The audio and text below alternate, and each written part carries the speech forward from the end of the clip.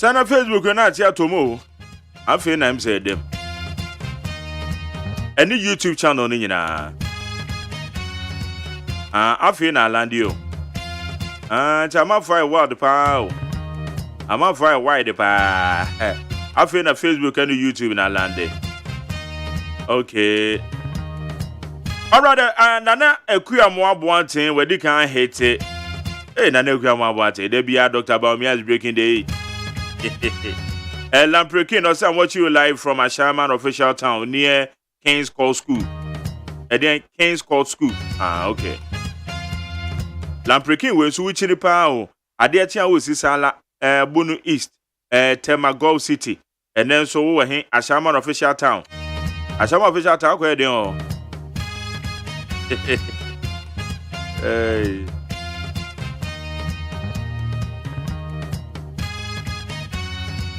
Alright, okay, Kwatina Jesus say good morning, Mark Jerry. I'm watching you live from Seshi, Ashim, Western North. Tell also for the brand new question. Okay, Sian Steven say I'm watching you live from Libya. God bless you all. Challenge Libya to say. The map of me say, Mark Jerry, I'm watching you live from AGYEMAN official town. Okay, Ejabata Putin say, Mark Jerry, I'm watching you live.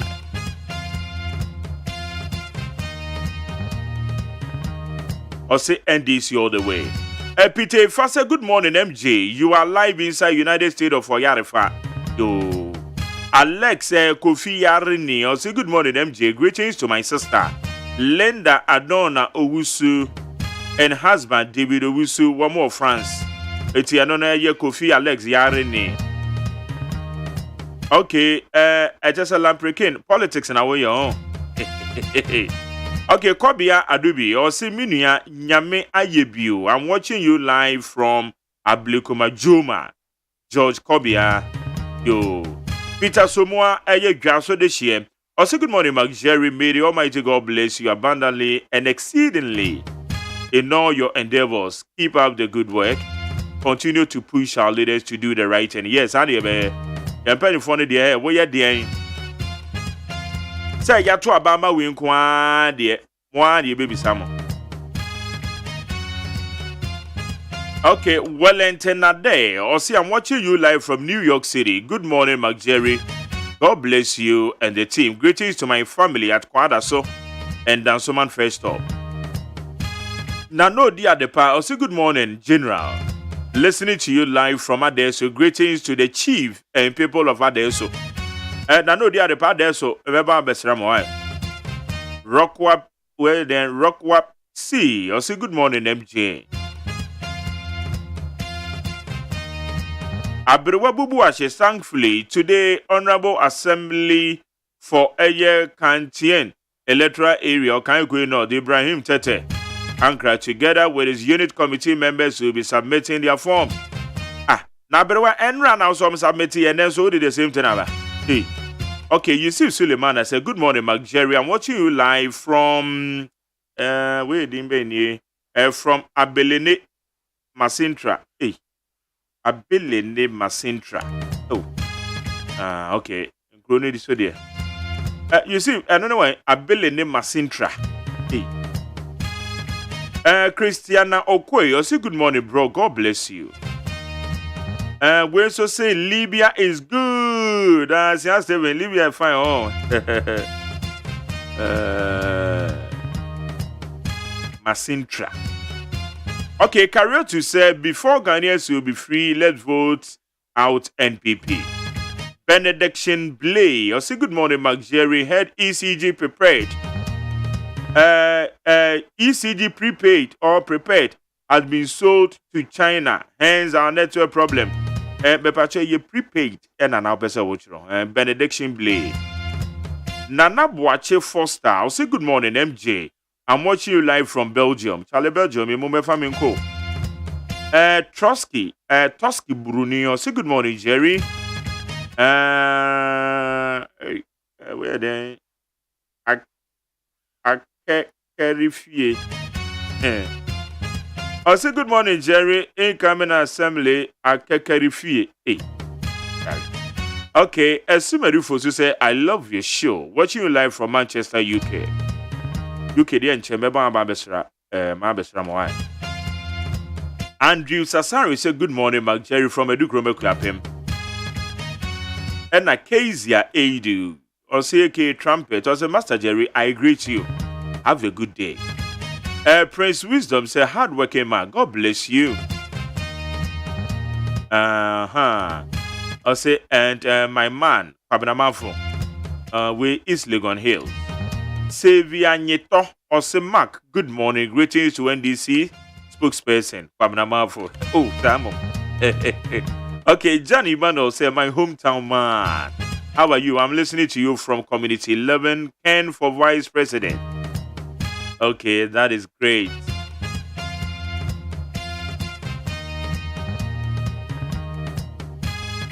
Now, Obibi Sam said, Mark Jerry, where do you get your energy from?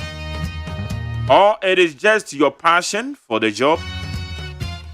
Menya 12 years na me who say me radio so adwuma, that is all. So it is the passion for the job. At the age of 12 years, and na me meet me identify me who say no, me radio so adwuma. Okay, Haji Idris say good morning, Mark Jerry. Juma Mubarak. Kennedy Sika Yabrantie. Also, good morning, Jerry. God bless you for the good work. Joe Louisville. Also, I'm watching you live from Düsseldorf, Germany. Tell me, Madamase, Yamishrama. Yan Shan Samahodo, I cost already him. A brobro swamos is here.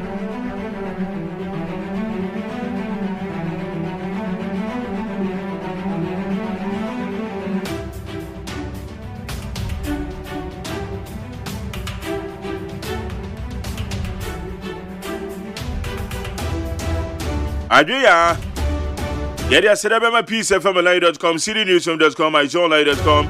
All right, check out Ghana.com, Star FM GH, any other relevant news portals. Some of why for time, home and in Samahodo, yeah, the bro, we need 100.9.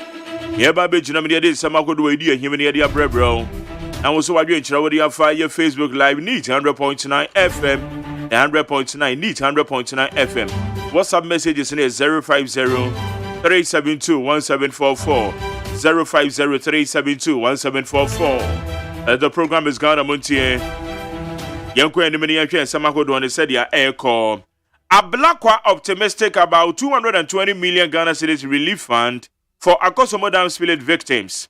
The member of Parliament for North Tongue, Samuel Okujo to Ablakwa, has welcomed government 220 million cedi relief fund for persons affected by the Akosombo Dam spillage. Okujo to Ablakwa said any ajepa say aban etimetwa sika a year 220 million Ghana cedis.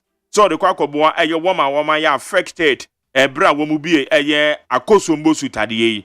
It is abri any ajepa because no man for ebe benefiting. NDC condemns arrest of former toll booth workers. The National Democratic Congress has condemned the arrest of some persons with disabilities who used to be toll booth workers.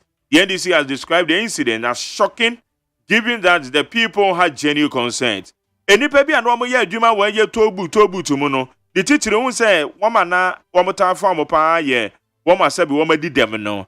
Na womusika etisanka aban ni tu ama womo no. Ana woman employer say tu ya woman tu sika no. Woman tu sika no enfa ma womo no mokoye ye kire.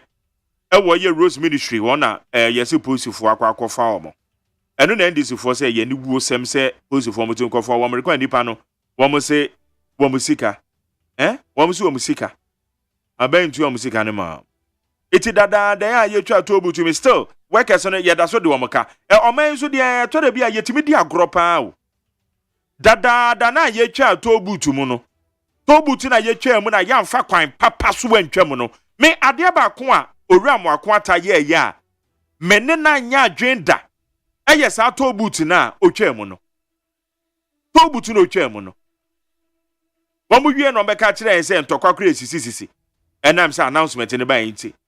It was a very bad decision about ni take here.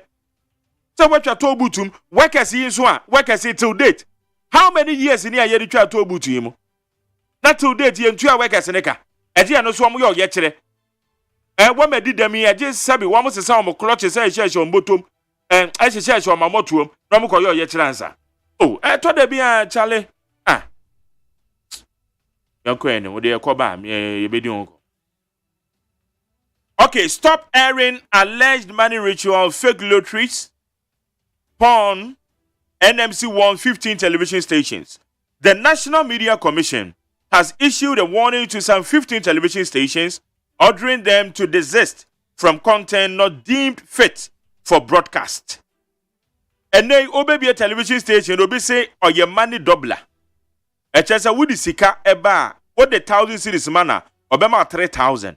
What the 10,000 mana, obema 30,000 and now 20,000. Sa no be so afra so we lotto numbers. Oh, lotto numbers are kuchai. And then I won't go kuchana wundi.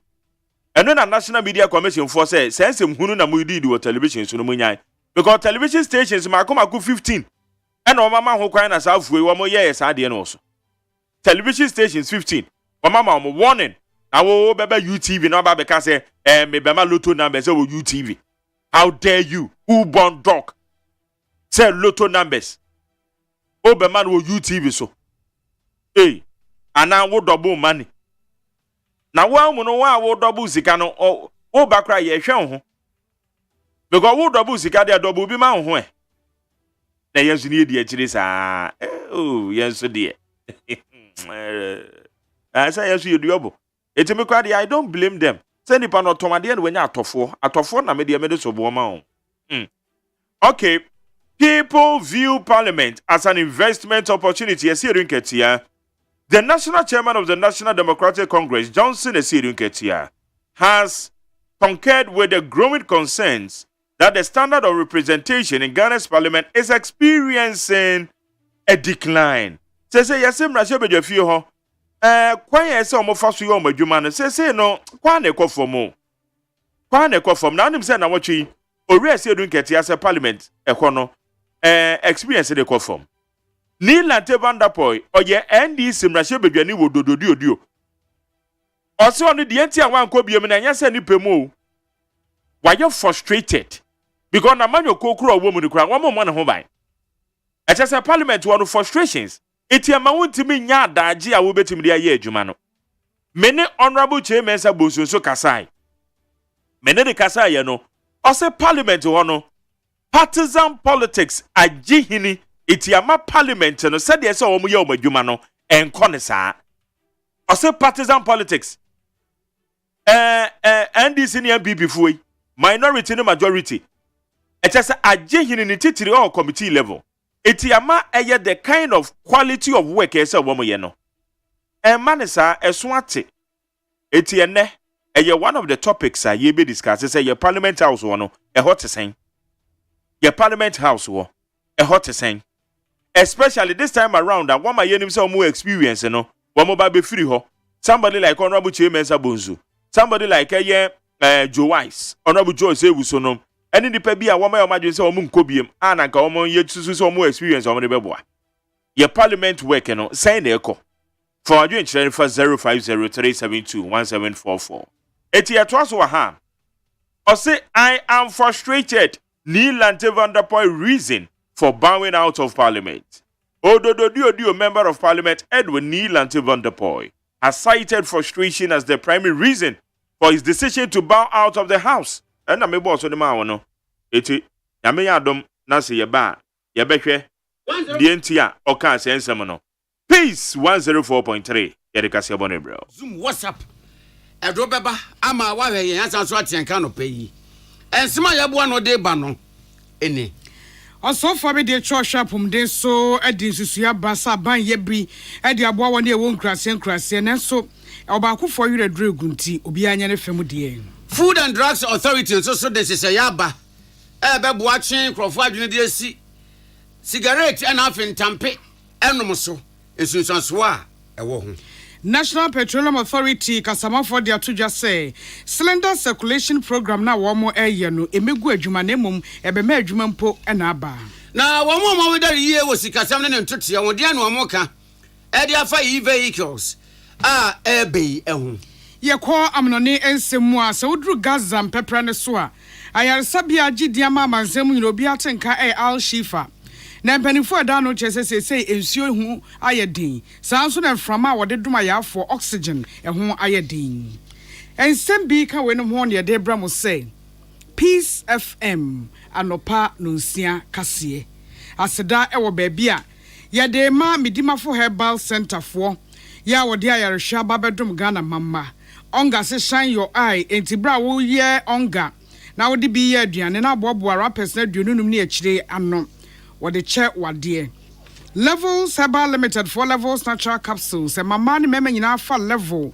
e ma wade so Kivo hot pepper mukoshow ehhehye so ede JA bind stain remover and new bind 20 disinfectant the CSFA dependable for the Adum Kwe Plus capsules and the Mr. Naba Adum Pia we mixture and the capsules and Adum Malakem Susie Bar Center for the CB men and the CB women and our CB sopa yede eye na ho eye this way chocolate drink adeachi de onu fiefo hia ka ho a eni sushi akenkan fo a mote yenken eye me nana ya kunedu menen ohene na kwame amo febadi sensem ni amansan ya pomudin kubatan World Health Organization etwaniti say WHO who wamu wasese ye no ntotia wo mayede afa cigarette ene tanom sadan so na omagana so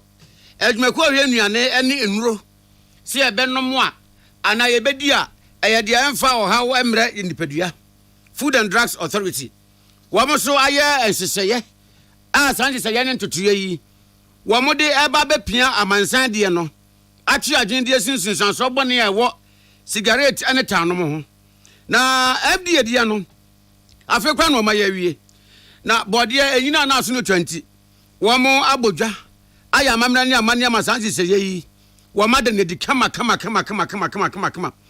na wajumede na sina Director of Technical Coordination ewo Ministry of Health Dr. Bafo wu egba amane se dia kwakwa hiama Food and Drugs Authority so eye enseseye ene ntotoye efa cigarette ne tanom ho no ni na gina se amansan kubata no bakofo ne santumi nkata nyame ni manyeye enti Ghana Food and Drugs Authority se ye ne ba beboa ama amansan kubata de no atumi awie pe ye titiriu ewo Ghana ha eno je no de futuo ma wo mo asabi wo mani die wo enwisiem a eya ni no om de cigarette se ye embassy Tosca 55 Roadmans na wo mo de si wo ma no anantampe na wo metwaja atum ene eja na so kumbo so twajatum manenyingum na wo mo twini mi se breast mislo no wasa ya wo mo nka se wo mahrawa ene nipadua no mu akade bi wo a na ho be kama yare e beba no nyame ampata da be ka no ho no wonsom nipa kra ma emeduru na wo mageyem wose won se ye Food and Drugs Authority dia ba no ebema cigarette enwa ye den pa chenwi ewo monten so a wo ye sikani kura no wo sika se be ya wo benya one stick kura to anom no ebe ye den pa nanzo so unya one stick no kura ditua wa no a ense se ye emma kwan emma wo ntwe ne mi enje wise no mu kumo ewo nipam die ya no se ya demra bi begu kwan ma emma obi akra kondo se obekọ no akọ akoto cigarette na so obenum bi ebi ne se ye be se bia ye borders ni nyina man for the cigarette program no yesi no to share na shia ye shia enye health for nko a ye wo security agencies ye wo lawyers wo attorney general's office ye wo national security media for crowns mo hanom ntie nyina ya ka bo mu se sa document ya lanchi ehwe se medika kan se yempesu ye be ma cigarette bia ne bo kra ya din se special nkran no unye ska kra so de kwa akoto una mpemfo na enom no se ye be restrict se unya baabi a kwa akonom no tibia obe hye ofie no anom na se o de poison one crowd. Now, you're the Director of Technical Coordination of Ministry of Health, Dr. Bafo. I was Medea Kronase and Head of Tobacco Directorate, our Food and Drugs Authority, Dr. Olivia Ajekumwa enso eba mane say nyame anim nie eba dewrubo was a FDA ebo e de fat savings so boni a e wo cigarette ene ntampe no ho a FDA ayi o mafam de papa na nipa no a na bia bubu nua gu o masum say ade no obinim say yo mfo so mo na so mo hinum dane exhaust pipe na kusibon na wisi afirimu ba ya na yo mfo say den yo titru ni na mafo ikura sa sisa na wo mde so mo ni so no wo so ma bodewura ba na aduane a wo ne ebehye no he o hatakura ebehye issue as say ye newer trends no to say electronic nicotine delivery systems ends no na to say shisha eno na say ye nti issue pa ye youth no omo feel say we ye safe form nti omo abusing it more na ma ya intensify ye education among who say ni nyina anye nti this is not as I feel na ye be started tobacco regulation. It's something that we are doing already, but just that now we are bringing everybody on board. Yatna see who say tobacco no enye health pay. If you need money to finance your programs, say finance ba on board, GRA ba on board. There's a civil society nyina ba na omo no mo ye adwuma in the communities already. Omo ba on board. Insi na ye multi-sectorial interagency coordinating committee ayate no. Ya assigning roles inti enim say Ghana Tourism Authority we na obeye, Attorney General we na obeye, Mrani ade obeye court proceedings ni ade amai, so that as a country ye were concerted efforts. Ye ntina ho ne enye pockets of regulation. Ye ya bom inti that is the document we've put together. Dr. Olivia Jekumwa and the head of Tobacco Directorate, our Food and Drugs Authority. Gladys watching the piece of Yaman before Coach Media say, and no German boy by.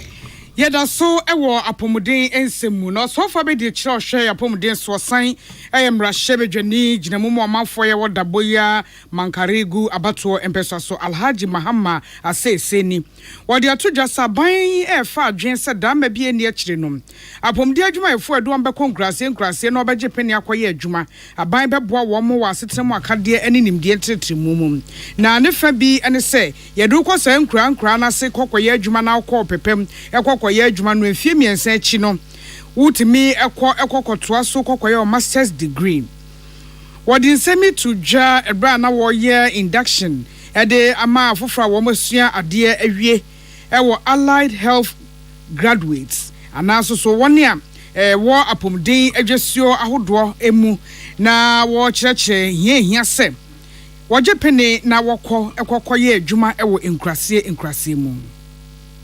Most of the nurses are there, but they don't want to go to rural areas. And if you don't start properly with the rural setting, primary health concept will be defeated. So we are getting worried. Meanwhile, we are adding more infrastructure and we are getting more nurses. So the system that we are bringing will help.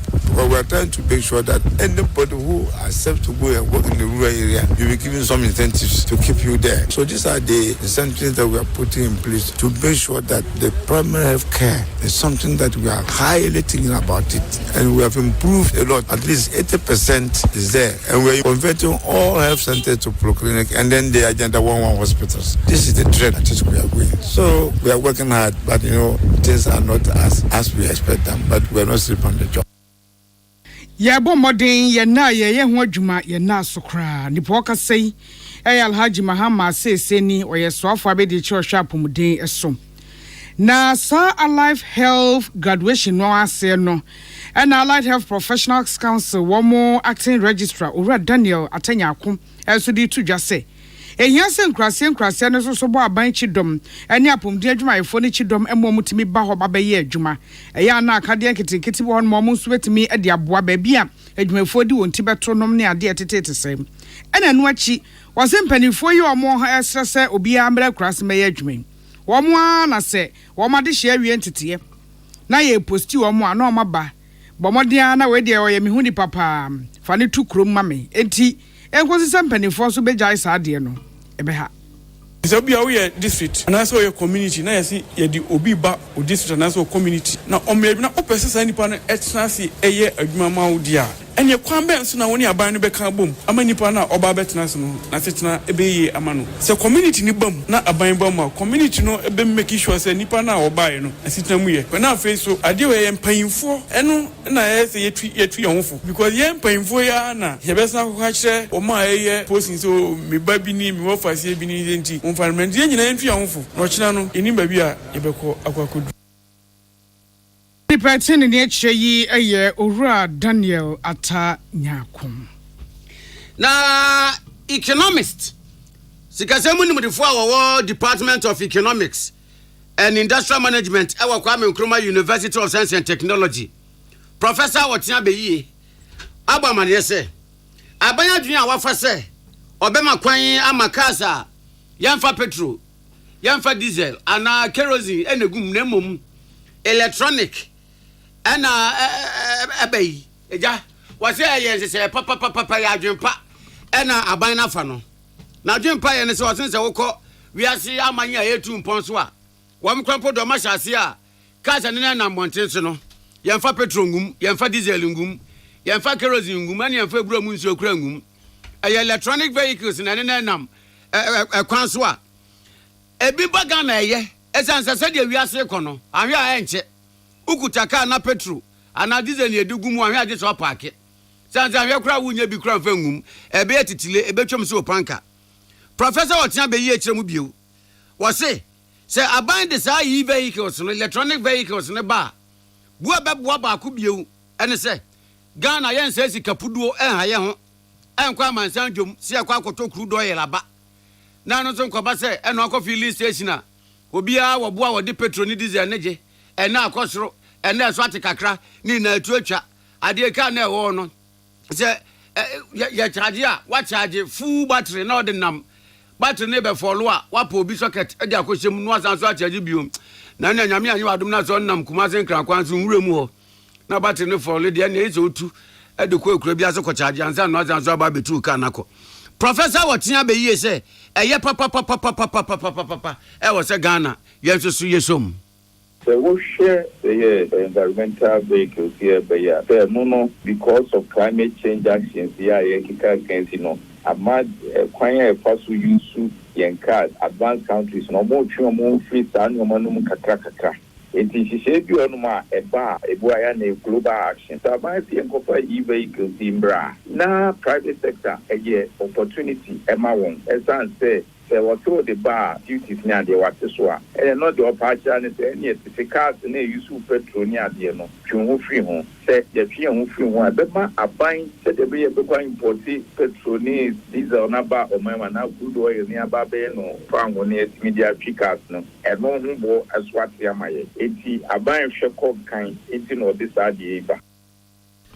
Sa e-vehicles and come my abona no pay na eka and some babura katia wi ana wo budget ya for the time for cooking kan ye no na enu akire yi na emre woni ma me bia makwafo ka se no nyimre wo Peace FM ye ka se bomu no na Professor Watia Beyi ekire mu bio se o hwe sanitary part aban se tax e wo so no we ye free so kra ma esi aye hwe zero no wo se no so ya de papa ni senti sanitary pad no so asem no enyuma ku e wa ha o mo ye sa nyoma no and also capacity ni wo ti do na ye kra e de ba ku mu e ku ba ta so na exchange na ye hia bi ko fa nyoma na ba no pressure beto so enti sa ban say ne domestic production no for tax so amawa na so encourage say ye expand capacity e be ye sa nyoma no kro mu ha empo no e be mi so ama enyuma agina o man mu dan say ye be ko nya ko say free amanoni abanema na amanoni fo no mo adwumaye enkane na beboa emayo ene ma muhia sa ne omayi na yefo amomo na eto susu no betimi so abie nyuma ama ebi mu enya ebi aye. Professor Watia Beyi economist Department of Economics and Industrial Management Kwame Nkrumah University of Science and Technology Kumasi. Now, communications manager wa National Petroleum Authority Abdul Kudus, while they are to just cylinder recirculation program no airbanom. Enya de eba begu adwuma na mu mebe menwuma mum na asansumpo aba bebre ewo mayimum. Na wase efri afi 2019 omo free ho adwuma ase. Wo mo ne fa ne fa wo so omo ye ebo akire no obroni beka se stakeholders egu nkitahudie so a wo mo tutu anamon na wo mo so ahwe no nkakra kosi se ebeji bum no. Mohammed Abdul Kudus HH Semuno was same. And Sambia Grofogina say Begu 1 year a fele gas and answer gas stations at Jumanum. ɛno nso so ɛnyɛ nokore na yɛkasa yi enyuma akɛseɛ 9 ɛna wɔn ɛyɛ cylinder ɛwɔ my Ghana mu sɛ wɔn tumi awie bibia kamama atiesi kwampuno no mu a wɔgye di sɛ enipa ebenya mu adwuma yɛ ne nkrɔfo ebetumi abie mu adwuma no ɛbɛdɔso mu with the pilot of the program in 2019, and apart from the pilot, the stakeholder engagement, it's a continuous process, and also the education so that we are able to get to the last person. From 2019 to date, the SAP process in our view have come to an end, and then the program proper can start. And the cylinder recirculation, for some people, they might be hearing it now, but I believe for a lot of people, this message has actually been sung into their ears from 2019 till date. And first of all, there are a lot of business opportunities that the cylinder recirculation is going to open up. Contrary to the perception among some few people that cylinder recirculation was going to collapse businesses, it is not going to collapse businesses. Rather, the more opportunities that it will bring. Onipa Okasei Muhammad Abdul Kudusa Wakasa Emma National Petroleum Authority. Susie Aba Center for the Nobe Brain Ababedum ye bubi CB men capsules eboa. Ebra bema Ujunso me ye became a mushe wunya binum CB women and soba kwa fiche no te yawo.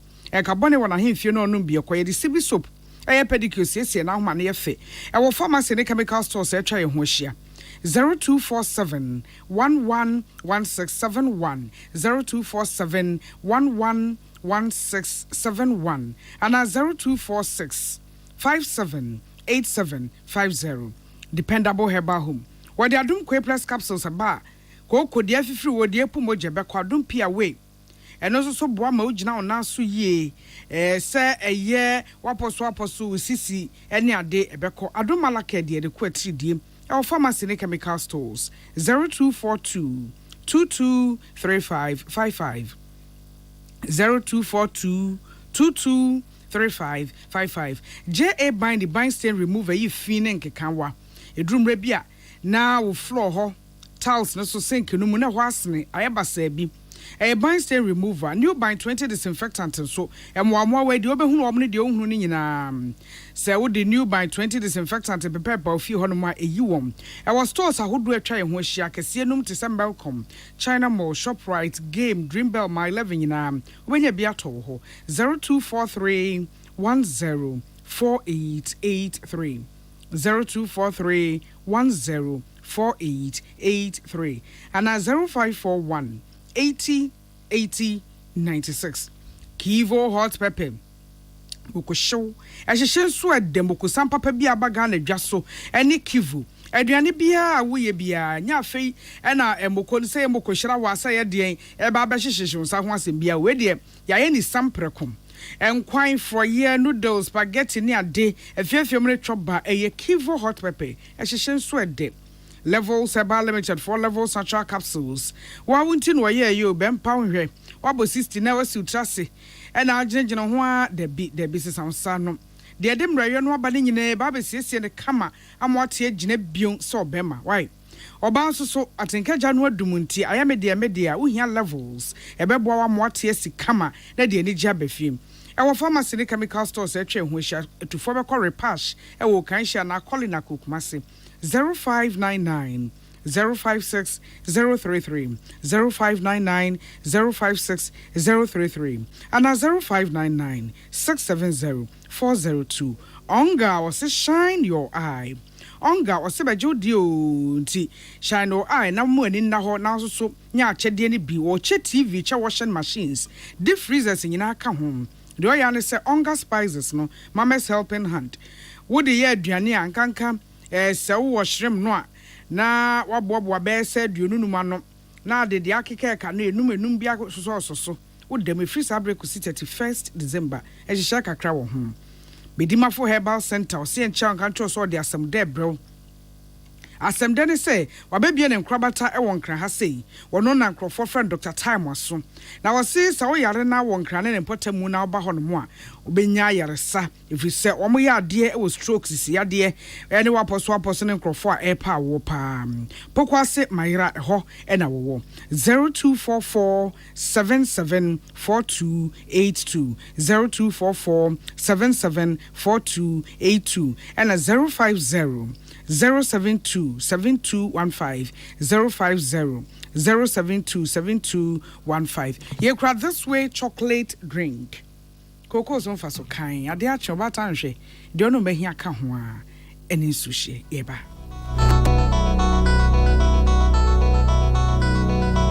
Peace FM. Herbal and Alternative Medical Hospital Bena Black History and War America, China, Africa, ne Ghana and Penifua Bonabaso say, or say a real man for Tiapopa. AGYEMAN Scientific Hospital. I had a sabia, or one fidian was so, Yawudaswa, and Fidian Chiro Yadi, Nanua Sanso Sao Yadi. Amen, expert or one croyaria, one run when nam. Now, what Dr. Fonia Nurse Fonso, or what's a ma? AGYEMAN Scientific at the herbal, homeopathy, naturopathy, and reflexology, na, as Sayadi. So I won't pay, and I are in the same pa, Yamia Dumunti, Yaria expert.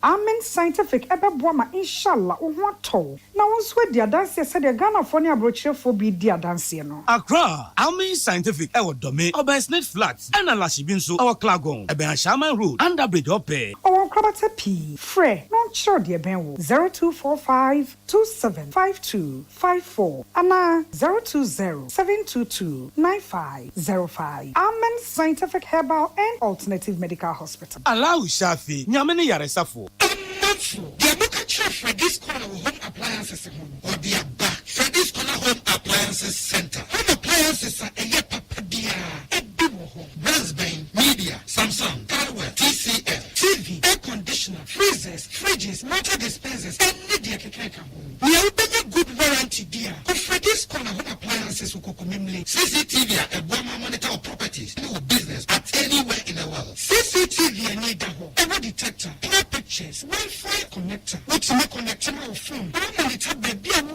CBR. Freddy's Corner Home Appliances are better. Freddy's Corner a Joshua Hodwa or Tom phones and their home accessories. 0544 959195 and 020 7937 323 and also Boko Community City Light in Chehwa. Now you can discount any Achadia. Freddy's Corner, home of authentic home appliances, phones, and its accessories. So wakoma ho hyehyɛ and na ebo periperi de broni kan hardware no a e de na se woye na se woyam so atim so e wo be packing a farmer Martin's liver salt e kira kwan entem ehwie nsu agu glass mo ate Martin's liver salt no ba kwa no na wo de agum wo be hu se ehuru wa glass ni mu na wanom Martin's liver salt ye won orange flavor and a ba ko so ye plain wonu mu a ho beto na mum edi na nu na ho nto wo a ko hu doctor. Peace FM. Tune it in, turn it up, Peace FM, and rip off the knob. Yada say afi yekowie kasebon wa monone. Na Gaza pepre ne so de say Israel for ne Palestine for ho no ntokwa ne de omamba munim dada. Na ya sabia ba kwa beji menua e wo ho pa. Eye Al Shifa aya sabia no a e wo Gaza. Na e ho no na Israel for so bokwa adu say Hamas adomfo no Wamo aye bonhwa ewo ayasabia no ase ete ho e no mabọ mo sesen ye ho no mo tena fa adwen ya ne se ho de oba ayafo na wo ho nti woni ahumobro e ma ayafo e na wo ba beto e de ahye won so e wo saa ayasabia no mum na so ayasabia na se de e ho e na Hamas campaign fo tetete ya wo mudi nsemone enti ehon sanka na e de ja kakra ewo mu a na Al Shifa mpenifo aba bebo amane sede enema ekọ ewo apomuden ni ayarehwe emum na foforo omode aba seye kasei ama Mohammed Abu Salmiya a wono na eye director ewo saa ya sabia no mu kane sem sese de ani ayenyan wo mu ayarefo bebre ya gye wo mu agu ho no mo de wo gye ayarehwe wo kaka na ni abesa ahansia aduonum 650 wo mu da yare paso yo mo gye ayahwe ana omo apomdi adwumefo be sa henum ya wo mo soso wo ho ana omamba omafo ya wo madwane abebo wo ho adwa e wo Al Shifa ho esoso ye be se empim num na yare sabia no mu asem no woka sese enema mu ayeden and from a ye de boa omanfo ayafo ye a wote so ahome mu de obroni friend oxygen na de na wo toamu akese esisi aya asabie omo se asa eno te kokoda ensuo mankwa ensuo da se ni betimi anom na watena se eno so ehwan ye den wa ya asabie no mu a wase afei ubedru ho no ayafo ne ka na ekem ebi frɛ wuo kura ewu ma eti woka mamanse ate se enema nkoyie saa enema nkoyie ewo alshifa ayasabia no mu obia de se na kaseba ene November bosome de atoto do so fiada no pay ye de free peace fm ebeso mu no ebrebe makwamia de esie akenkan for ye me ohene na kwame ammo ena nana ya kunedu aseda wo baby a Susie Bar Center for CB men any CB women capsules and CB soap and pedicure CB men no bi bempa ojo so emaye wayase adondon enkoyie ma wa na wanum bi beboa CB women so your ba kwa afichire na ate yawen kabani wa himfie ho no ma uhia bi e wo pharmacy ne chemical stores 0247 111671 and 0246578750 dependable herbal home for Adum Kwe Plus capsules and then a mixture of homa okoko de afifi odi epumoja ne nyina ebekọ and Adum Pia Way capsules and a mixture and swap sisi ade ne sasa breadroom Adum Malake de ko atridie our pharmacy ne chemical stores 0242 223555 0242 223555 J.A. Biney at the bind stain remover ba. And new by 20 disinfectant. So if you want to mass in a sink, you know, here be. New by 20 disinfectant, so come more one and more few honum. I will need any quay. Our sizes are whole room. Our stores 0243 104883 0243 104883 and 0541 80 96 Kivo hot pepper mokosho ahihye nso ade etipe bia chop bafo afiefie mu sizes ahodo de ohia ene so be store ho akwakoto bi levels eba limited for level natural capsules bempower obo 69 wasu trase ye amai say ya ginagina wana pe to ane pe na nkanya sa ka akokopɛ level si bi nom ya nka siesie nema mo agina brand new etipe bi nom na mo a wo ba pa wonso atenka gya no adum wo hia levels e ma ne mema wafo na ennom eti empenifo adru ya no ahye ne so saa e wo pharmacy ne chemical stores e twa ho share pash e wo kan shi kolina kokumase 0599 056 033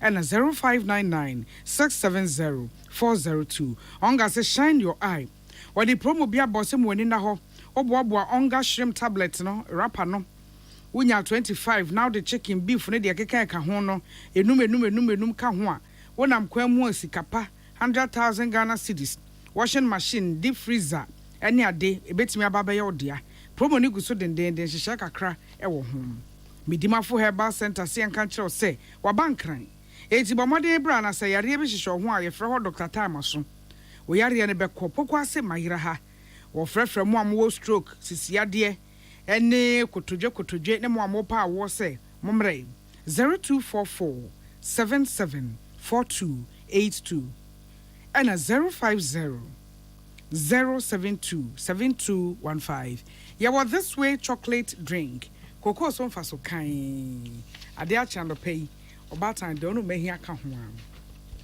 ene suhye yada mo nyina ase amambo ene ti Ghana Montie Ghana Montie Ghana Montie Ghana Montie Ghana Montie Ghana Montie na mansanya so adawro kofiaman homene so ejiji tonton sansan e wo need 100.9 FM. Hey, catch it. List ni nie. And you ma beto to dia me baba no ho ade no. Hwem so betumi a. Hey, asew. Hey, now beka. Ya John to mami ensa duku portmanteau. This way chocolate drink. Na kan wo hwe afibian so beri ni waware ni a. This way chocolate drink. Na kan sia. Oh, asew. We den kan no tumu ho. Me be mo anu so hye kura de aka ho. Wo hwe de wapi ho. O ka se batete e da fom ho. This way chocolate drink. Catch up be baba ware. Asew. Ye fi say this way chocolate drink drink ya sorry anopa no ne yenom ye ye bi hye fridge nom no se snack ye nya hoho a no ne de serve wo mo ye didi wie ne ye pe bibia bogu ya de so a this way chocolate drink ne yenom and this way no ti ano a he se kire wom koko wom brick wom bibia wom ade wo hia ne so hye this way chocolate drink de wo hia ani so hye FDA ahwehwe se adwede nkratoe mu agye atum se eye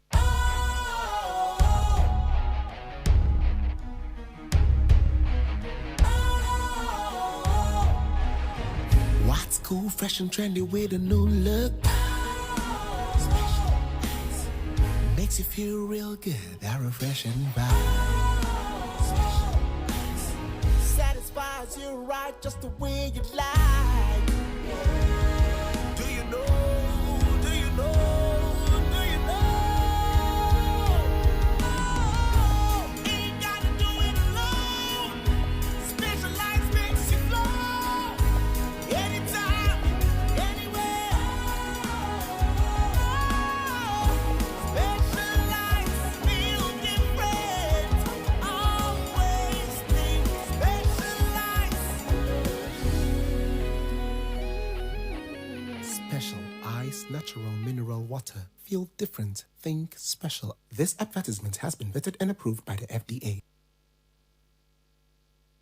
Ghana Montie. Ghana Montie. Ghana Montie. Ghana Montie.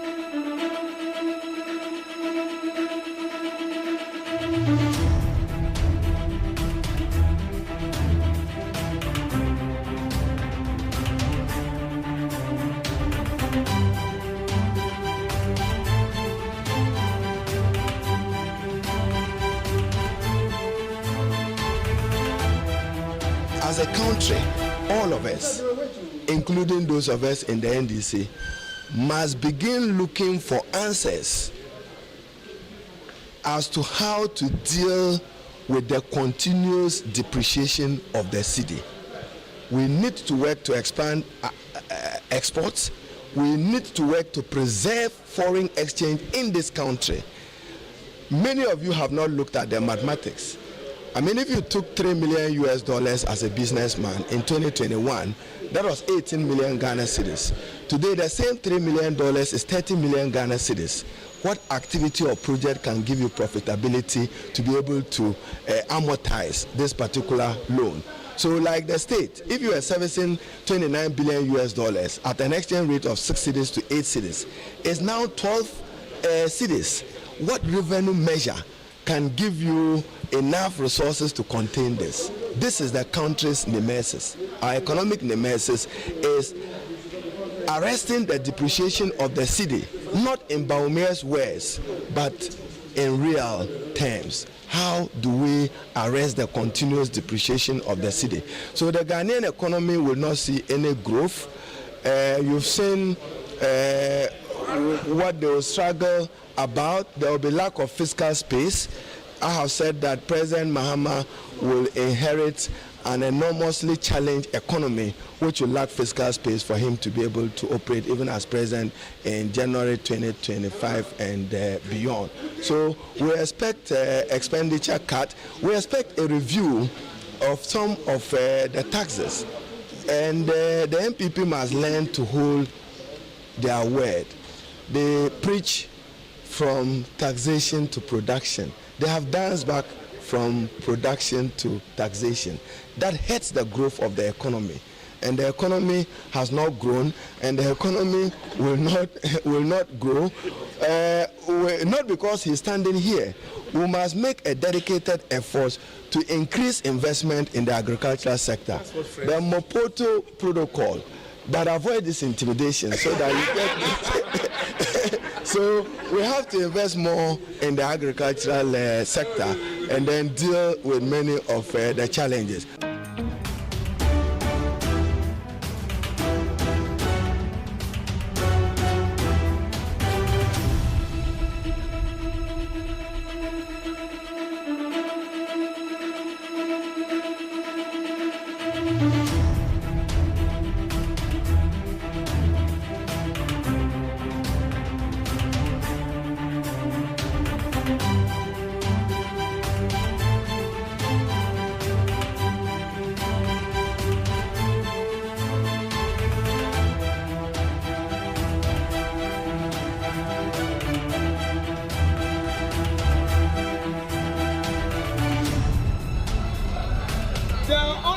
Minority leader is the same honorable member of parliament who was a deputy minister of finance when the economy was in its worst state.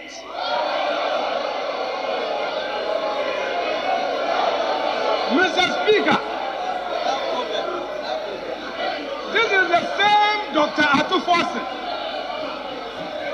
who was a deputy finance minister, who even without COVID could not, with his boss, the finance minister, and their government, implement the free SHS. This is the same Dr. Atufosin. Mr. Speaker, if today this government has implemented free SHS successfully, and Mr. Speaker, today, the figures bear us out. We have a transition enrollment rate of over 80% as compared to the 55% under your era. And today, because of the liberties of opposition, you are telling the Honorable Finance Minister that he has underperformed when your own administration had a worst performance out of us. Let me assure you that the figures cannot be toyed with. Dr. Atufosin, let me remind you that your government could not implement a single landing beach project. You came into this house with a loan. You chickened out and you came to do capping. This government has successfully heard the cries of the fishermen, and we have constructed 12 landing beach sites. You come from the central region. You've not been able to do that for the people of central region. And you are telling him that he has underperformed. Hey, at all. Hey, Dr. Fossett. Hey, at all. Are you saying that you as a deputy finance minister, you did better than Kenoforiata? Is that what you are saying? Mr. Speaker, it's the same NDC with its old men. They have no more card to play. They played their only joker on the scorecard. And today, you tell us that this economy is in its worst state. It was worse with all that we've experienced under COVID, with all that we've experienced on the global space. We have managed to keep the lights on. We inherited doomsday under you. We inherited a situation where children could not go to secondary schools. And Mr. Speaker, we are ready for you today, tomorrow, any other day. Mr. Speaker, I thank you so much.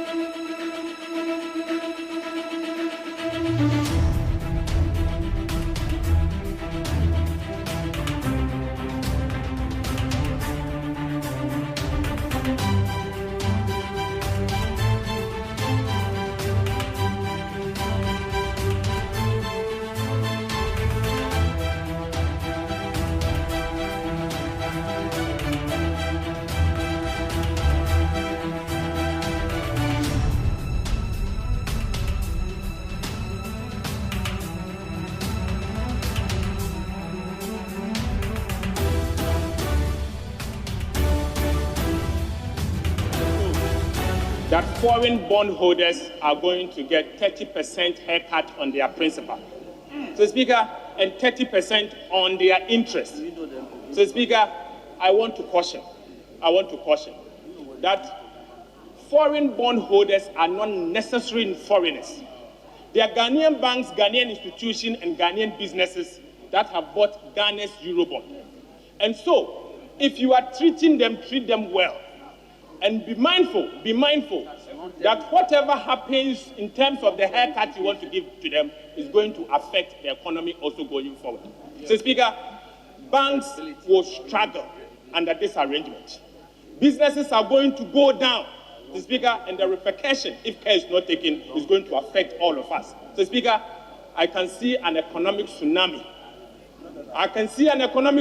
Coming. So, Speaker, the year 2023, this budget has...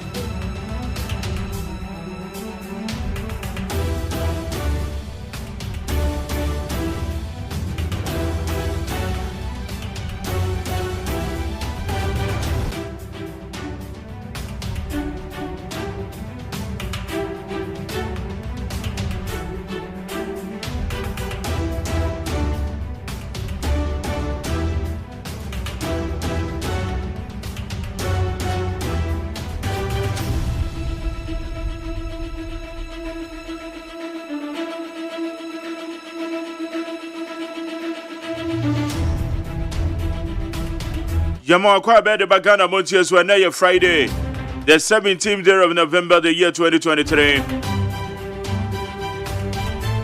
We give thanks to the Almighty God for such a wonderful moment. Today on Nyankopon, the Ebekani se Radia Dawas.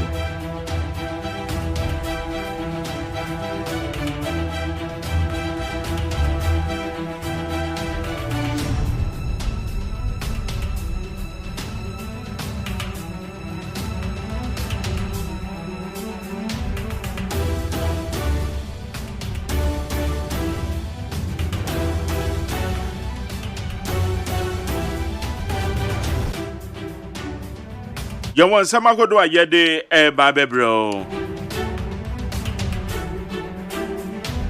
You better now what you money I do Friday saying a weekly in retrospect. Budget a dear him pa.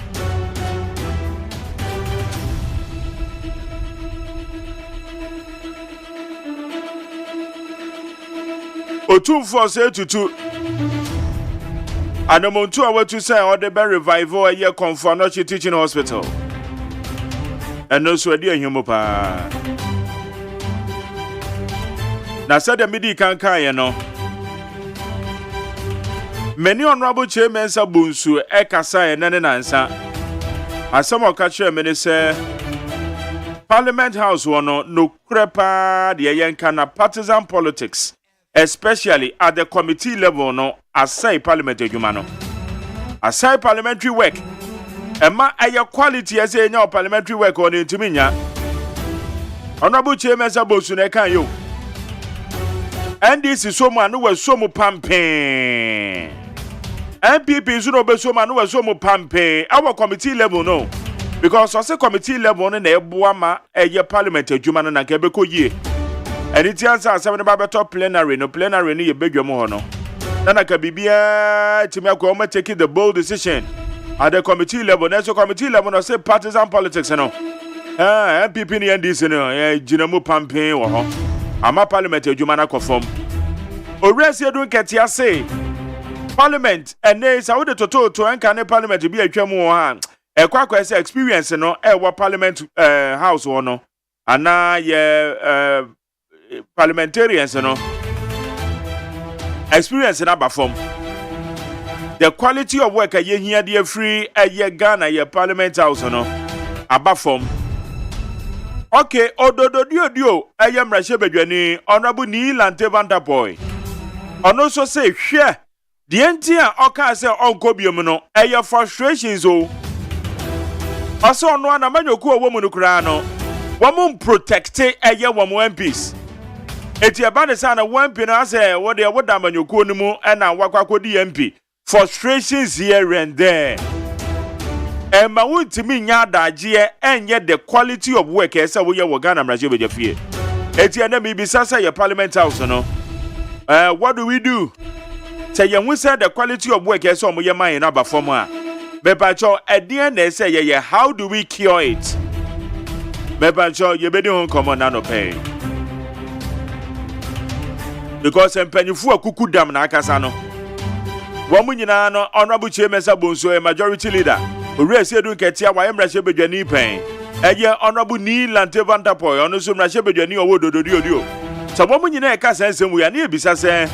Bepacho, your best day in the only Pumasebre, na yet to me the Parliament out next year. The Juma saw my mind to my yama in a year. Where did you and someone who do I ever hear?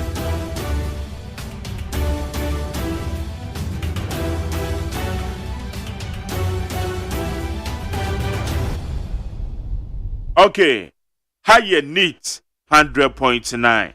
Aman Sancha me kwabenamafu. Babra? Right. Eze. Oh, erade adom na nso e. Ami adom boko. Se ekoye nkakra. Ago badom. Ebre no de. Ebre de wom ene Friday. Ebre de wom pa. But ebefa. Nkakra ebefa. Yegu so. Yeah. Ai anra wonmu a womutie ye no. Aha. On say edra no pade a heya na obi atie. Ebi abo 10 ho no na omude call other stations no. Na o say omu apply passport ewo online no. Aha. Ko be say 2 weeks ni. Omo system no Ejama na we yemfa. Aha. A call off cry Online. Yes. Yeah, na say you free be so. Na omo tesa frustration ni too much. Omo ti omo hu ba bia anye. Omo sa system no e friend no MFA. Ya utumi apply for passport. Na omo tesa system no e wo down e de besi enne. Okọ ho no mu a wo send bibia enko o pese o receive bibia emma ama wo mu akwanhia mu pa nti wo mu sre Minister of Foreign Affairs say o hawa ade we di abre wo mu no wo mu nsa na won so anoma won esan say wo mu ahome te pa wo mu system na bia no wo mu agene ma so a anase womu wo ntiremu bia ya de ha agene ne se womu wo ntiremu bia womu mfa ma wo na nipa no nya we se ebia womu wo system challenges kakra nti ya nchan yam womu bre womu be ma nkofo afa hunyanya mu sana bibi ni a womu aba beka nti de ekoso Obasa, if there is a system challenge it is a come about bonte officially na. Yes. It's kwabra me be fro bi sisi na ma find out. Good. Na womu nsana womu enyama womu sade be ya at least womu ebenya ahumeka kakra because frustration no ye too much. Yeah, womu say frustration no ye too much wo online honomo a womu apply wo we no so no womu obrepa. Okay. All right, it you be finding out say system challenge bi on normal man ya we. Yeah. Na bibia etimi akoso kama. Yeah, na wonim say me bra so birthday na odi ya no koya adoye wo Ekolebu Teaching Hospital. Why Lawyer Justin Kodia. Okay. General Secretary of the MPP. Yes. Okoye adoye de niama esum beye 100,000 Ghana cedis. One ne sisters no edekoye. Na enenso or sa koye bi ewo Komfanoche Teaching Hospital. Yeah, wo Kumasi. All right. Yeah, auntie. Waya ade erade ensra no wonto ne nkwanem na oma no nkwa tenten esa na wonyini bebre sa o de bisa just in the early 40s. Yeah, wonyini kura sana I'm so be the ade no no nya 40 years. I was say yani ya nyini fe but ya nyini ba ya nyini fe When you fe na ni say one was say baby aye wo ye no ni enya balance diet ndi nti Yeah, nketen sa. Yeah, nyini fe ba wonu wonyini fe pa. Wonyini fe. Wonya balance diet today. Okay. Wonyini kama. Say o my jelly say o as a wonyini tobrum. Eyeme. Na wonyini efe. Wonyi tobrum. Now this salarak. Sa. That wonyini wokrum. Ya we kurase ne de. Ya bre panty. Ya nketen. Enso ya nyini o. Mete. Hey. Anoka you odi be a difference afo no. Osobu awu na aso nyini ba na wa nyini papa. Ma badadoa. Sa na ye frɛ. Wa badadoa. Wa nyini ama wontumi nyini bio. Ya nyini fe akurase de no anse anopa no. Te sɛ mu sɛ ya Nigeria anopa sɛ ubedi sadalak ya America wom. Ni ya sabo babe. Ya what there babe. What him say? Ya bo babe. Oh, the aka kan say crazy grand one. I no kra na we ahode wo. Oh, David. Ni ya bo babe akoko. Afei udi wi a ni ya de ahoma bi no a asa feeding bottle ano.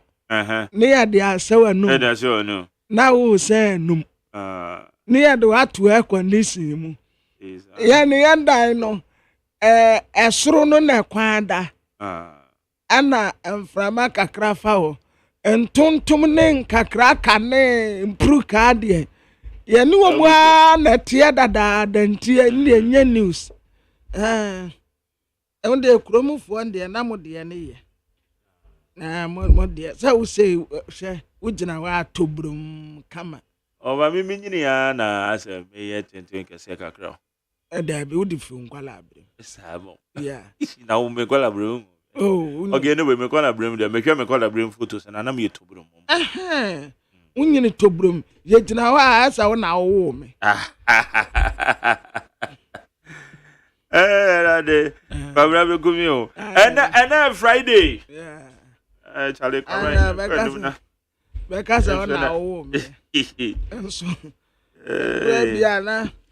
I be yo. Eja ben de. Okay. All right. We kwabna mama we your friend is saying me wish you happy birthday. When you happy birthday strong con it goes to the club president of Kwaibi Brim United FC, Mr. Cyril. Mr. Cyril, wa wada na we efri Lady JJ. Lady JJ, yana na we adwuma mo ha. Oko ye entertainment desk na Lady JJ. One osi o ma happy birthday. 80 so wish you well. Saranson na from Adepa. Edema real Kumasi Van Dam to also for Mami Miriam also a Holland. It's happy birthday from Adepa any real Kumasi Van Dam. One more edema also for Mami Miriam also a Holland. Also ene and we do awada. It's also your happy birthday. Yankopon in Shram. Bibia enko ye. Okay, you go so kwamna yanchwa sama hodo no said ya. Esamna bai. Aneda. I won say akwesiam pofueje no nyumba akubia. Obenyansafo ye bu no be. Yenka nasem obenyansafo ye bu no be. Sana yenka nase. Na kenkan ba akubi wase owuo de nka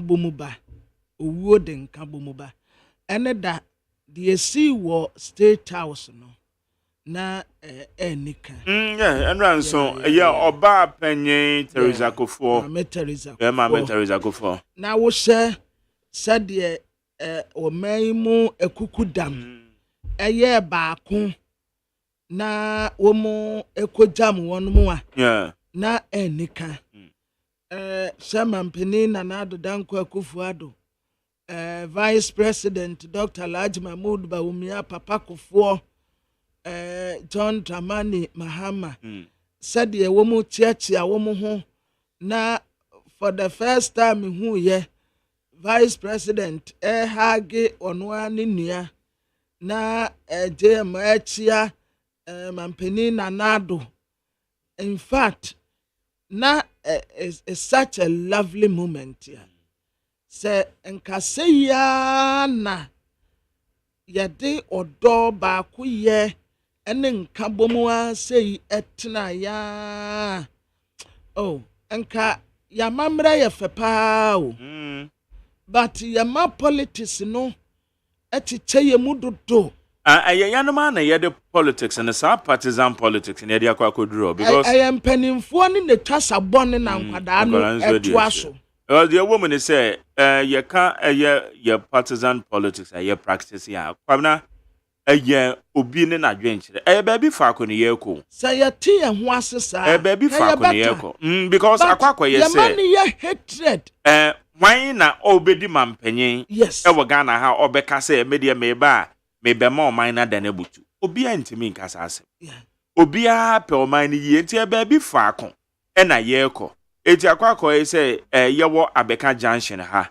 na ye ko baby te say La Paz o ko La Paz a obi betimi afa Abeka Junction afa soro he ya so akwakwa fa Abeka no ko obi nso se debi me mefa ye tesano ha na makwakwa ye sa U10 e wo ho na me de afosoro ho ko so de ase obi so kra beka se debi me kra medom e wo di Georgia ho hu se ho zutin rewre na akwakwa to me so de ase enti baby fa ko ne ye ko na mum kwa ye fa so akono e na ye obi ade danso iti anya atem didie na enye entokwa enye abufuo eti se wo no wo ye obi a wo support amanyokuo bi ana wo support amanyoni bi na ne support no wo de ne koye tan ekotwe sekan kotwutuo na wo ni obi kokon esan kodidi atema na je se wo no wani mbie enti ese wo ye kire wani bie se sua sa de ne se amanyo sem na ye no enye ntokwa so de ase na enye atem didi obi na waka ne de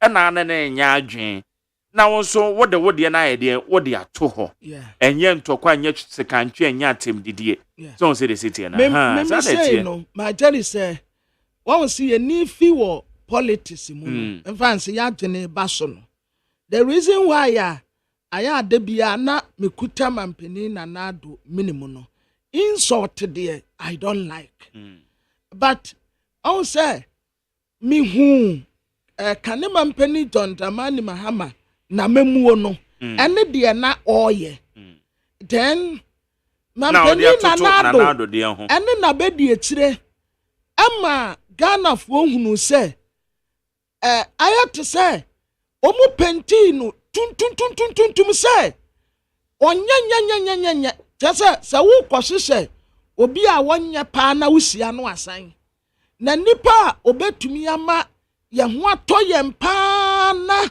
ya setena mu aya akono ye ho anga ne yen eye mampeni na nado ene Dr. Mahmood Bawumia then die no omo sisa no ba mu intinami expect say enko obedi aban no obeye transformation bia e just what expectations were not met and no man na wo hwe animo no intimi ya highly disappointed very good eti what kind of sound that is my problem obi so obetimi disappointed that's right eti obi beka say me na won nya adwen na momisu say aban yi ba dia waye nie no aha eti ano no e ya adwen enya ntukwa eduru kwa 7 December no so a wo kwa abdaka nimu a enye ngwa na wo ko akwa kire wadwen na watwe wasetina me koto aba me da bia me koto aba me de mesase mboto mu hwe o na me amahwe mabrabo mu se ede ensakrae na ede abreme na makwa hwe animu na me ko na me koto aba me enye de me to ama na ne ho hia me o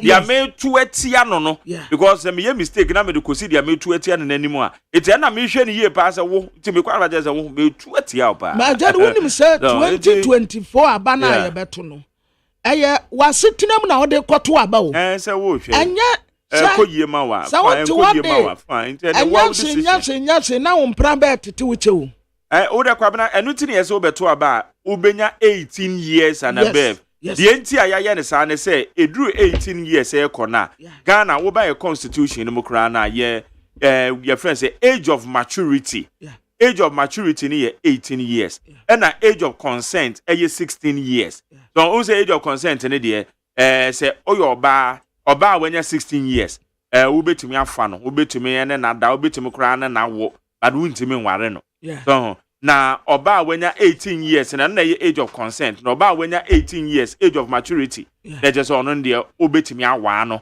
amana ye yeti sa nti obi adru 18 years na otimi take decision na the man ho nti Oko jina adaka ni na kwa to aba na wo shawa sitinam wo hwe ho na wo de take you decision na wo de ato aba ye de asitinam na ekoto aba 2024 sa wo shawa sitinam no wa brabom na sa yama wo a ekwan no wanim wanso wo shawa sitinam no wa brabom na nyama wa na ekwan no wanim enti ye de asitinam ya brabo ya koni abedie ahokyere wom ni ahotɔ awom edema wo edema me ene yade kwoto 2024 nya kasa tenten. All right, meda say how you need 100.9 anya fast at my peacefmonline.com citynewsroom.com myjoyonline.com check out ghana.com and Star FM GH other relevant news portals come na yan hwe sama wodo na idea hima a black optimistic about 220 million relief fund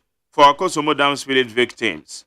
The Member of Parliament for North Tongue, Samuel Okujeto Ablakwa, has welcomed government's 220 million cedis relief fund for persons affected by the Akosomo Dam spillage. Abusiafo de yeti se okase ye emrasebeteni a wojinama adese wo North Tongue, Samuel Okujeto Ablakwa. Aban se 220 million Ghana cedis na wo tadiama Akosomo Dam nsuo no ayebi ye wonum ekofa awo no wonje na wonfa nkurakura won ho eno na mra sebeteni ne kire se eya asemde omo sesika nanim kwan NDC condemns arrest of former toll booth workers. The National Democratic Congress has condemned the arrest of some persons with disabilities who used to be toll booth workers. The NDC has described the incident as shocking, given that the people had genuine concerns.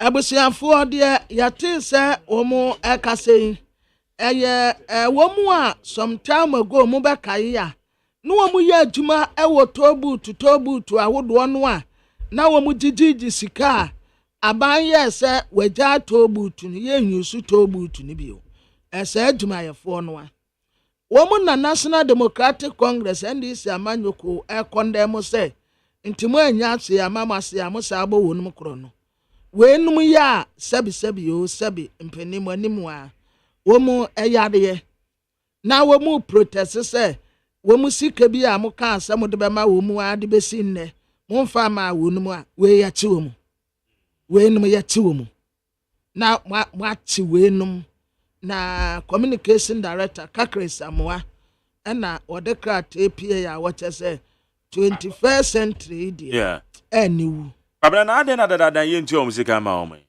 tobu tunta me de twam 2021 amakwata betwam ebetwam no one of the bad decisions I would take ya me na anya adwen me according to me it was a very bad decision oteki awomo ekulusu sa tobot but workers na adwuma yefo no mo na de ne yanhwe na because send ama we ni nyina yade na esan ka yetoto okay say yetwam adwuma yefo no mo so mo plan alternative livelihood ma mo but then de wo ma yanhwe wo mo bo woman ntimi am for alternative livelihood bi ama wa dodo na anso no eye wo ma adidem etu wo sika no kra ye sen ade editu wo ka ezo ho enti ya for sika na we so yade age wo mo ko eye Rose Ministry ansana etoda bia na aban yi but ade ne de wo mu so se kwam na ye nkyere mu se yankrankrankrafuo bi nso ne ye de ma wo mo so won ti se aban ne nim se o de sika na masankrankrankrafuo no ntua adwumayefo no ka na no so aban na ba be ka manyate etoda bia na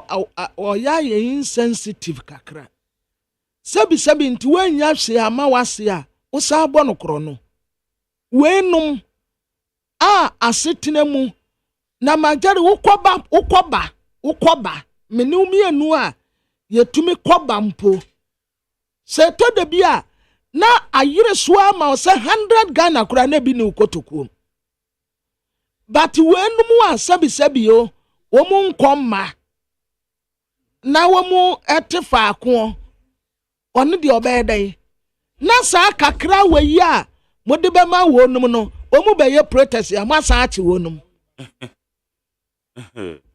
anyway it's I say you to be some then can I didn't arrest you. Is it because on one ko protest for musika no Minister of Roads and Highways? Yeah, and yet see oh na say omu na nkofo nkoye picketing wo finance ministry enti so omu koye yen ni anum na caterers koda finance ministry buffer stock for omu de koda enti say abide wonum ka no omu koda Minister of Roads and Highways ya enya no ano no okay eti ye behwe na ye bisa because we are aware say tobutu na yankrankrafo adwuma and ye de ma wo mo me pattern when the term the woman say o de anya ne twam no mpo se na sika na maaye no eti sika na maaye no aban na mfa maaye ana aban na tua ena employer na mfa ma adwuma yefo no ekono na ese yetimi ehu ba ne twam no de ya aban ne twam excellent but answer na aban ne betwam no na ese go see to it say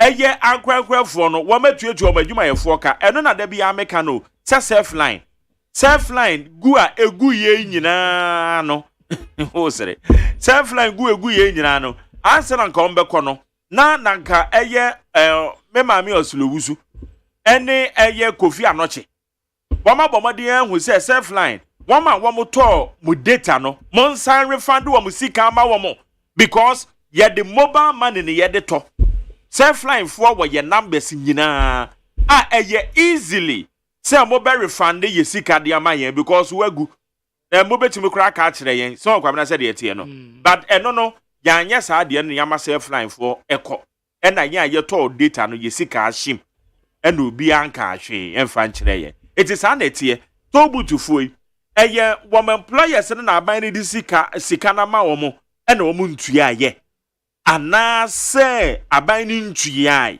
emfa ma employers no na wo mo so ahwe so etua de ama workers no so say de tie no eti yakwana na ese ye bisem na ye hu eye de awom ewo ho eti ene odame be from na ye no makasa na ye tie mo ye I am frustrated and I'm about to back kwamna me fa we stop airing alleged money rituals, fake lotteries, porn. NMC wants 15 TV stations. The National Media Commission has issued a warning to some 15 television stations, ordering them to desist from content not deemed fit for broadcast.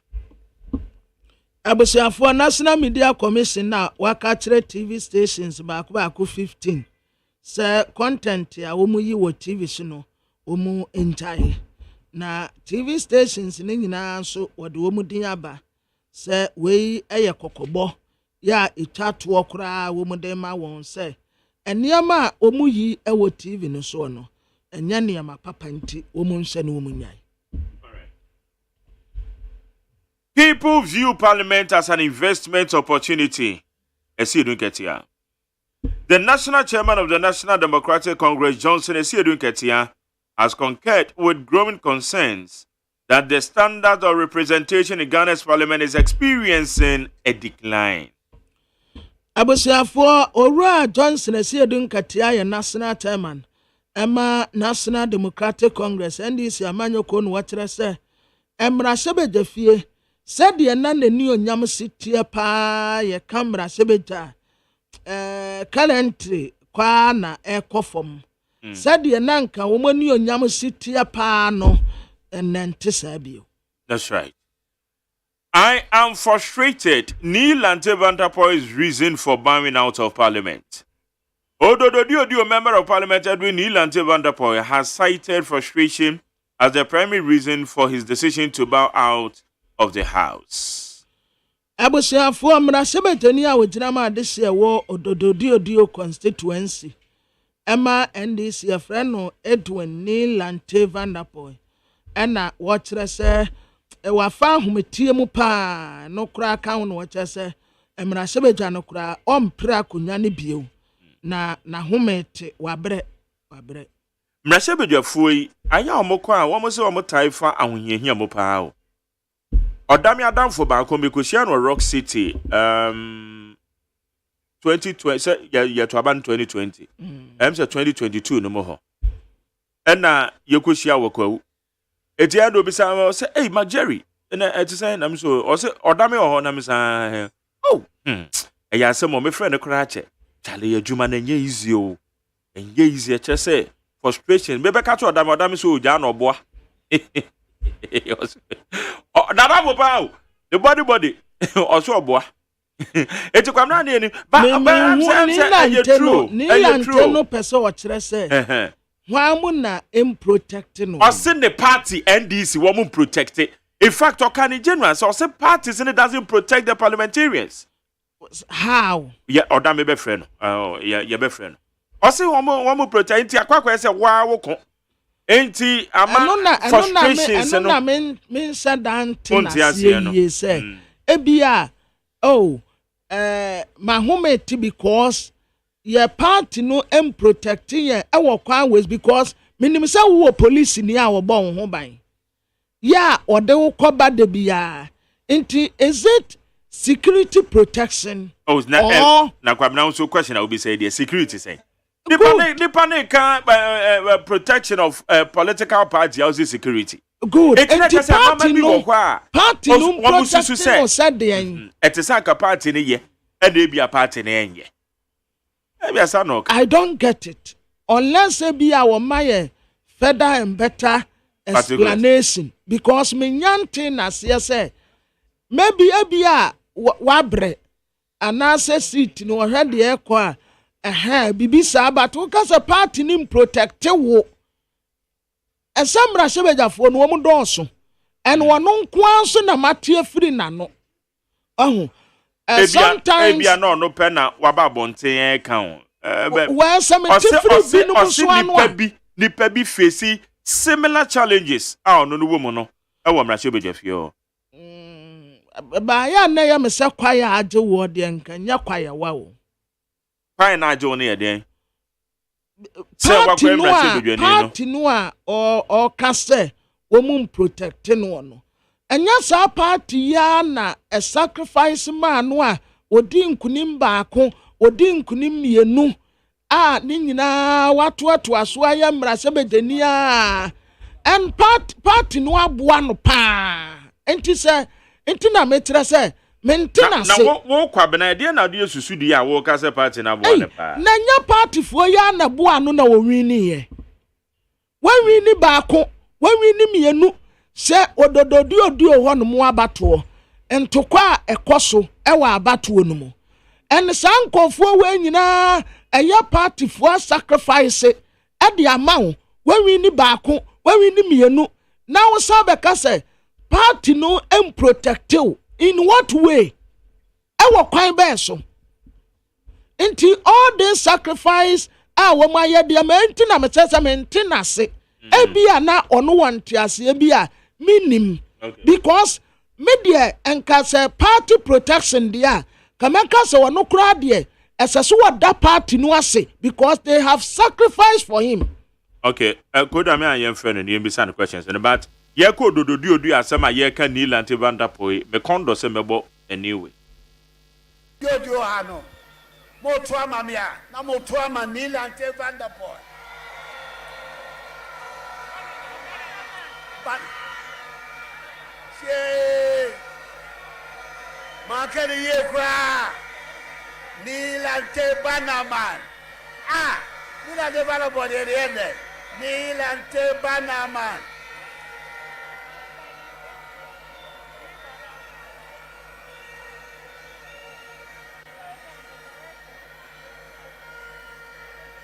I'm asking the gods of English to pardon me, manu from basa.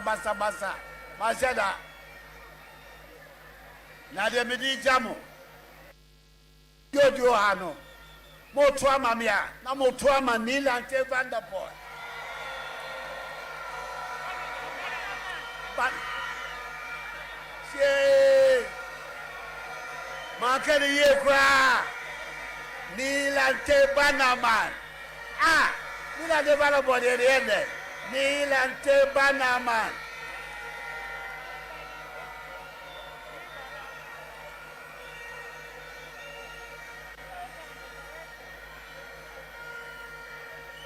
I'm asking the gods of Inglesi to pardon me, Manu from Basa Basa Basa. Mashada. No. One from Basa Basa. I said that, in fact, the luckiest parliamentarian, only an opponent to me, a bear campaign, the man. The opponent in the ground, and your opponent, Funiko. I just say, or your incumbent. Eti ododo na kasano ya besha de wo. Ya besha de wo. Okay. All right, kwamna me last one in no.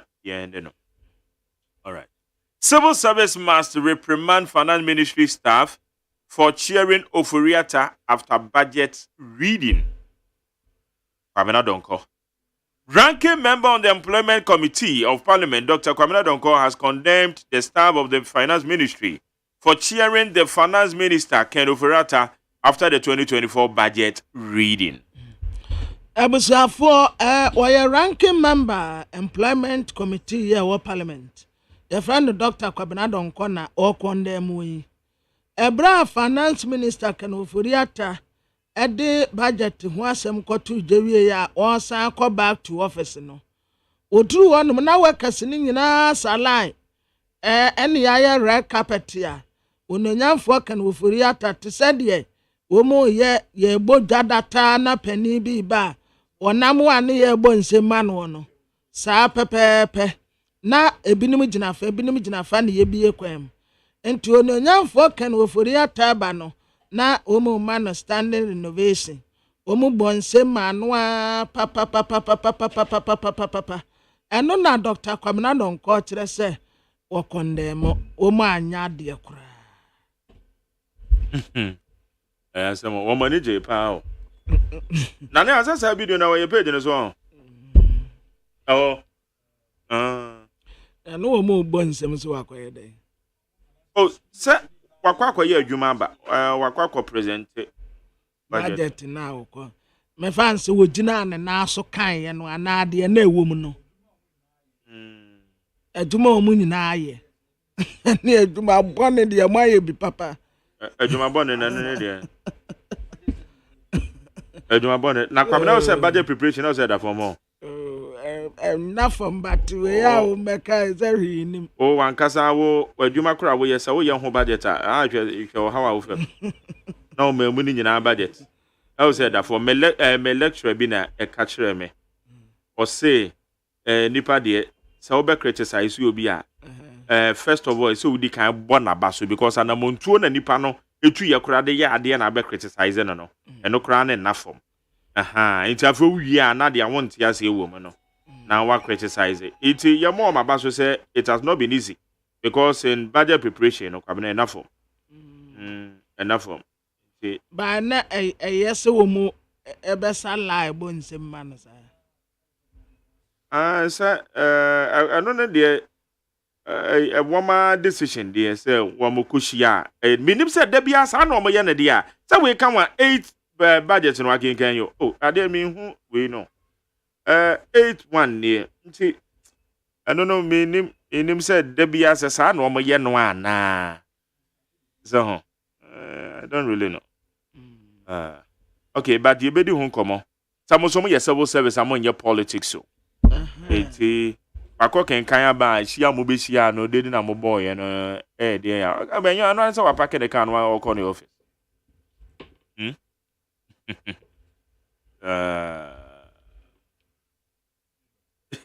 okay how you need 100.9 you go so na Friday when it ya Friday na do say no so dia na when it was say bibia bi wo bi eti ye bebo awura da obo kra cha no answer na bebo awura mo no yan kan wu se oman no ya sase ya sase nyu obi ade ya ye dia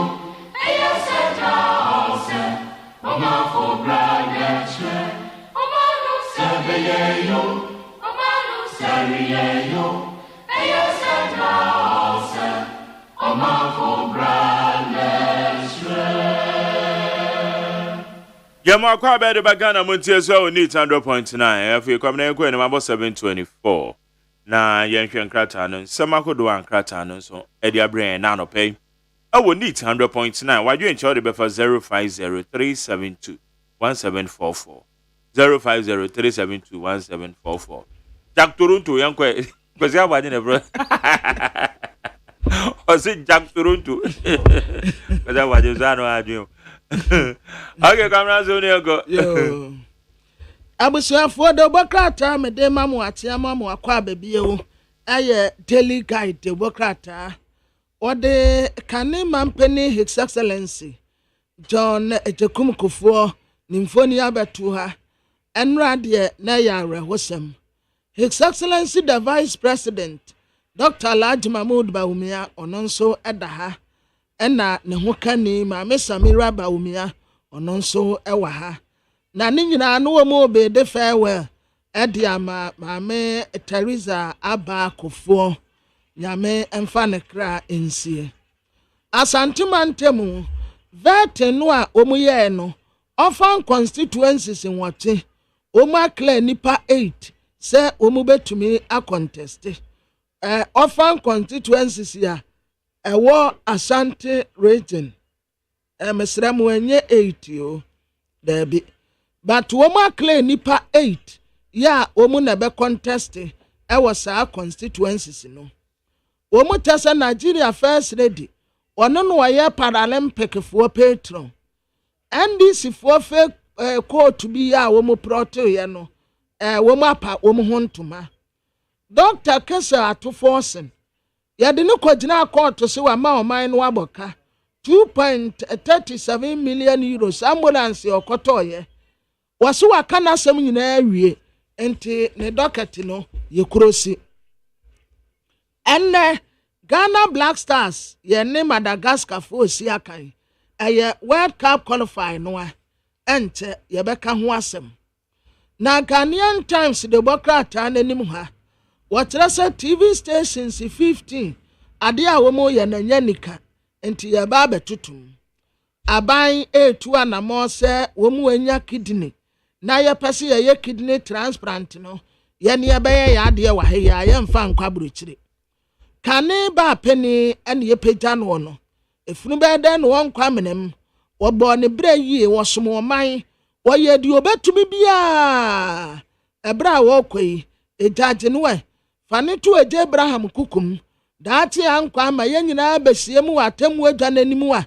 yakwa akwatena wonsani mfa ho ne ye ne no adida eni ewiye Ghana Black Stars said yemidi nka aka kire mo no enne ye ne Madagascar fo besi akan na Monday yasan akọ enkofo ya womote Ireland so eko korombo sufo no so na womonso yakwa akwhye won enti eya kansi a enya fedi agrokura ni braba enne obia mompaye enfanta Ghana Black Stars yeti yentumi lusu sa match we sanse ye lusu match we ya na kire se ye qualify no eye ayire amayen kakrenti enne definitely ye be hye wonum na Daily Post de bokrata nanim ha ode kanema mpeni His Excellency John Dramani Mahama nimfoni abatu anu sei ene one ne ho kani maame Lodina Mahama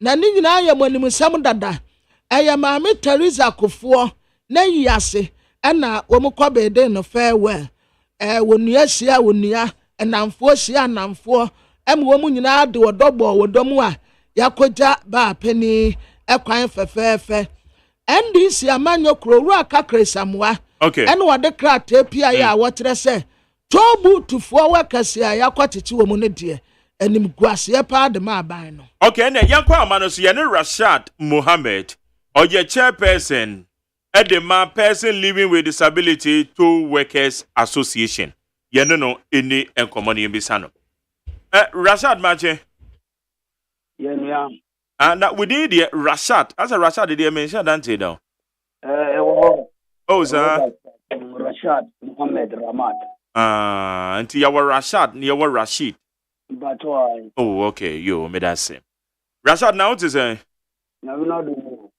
na moko ye den wo eye road ministry yo me fa kuni ati awuchefo ye ko ministry wo say ye ko dan ye car abani and I said minister of youth and highways Mr.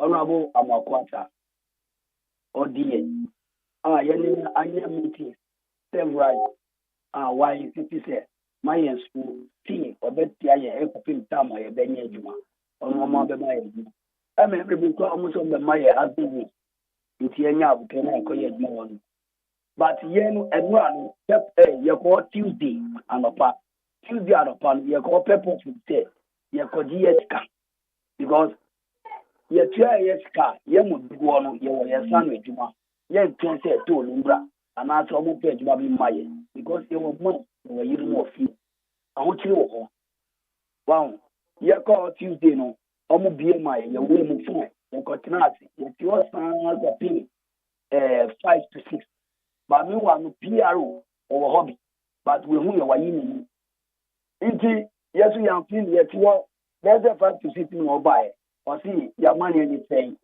and I make that trend say or can be any minister no any meeting I'm a minister no crowd the mini number any the deputy any director number Emma say I mean from na me channel me grievance if I'm on two collectors no but me from on fa inti yaba behwe say ye sika no be my no akwasi say and also say minister di na kami ba no as I say me intro letter na me fabra and I can say that letter because ye minister no ye koye demonstration that was last 2 years and o catch ye say my negative message na say inti my enko abonti na enko yasem enkoto abonti bi na ye organize executive spare na yembra na PWD ye do ko organize ye critique it is no do number my na ye free by ye free ma munfa and o catch so okay minister ni want to say e be dey ye be ko aba and I got say yesu executive na aba no executive so e bi bo so mo free kire e na o ma ba obi free morito obi free solato e na waba na sia ni ebupe ni yape no o ma ba into o ma be o mo to me coffee back sa di ahun minister and o say okay into e beda and e say han and o catch say premises on mo ntiade enye say ye better or because against security way law minister be to say that now security for be who responsible NSU ye be kwa koda abonti and o got say young come back the war wall of the open highway ministry na enkoda fine so pavement one NSU ye problem ye be kwa koda and ye koda adichi that was Wednesday and then at 10 o'clock a.m. Yet you are abo and I'm catching the microphone. Tell me, I'm here overall weekend, but yes, select chess, every various with Hamudi Bay. Oh, my baby, young coins and young cotton minister, the shade, baby or party cano, young cotton now, a copy time of Bebano. Yabel script or baby, there is practice script for the say, yet about till you are critical. Inti momu mayan rim, yes, we had him. Say to you, ye nim no maka. And I sorry say ye call. Just to happen also more to get no. Omu the chain and the padlock atum and I say yes I bet na see war. War no barely 5 minutes. Ye bet no V8 ba. Omu be gate no man yes sister akot we check. Oh yeah for say V8 no rem no so be rem. gate no wure ma ono so wure na no mudi gate no ebo no ba nti ya nyina ye dɔso ye nipa baako 9 ɛna ye tu call gate no so nti gate no nya ye sister no ɛna ye so ye so mu ye kai security baako 8 but enye 8 ni nyina na enye ye saa gidigidi no ana so mu ye kuntokwa no eye baako 4 omu de nkwala bi a em se do ma ba fufuro ena omu so mu gidigidi ena omu di pia gate ni di pimie yeso ye pia e omu ye 4 ye baako 9 ye overpower o ena ye win ye win na ye kotinasi ye ti o barely 15 minutes ye no bi anya hwi ya ye obia ye ti minister kapago ye be police car ni police car baako 3 police omu si from base 15 obia kitetio get inside. Do you think we are in the jungle? Do you think there's no law in this country? How can you come to this government institution without taking permit from the police and come and demonstrate? And I can't say any demonstration here. And this is not the first time. So a minister, Yahoo minister more than 8 and 9 times. And a minister can't say, "Oh, bet you mind you worry now. You process here, see come." Into your inti emu na ya gusu ye wo ma ye do no ba ma ye from ma ye nyom inti na ye nkasa ya ba no enye se be ye picture da se be ye bibi e ya dia ye ta ye minister nkasa na ye ka te se ye nye sa select executive na be hu no inti we amu ye de na de no na police ni ka tire ye say police is our friend inti they are here to rectify whatever is going on inti they say ye do mo ti no mo mu tire ye kwan ye be fa so na oma ena mi catch members ni say obi abeti na kam na yenko bosu ye abeti na kam a yenko no ena case ni sisa ye see suspect na ye di nua abebru kit wo hono afa ye to be si fam bio ye nua ba ko she leg artificial leg ni bi ni leg na say on to me mpukebu omo ye sa pe uba ama omo bi tu car no mo ono want to be a police car no ama ye call central. You go central no. You want to be 3 to 4 hours. Obi attend to us. And you pay before your friend pay before be on buy. On buy now. On be pay before after you see a better statement. Yes, you need statement to be a better because young attack you be and can attack you be a 2 day now you call home. Almost catch there yes say. A home your city zone. Say a person young violence. I can home never sati. By ye nyabutre be da bonte inti ye oma si ye kwanya anka ta ne ye omu ka kire se police members say ka ensi mu ye ka ye members no wuru ebi mu committee suicide ye pa ho ye be da bonte mi say mi yari ba ma be da bonte adeti na me chai se bi hamia se mi na titi mu a adena me frifia be da gota so Rose and I will. Over you, some police bet here. Ye penny, ye na ya vote for mamma. Ye theatre. Yes, Mamu, Pia. Musi ya vote for a for to be a public servant down. One mamma privatize Tony Dima, woman, or ya, ye did them, Mubama, Sika, that's your best establishment. Yamu do go away and sound with you. Okay. Now, what not your mobile. Na one my say na shiraka we are saying na wo honorable amakwata one of the country say as be a Ghana na you see Ghana ye na first country ya dey to lama disabled and na happy government one ya sa credit in shiraka na fi wa sat who say who high strategy ya femu mi come man who ye members die wu ebu otakwa de obu okasoa okay ya ye we Okay, Rashad. Ma afe yen wura insemini mo ai. Bachoy. Edi kan ye wo November finance minister reading the budget. Eti ye be kan ye exactly 2 years in ya to boot na ban twemo. Sane sa. Bachoy. Ansa na aban betwemo na no wura mo akwanta be announce so betwemo no. Ono mu di nkomo bi ansa.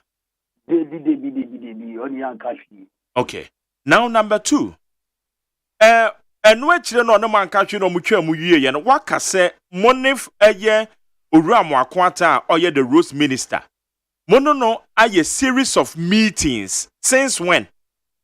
Yes, starting from that now told me good good to one said now it was December and November for the beginning. From that we now start to say meeting. I saw a demonstration from stadium to Parliament. You could G play. And son on the fair and catch me and say the dinner young one with executive. My 50. Okay. All right. Na sa ansa na ban ni betwa mu no na odemoka bosomedo do sen. Abanu untumi kase odiyeka bosomedo do sen ametiatie because onu ka kire yen se obetua yen ekopim tam obema yen kuma enya ya nyina o dem difo asem na mi keyi o but so wutie mi. Okay, my yenti ho ase ye. Asem ne be person me ni meti for yeti ase ye pa. Until there, don't worry. Me what time me the mount. Me too. Aban no ehye mobo through honorable Amoakwata.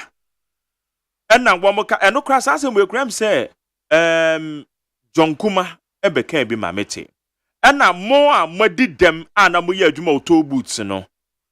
Womo beka kire mo say womo betua mo ka kopeme say Bombama mo edwuma foforo aye sa na tie sa amo okota of Parliament information minister kan Kojo Pakroma kran so kan bi yes I remember very well honorable Ken Oforiata kan road and highway minister honorable Amoakwata kan okay mame mbisa we eno ne de se oyima no ansa na ye twa to ni mo no na ban de mo ka how many months answer the better so no omo for an say omo ni year contract only 1 year but yano and agreement no omo catch yourself so we no omo year adwuma within 6 months now we adwuma no so company anymore what an permanent worker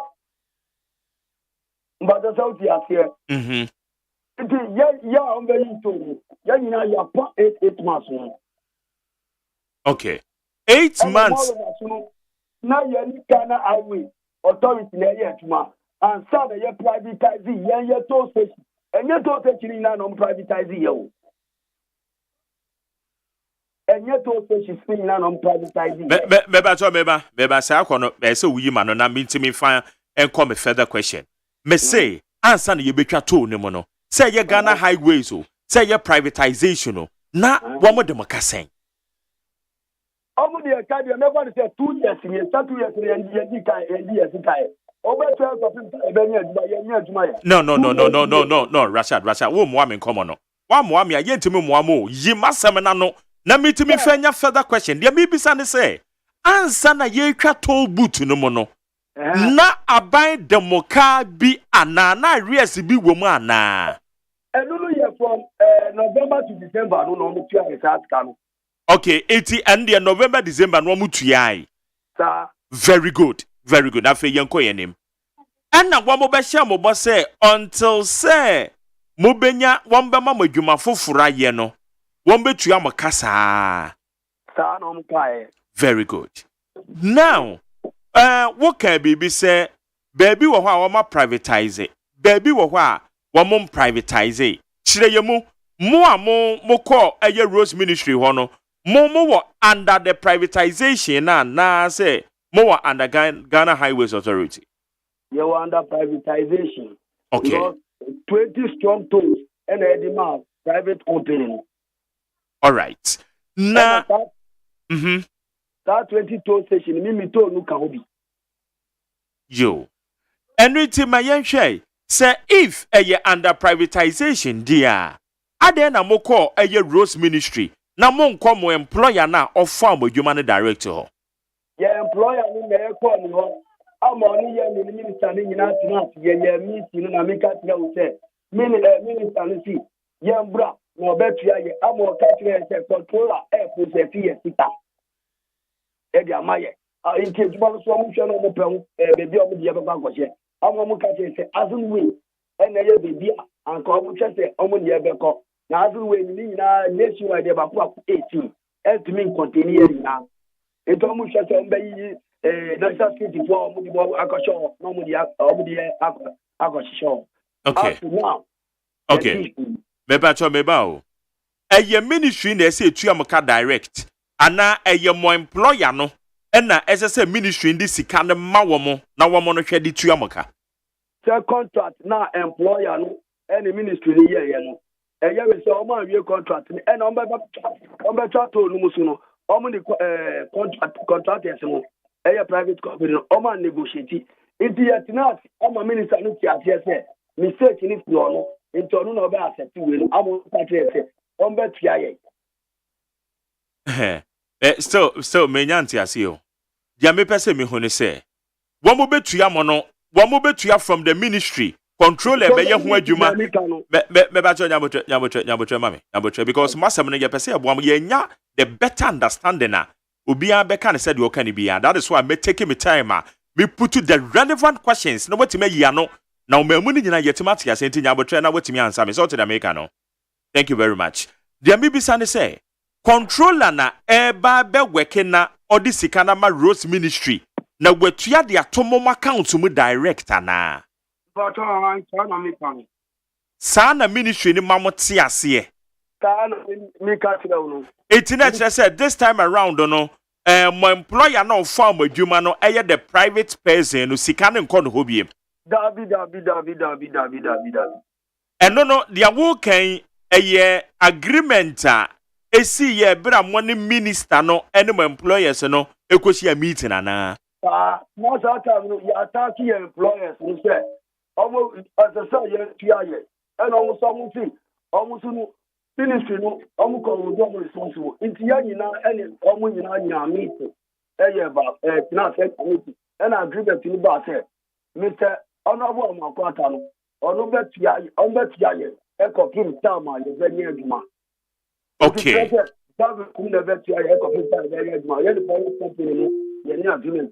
Okay. Ene ma menyanti asere na akwakoye say ebra na mo wa adwuma no mu actively na ye ntwamu ne de na sika ne besi mo employers no so no mo de atuamoka. Okay. Na mom wo mo twam no wo de nyabota ye be kon kakra. Abo wo mo twam wie ye no. Ai kwaba say mo amadi dem no. Aban ni betua moka kopem se mo benya adwuma foforo ye nti this time no sika ne kwa employer ne wo biem na mo mebeba mo ho direct. Oh, okay. Nti na me kan se yenya adaje ne yente nsem se yie. So ho. Okay. Itina e kire se ever since aban ne kan ye no aboso me ba kokora no mfa ma mo. Me pa cho an. Sika sen na aboso me bia na so mo di tua mo. 700 cities no mo tua ye monthly e wo to station no. It is 700 na no mugi tum so mbe maintain ne sa dia mamo. Okay. Enti eba ne se aban no enemo tenase konti ase apa mo ya agreement no. Wo mo documenti, wo mo digun krata so ema mo copies ana. Da bi adina get to abuga ko no because the pro ya you see me recording. Documentation try where the documentation. It was a verbal agreement of which and also it's allowed. Publicly. Parliament. Yeah. Okay. Inti sa 700 na for the past 2 years woman farmer no. Okay, sabiri so mo a adwuma no so munya alternative livelihood munya adwuma ni bi so nye.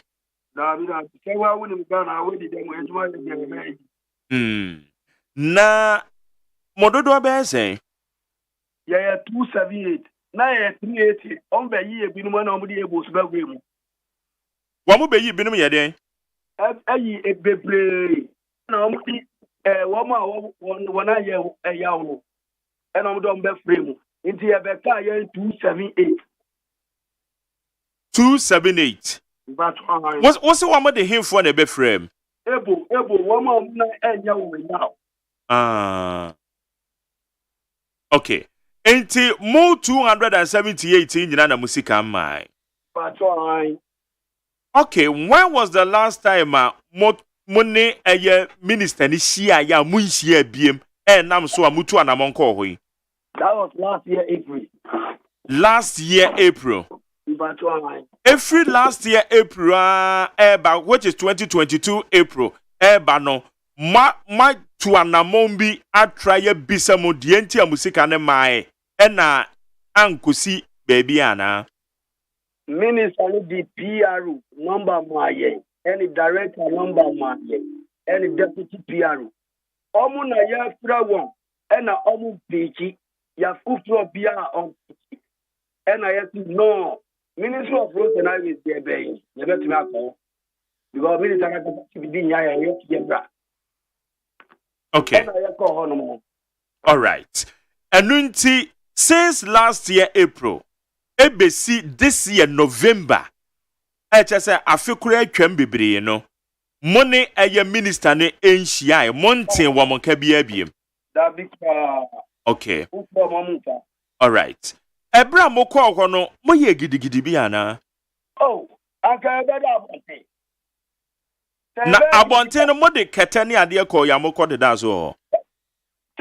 I got a year panel. Yeah, Niska. And a fear yet, you know, I want to fear. But just here. This is the bubble here. The woman is a carry check. Definitely. And so, yet be. And the woman kita, the bell said, in Tama would get Kilo. Okay. A buzu kita beshi. It's not just a mobile, my you posse, Mokona and CBBA, Mobedaho. Okay. Namunipa 278, you know, ministry netima validate say ampa. Namuye Juma Ewotobutin. What my validation, no? I didn't get agreement in the validation. Okay. Now, what my Jimu details say Rashad Mohammed, what account number near SSA ministry net to a candidate to Moana. Private company. Na private company, no more finding out a free private company any ho. Say was submitted the ministry, no. Private company, no one. I'm because Kobium. A sit there in a private company and no one acquire honorable Amakwata. Some honorable Chitu Muse on who I am mistake. Into why mistake I was good told without informing private company. Into one Gatano was British contract. Okay, the award it doesn't seems to me say honorable Amakwata na a private company nemum or jitu mu say on nemo a stakeholder consultations wanye enunti ena okase or admit say waye from so on sana me menti ase mo no. On one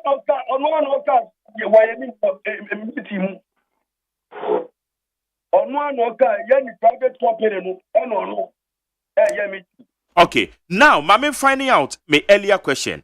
Eyade mo ya aware say mu data mu details ewo owura mo akwata ho a o ka kire mo say per controller work na munim say so mo tua sika na wo munim say eye nokore say mo ye adwuma ewo toll booth a yetwa mu a aban ne share mo boss say wo metua mo ka tel say mo nya adwuma ye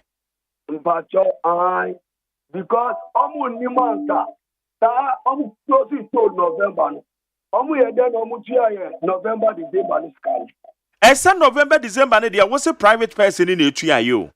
That's how we know. I told you.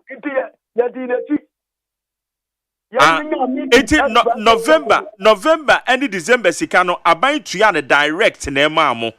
What you have direct? Oh, sir, I did not say private company, any Amakwata, they are so close. It is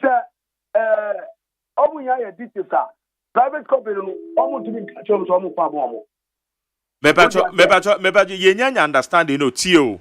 Me say November, December, Sikano, a private company ne tuyama na say a ministry ne tuyama direct.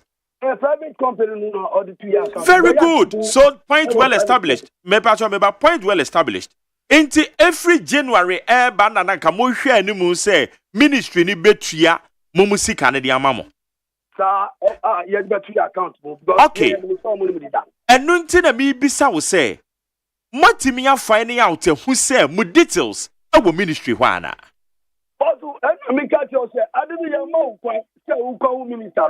Who better now better find out. Namo series of meetings are money minister ne ye no mwantimi anka nkyere minister ne say na wo se obetua ye kan details be na wo betua ye ka mwantimi ebisa sa question no mu controller process muska the bemam which means on mu account details controller process e na mo man fa ne as controller na ontua amokada no be ba to nya botru controller na ontua amokada no man bisa the minister say a details ben and a controller no e the year processing of musika no what you better ko who dey own musika it na just am so my from so say man find because be ana ye kan mu details kra enya available on the table of eye oram akwata obetwe so no dey atu amoka basu enu dey yet to be ka yaja ni musia omo tuaye asopisa omba tuaye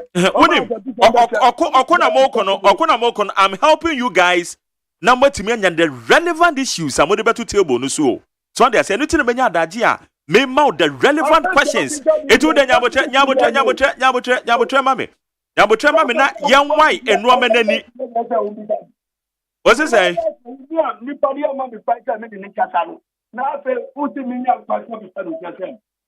Okay.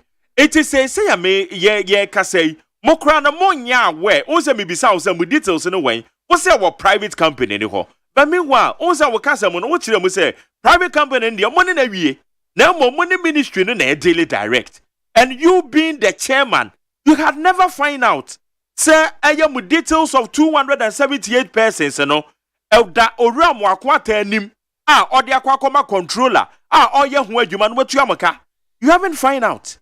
Dabi. I didn't say ska dey you. Uno na tu be kwa ba. Ni na ska.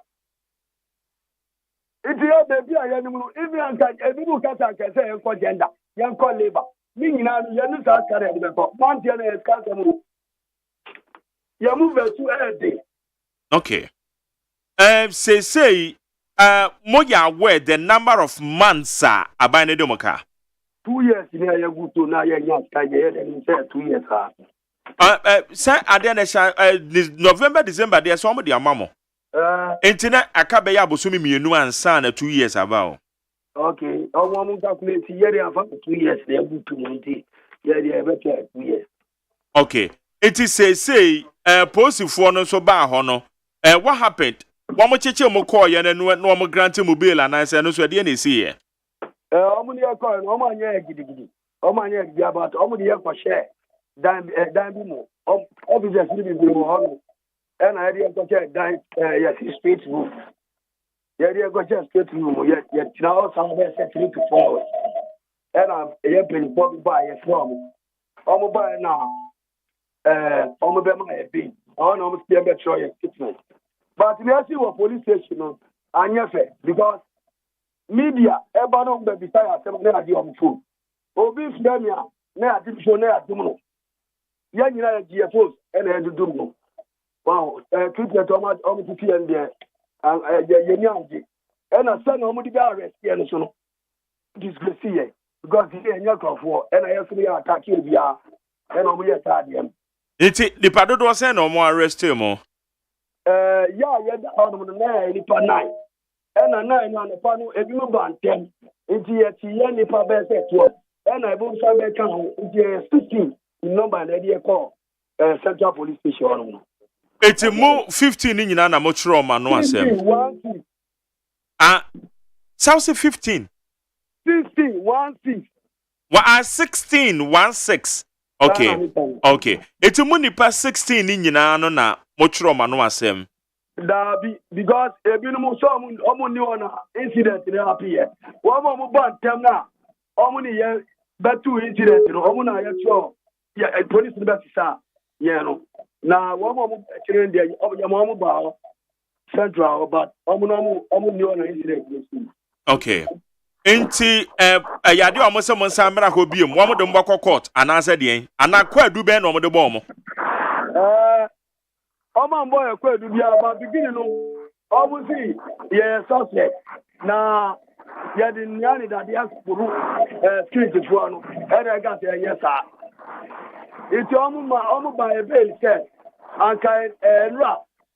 Yeah, executives Nipa 5.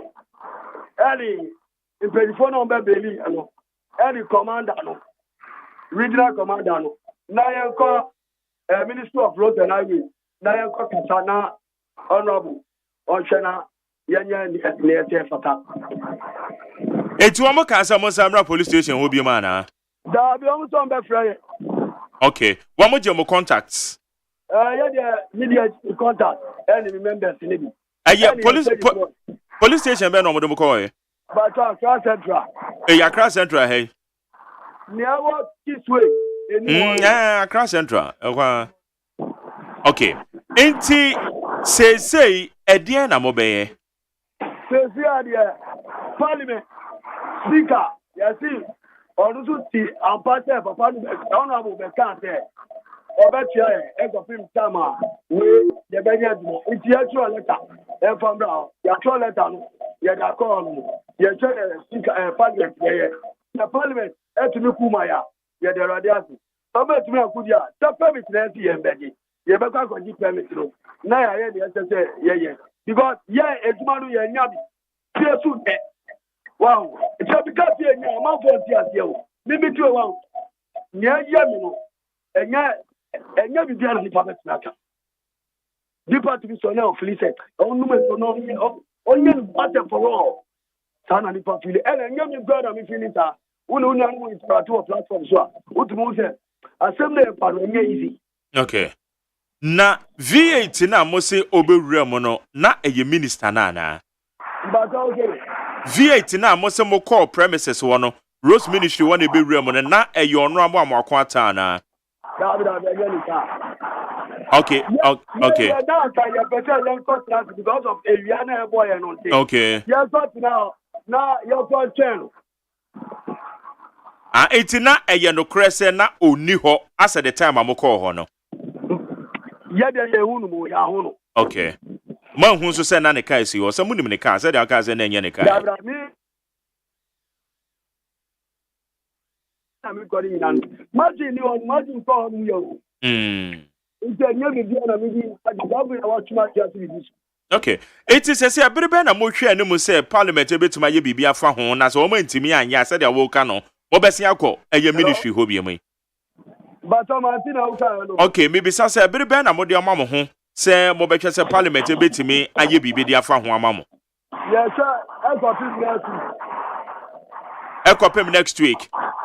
Next week and there. Yes, sir. It is a Bassa Parliament and to man ye be a mobile ministry hobium.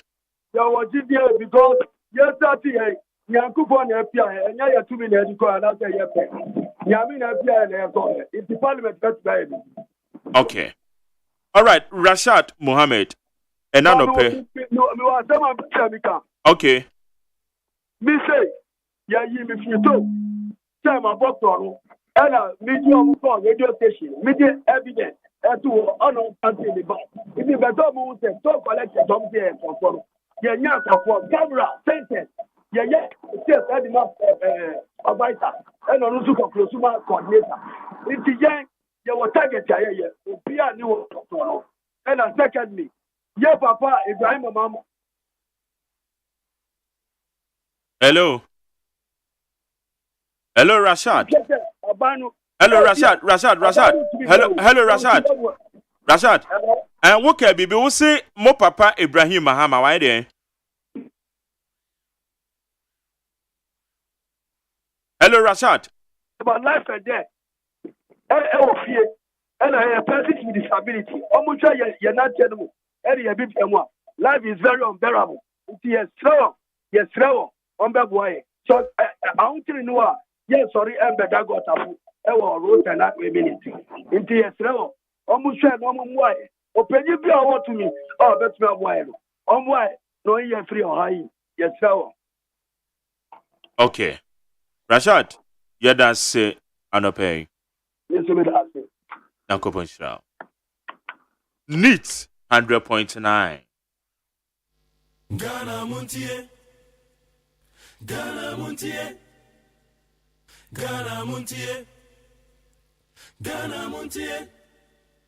Ghana Montie Sunie ewo ni 100.9 yene Rashad Mohammed oye chairperson nedema person living with disability tow workers association. Woman ye adwuma wo tow boots a aban ni twem no woman edi dem no aban ni hye omobo se omdo mbetu amoka akopem se wombenya adwuma foforo aye. Ejisa aketua na ema ya enam so womko Rose Ministry a police for ekofa awomo ende wamugusuwa wamuse wamuhwe enim so wamusabeka wamusika sika no say 700 osumi bia 700 it from a year last 2 years January eba bisi eye sabri ni de sika ne mai it won person wamonko na wamonko enkokoje wamusika adwen kire 050 372 1744 050 372 1744 Ghana Montie Sunie ewo neat 100.9 meaning the Mark Jerry OSEI AGYEMAN. Yego so amazacha me kwa na mafon so ha eye de obon krata mo nsem no oye mo adwuma de ama. Ghana Montie Ghana Montie Ghana Montie Ghana Montie. Okay, yeah, to us when Friday krata no so ewa ha na over van krata na dum say semen so egwo wo mo pa o hwe omre na no wotwe about pound sima no enum ewo neat 100.9 Henry so man panyi dada kofo. In fact o hwe nsem a o kan de fa eye ne yere ho a oh ti ana to say easy. Easy. Okay. Yebeduadiem. Na oba panyi Seriza. Ye ka say de omudo mani a kire Kumasi a. Yenim say no so egie ne yo no ebe hyeda akoso wo ho yie pa. Okay, yeba. Hey, catch it. Listen in here. And you ma beto to dia me baba no ho ade no. Hwem so betumi a. Hey, asew. Hey, now beka. Ya John to mami ensa duku portmanteau. This way chocolate drink. Na kan wo hwe afibia so beri ni waware ne a. This way chocolate drink. Na kan sia. Oh, asew. Wo den kan no tumu ho. Me be mo anu nsu hye kura de aka ho. Wo hwe de wepi ho. O ka sa batete e da fom ho. This way chocolate drink. Catch up be baba aware. Asew. Ye fia say this way chocolate drink. Ye sorry anopa no ne yenom ye be hye fridge nom no se snack ye nya hoho a no ne de serve wo mo ye didi wie ne ye pe bibia bogu yade so a this way chocolate drink ne yenom and this way no ti ano a he se kire wom koko wom brick wom bibia wom ade wo hia ne so hye this way chocolate drink de wo hia ani so hye FDA ahwehwe se adwede nkratoe mo agye atum se eye.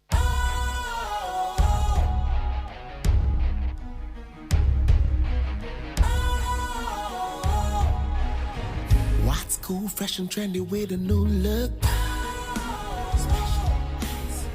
Makes you feel real good, that refreshing vibe. Satisfies you right just the way you like. Do you know? Do you know? Do you know? Ain't gotta do it alone. Specialized makes you flow. Anytime, anywhere.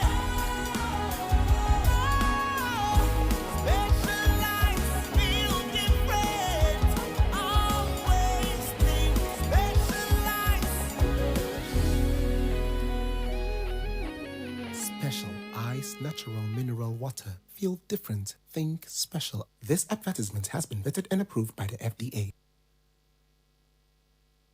Ghana Montie Ghana Montie Ghana Montie Ghana Montie Ghana Montie Ghana Montie na mansanya so adawro Kofi Aman homene so ejiji tonton sansan ewo neat 100.9 FM. Ghana Montie Ghana Montie Ghana Montie Ghana Montie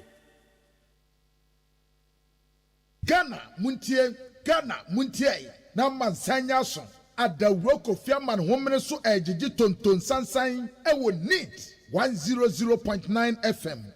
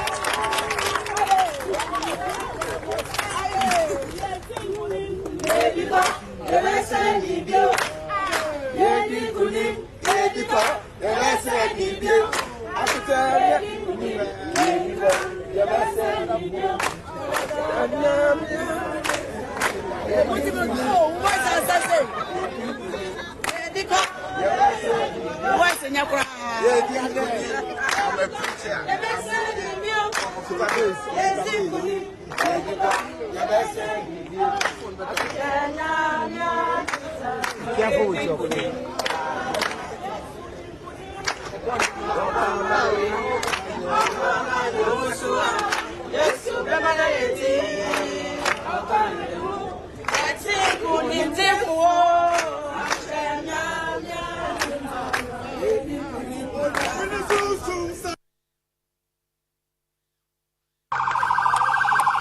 Okay, 80 the out here in the course of finance ministry one nipa bi ekaseti ase amoso service for mo ye adwuma o ha e chese mama be si owura mo akwata budget mu no say yinkunim budget wo ma sha say ye di nkunim ye di ko ye be say ya di biem na ma fo be say na mo nya amanyo se mo refi mo ho ana ama be gina ho mo boje so e chese de o mo ye na minim se da bia no Owura mo akwata ekenkan budget ni wi a owura kedofurata ekenkan budget ni wi a aya say ya na omodi hia no ana because when the to so watch it ever since there be okenkan wi a say ya no wo mo ehia no na e bia ye hu na this time around aba beto dwama ye hu eye de awom you know it no so no ye behwe wo ma ekasade fa no Veshana yedi ho enkomo. Okay, high need 100.9. What do I do in China? 05037211744. 05037211744. And what the for one I share ya can kind the amount. So we share a year juma your 4 or more finance ministry. Year the civil servants. Woman ya man yourself. Any DA now woman ya just say a honorable Kenufurata. I can kind a year budget in a year. When it don't so more planning a year because what your cameras are a walker or your brand ya me who video mu kuta camera di cha. So your professional cameraman because camera ni kuta no grano e your pabini when your phone keke. We to say camera pa ano dene. Ena odi e cha e ye phone nti. Pabna now say we no one wa ya adwe ana say de omo ya ne de now say enkoye on. Say no na American. I just want many idea bomb and some and it's no normal akwata ko born in some parliament no. What was that video no? Ujina obe 2 minutes so say no born in some sa born in some diasa. No born in some. No born in some. Yeah. Oh born in some. Yeah, some civil servants. Anyway. It's you ever na yeah didn't come on. Yes omuko shiano. Warm welcome now with the man after presenting the 2024 budget. And I said, Nentisan can almost idea because Banisan and I say, what would they say, partisan politics and afford for Omohana. Ye baby, sir, a unity for an AG to my dream. Come now for and crack any between us and young. Yo, I was for the Wakata, the Chronicle Nimuha. What I said, Deputy Minister for Lands and Natural Resources. Ononyan for George Mrekuduka.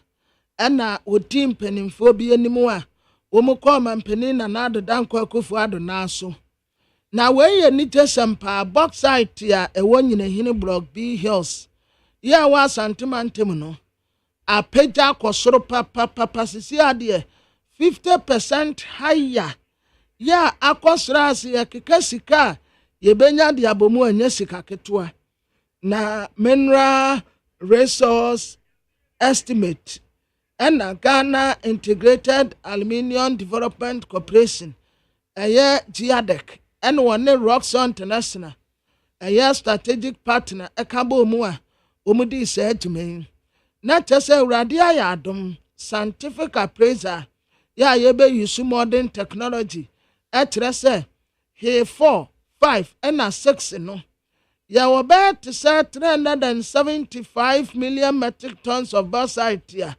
ɛnyɛ bauxite ketewa mpa mampani bɔ George Mrekudu Kaba so ɔyɛ adeɛ paa sɛ wɔdi anim na wɔn ayɛ adwuma so no a ɛnte sɛ na democrat anim hakoro ya wasande ononyamfo George Mrekudu Kamfo ni abeto abio ɔyɛ deputy minister for lands and natural resources Ghana Geological Survey Authority yaso wɔnya 110 years yo hooray ɔno no ɔyɛ kasafo titiriw ɛwɔ dwumadie no ase a wɔsɛ na taadeɛ kama ɛn wɔsɛ ne space tuntum no a wɔde di deputy minister wɔsɛ di MP no wɔsɛ space no nso ɛda hanom sei customer bi na wasiw MTN sɛ ne service a wɔn de ma no ɛyɛ very poor nti wɔde MTN akɔgyina court sɛ yɛ mo wɔ no ka afei maame Teresa Kofoɔ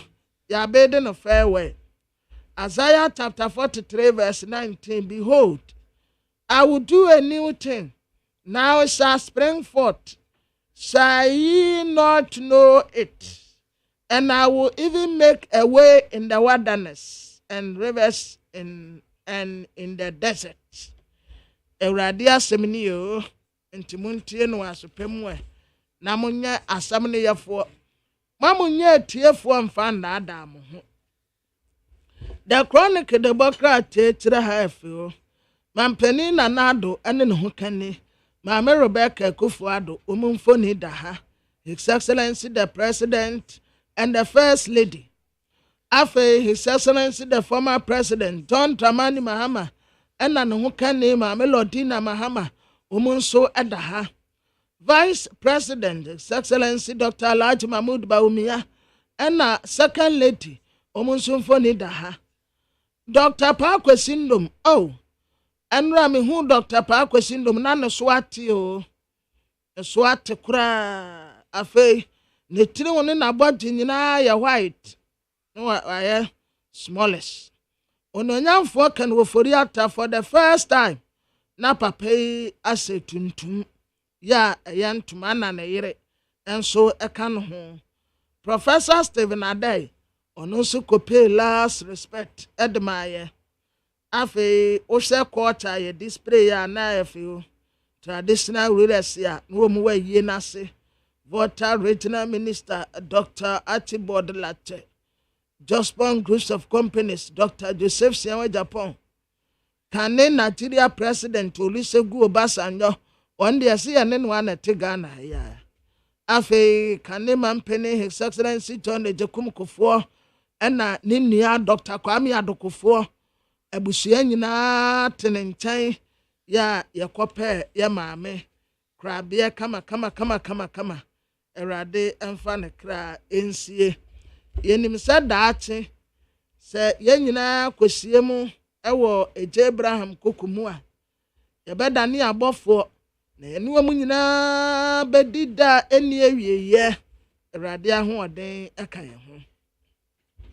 Na Democrat anim na Brantia Samijemfi oya National Communication Officer ma NDC and what say MPP amanyoko pa de kanima mpani John Dramani Mahama ka say 24-hour economy no titia be ya budget yomu koridi ya wakoko ana besem NDC kromu manifesto asem no wom ene so wakoko ana besem nana ya jantoa and what say Ghana ni bia ni wonom a obetumi di ne nsesi ne bo aka se MPP abayi baaye na achievement pani mampani na nado amemmuo no a wobu no asa kwadwofo a wafodua wopa behwefom a wasi edua ne bu no obehwefom nso a wasi One said there who said so piako left you, so piako right you.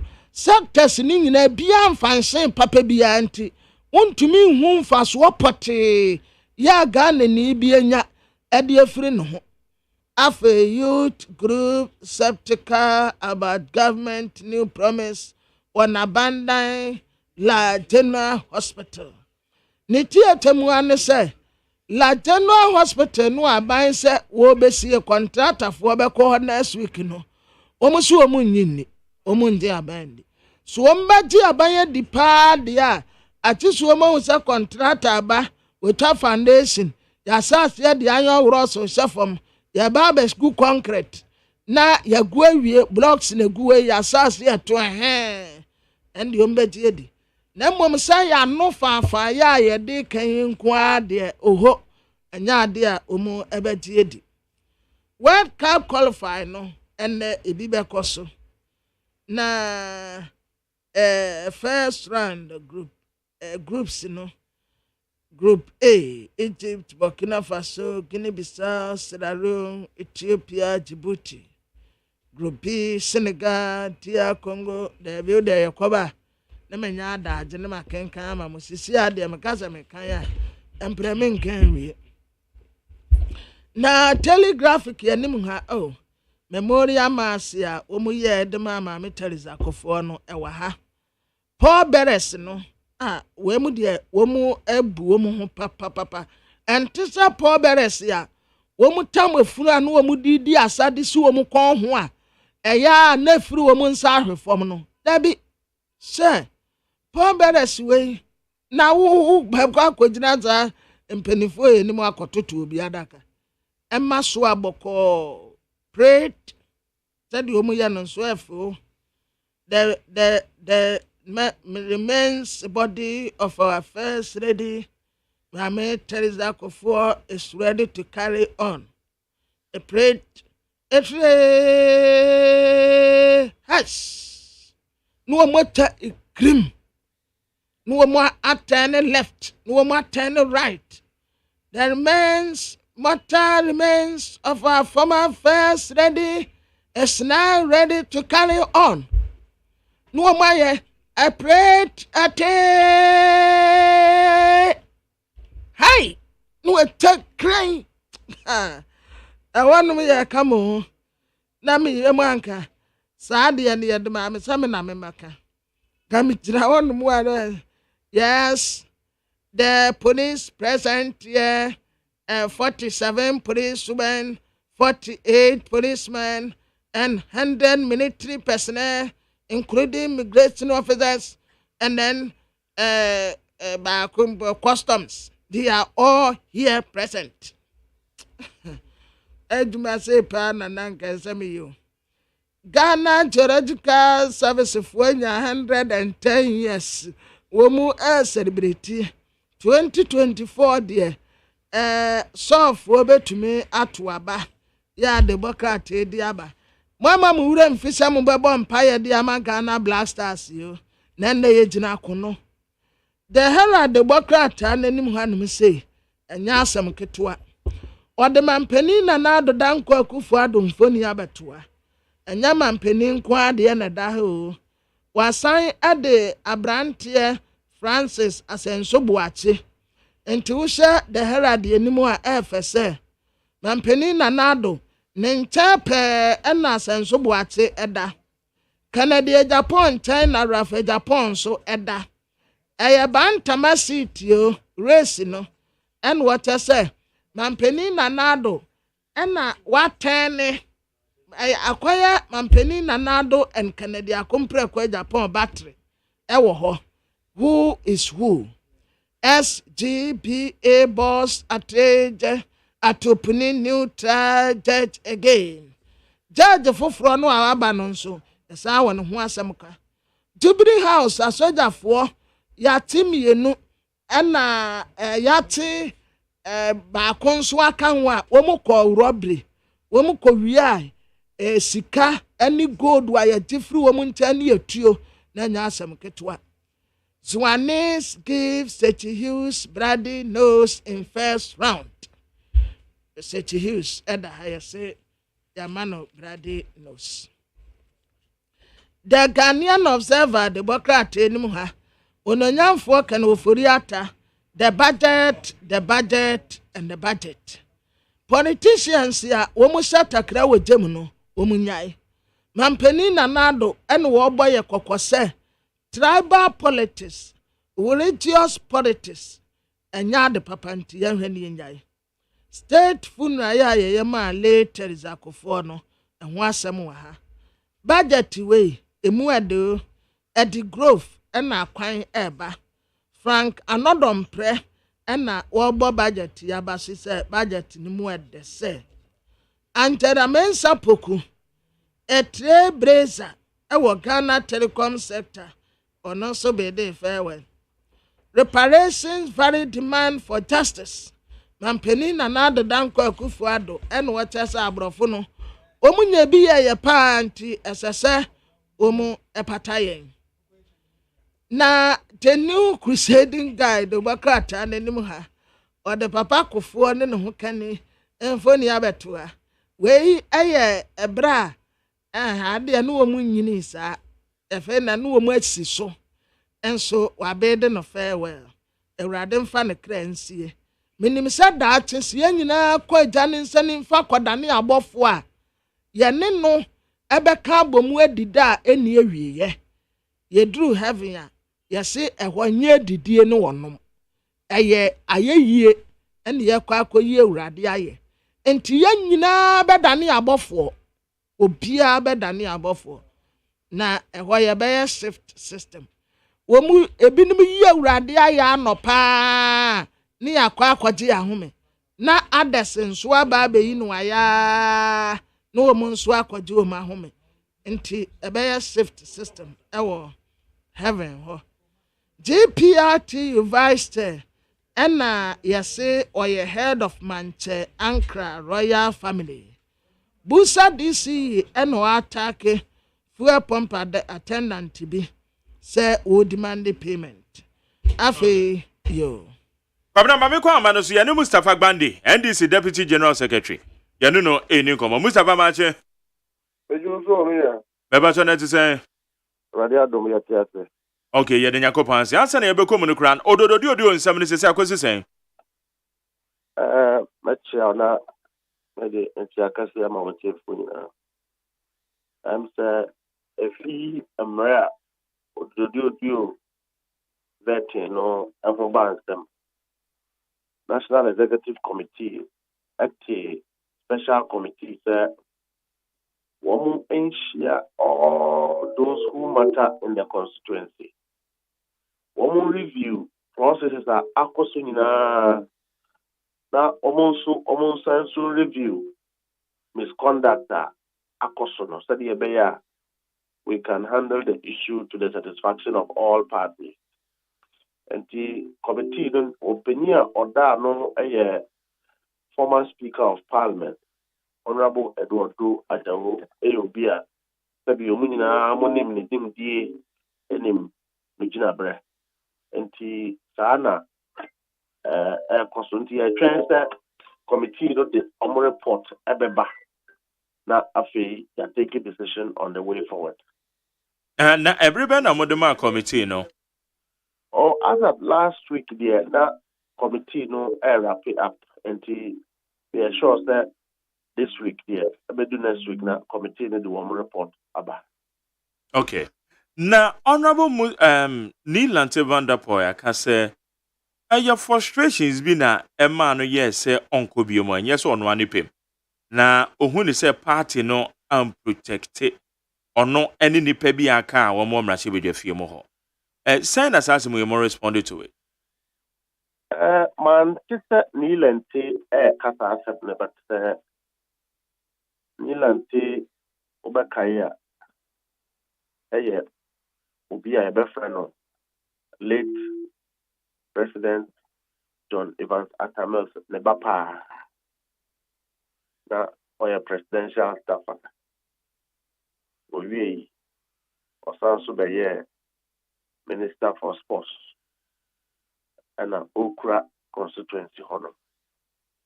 And as to say frustration be a welcome, if we are not aware, we cannot speak to it. I also do know that some party, including the flag bearer, we also go through some frustrations. There were a lot of things that ACC India your call opposition. And the Yakwakusian answer. And yes, come because Yama MPP for Abeku Ghana mine. Na yan also emerge Jumana Yenimiano. Na Magana for and Towon. Teja Nila Tenkwana or ya MPA or grievances.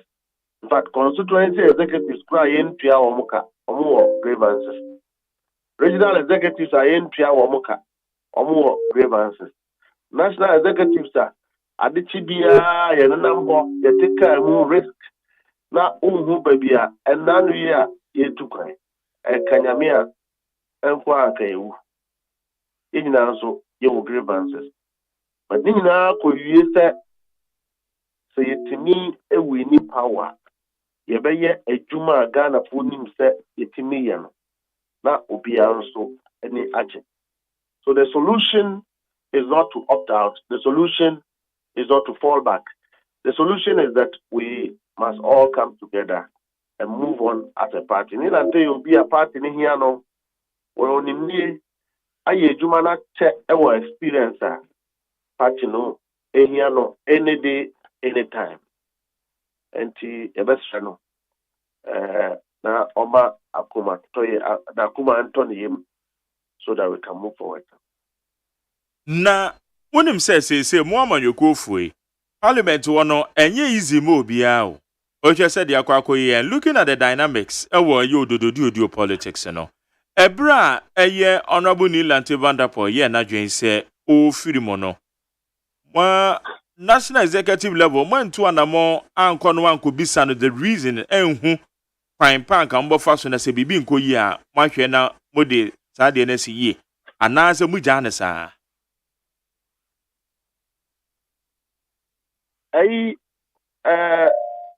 As a matter of fact, Nilan Tika as Uncle Beam.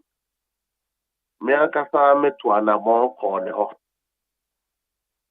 Ekatren said, so one cock and crack constituency that President Mills will not be happy with him. In your opinion, Omanibuama, to an amount. At the end of the day, the grievances we don't know. But what is important is that we encourage people that we should move on. Because there are a lot of challenges that we have all gone through in the last few years, including the flag bearer of our party. So to give up and raise your hands in the air and thinking that somebody will come and ask of all your grievances before you go, that's not how to run the party. The party will encourage people to continue what they have been doing. Which one among corner when they no cultural? Also he started. Ubisanwa onwa be cultural. Ubisa me say it for anamona me cultural. Me who say it for anamona bisa. But as to his responses, there is onwa me bet me aka. But the party have made some efforts. Say and ka onko bi. And no insist say onko bi. I just want to make you aware that the party is concerned about everyone. Party no enim womo omutimi edwuma no. Enti se bibi si baby a party no nim ho a empanyifo de womo ani edi akire. And when it requires that they intervene, they do so. In the matter of Milan, Joka say party no am protected MPs. No, na me explain that we have made some efforts. As to his reasons, I don't think that I'm aware. Okay. Na asamani si I said ya mosema power be joko na asamani si wie ye no yes say mo twen say report ne be ban san na say the kind more action bi a mo take fine but eno actually no on the high side menim say matimi akọ ne party fo ni be nso akọ kasa na matimi ahu the realities e wo from ho Getting bibia esi wo odododio. I want to encourage our listeners that NDC will continue to hold odododio as a winning card. Whatever ACBR no, bibia ebetimi aticha party no. Party no MPG for be matan.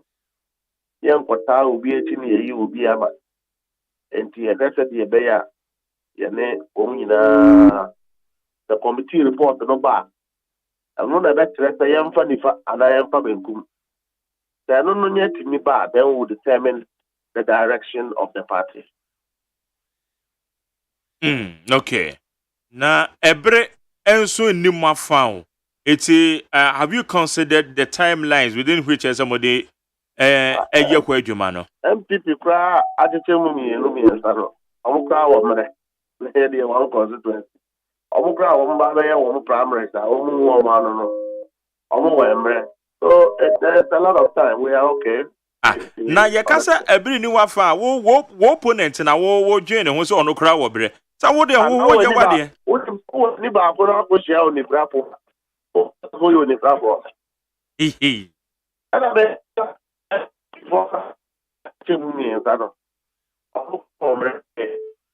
Beba to jina baby yo. I'm just emphasizing that your Tanya Mina is you or the Bio. Committee in your Juma, Yabako Hona, yes, Bibiana, Yapo, Obia, Akuma Betonium. Na ada na osi MPP mu achichemu mienza. Na anjichemu. As is here, butterfly, abepim. Energy control 38%. And I do 10% a day, but yeah, I'll be seeing. Nyamiasa. Anu ni nchichemu na wo ka no. Enye nchichemu. Oh, basa wa mo presidential primary so mo ko ye bibia ko yi a wa mo kra edi nkugo ni nyina gitu mo. Nti se butterfly bi nam ne baby dia say and butterfly na sep. Na MPP nso enam ne baby. Campaign messages ni na yembongo ana. Campaign messages na to the run-up of presidential race, Yembongo. Is that what you are saying? Should we not take the people serious?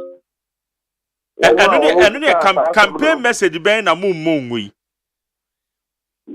Esa ba kile de kana no okay. Ni akwabeja po ka no one thing. Ni a great minister ka no party. Ni wachaja ko ka no one thing. I'm not repeating because I'm ba. You better say that campaign message na everybody has tried to put in. The MPP ba omiana wa de ba no.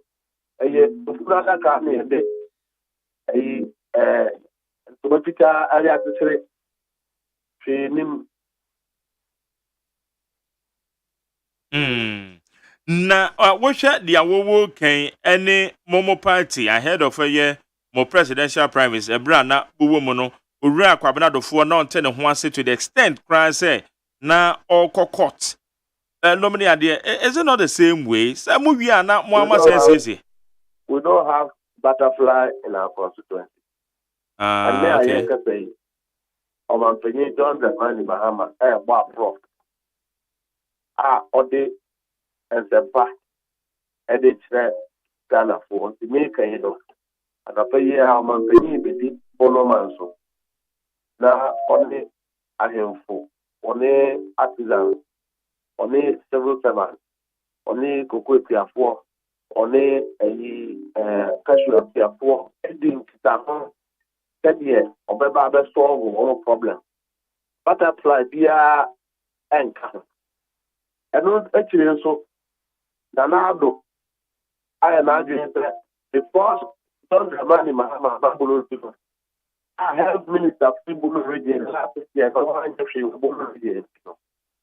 Or Baba Penti Regional Hospital, no, I am a teaching hospital. Our hospital, no NDC here. Yes, and then yes, one more cardiologist specialist or share patients. I will honor. Ebi mi hɔ kofi kumase na ɛba.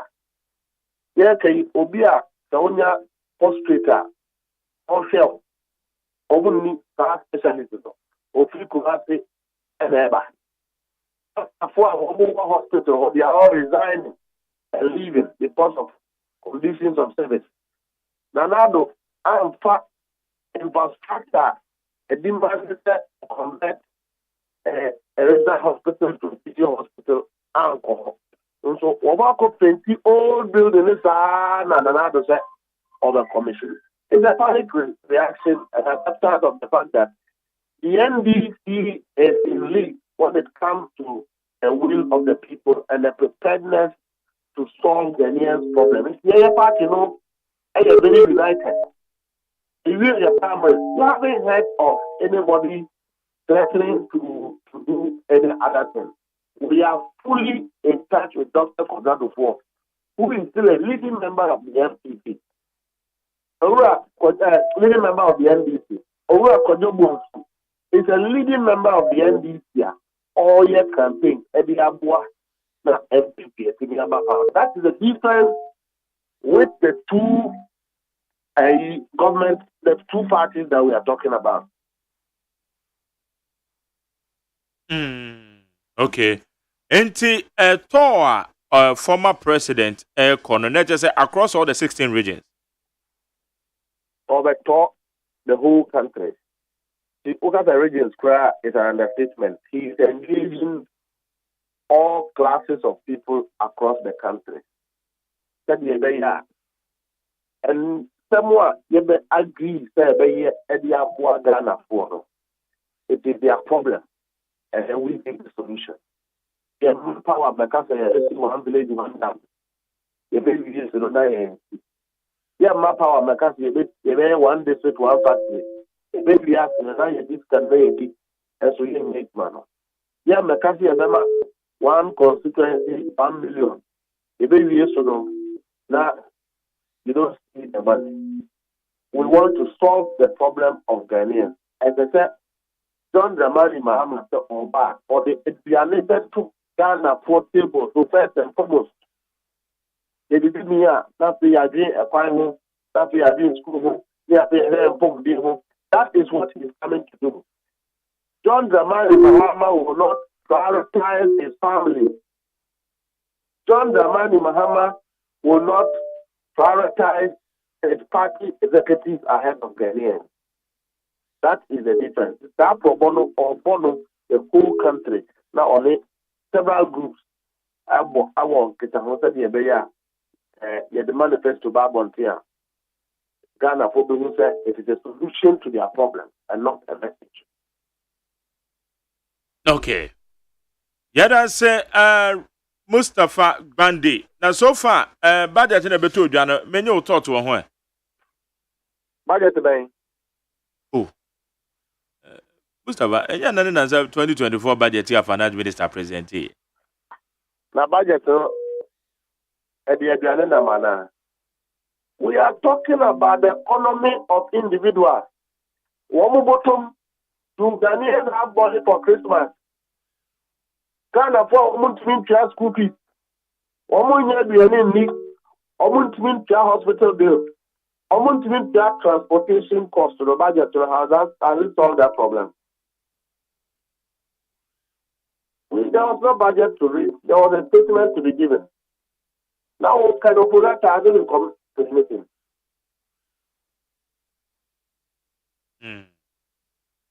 It's just a budget, no. BBN Ghana for. I don't call it a budget.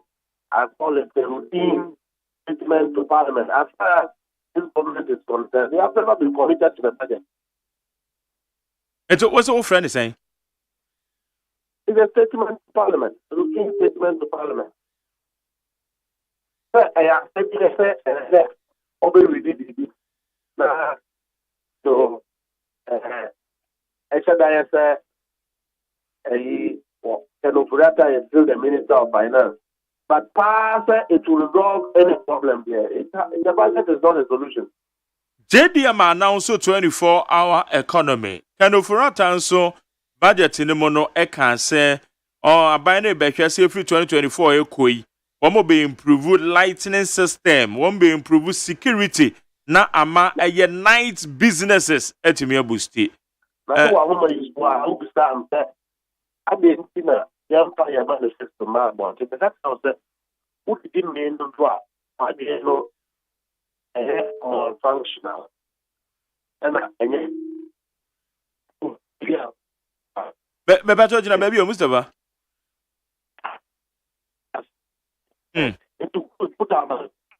Hello? That is what exactly he has gone to do. Sir, our opinion, the man in Mahama, is just living in we super ones and give 4 hours experiment. Mustafa, wa homa no munyo dana o kakra ma me. Hello? Hey. Hello? I'm sorry, then I just go. Okay. Eva. Ghana Montie. Ghana Montie. Ghana Montie. Ghana Montie. Ghana Montie so near 100.9. Ne Mustafa Gbandi, Deputy General Secretary de ma NDC. And an yen no leading common or high need 100.9. Mustafa. Yes, sir. Now we can be but now can be say so we did me na wadwina more functional. More function. Chiremu. In case you say aban penyifo na omo akofo dia so no mo didi amen. So they are not thinking about the problems Ghanaians are going through.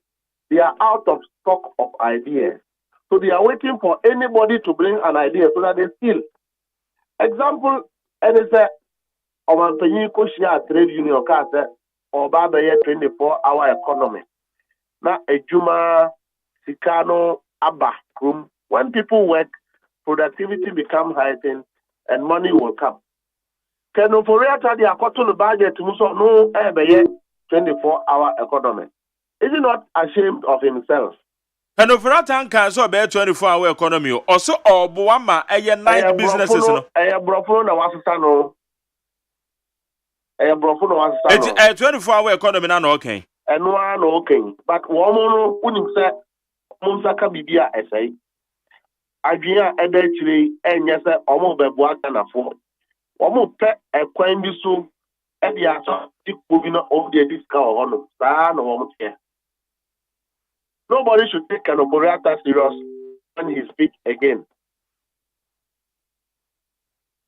Entina ejese eye JDM ne samo kan ye no e na wawiade akwahye budget nim.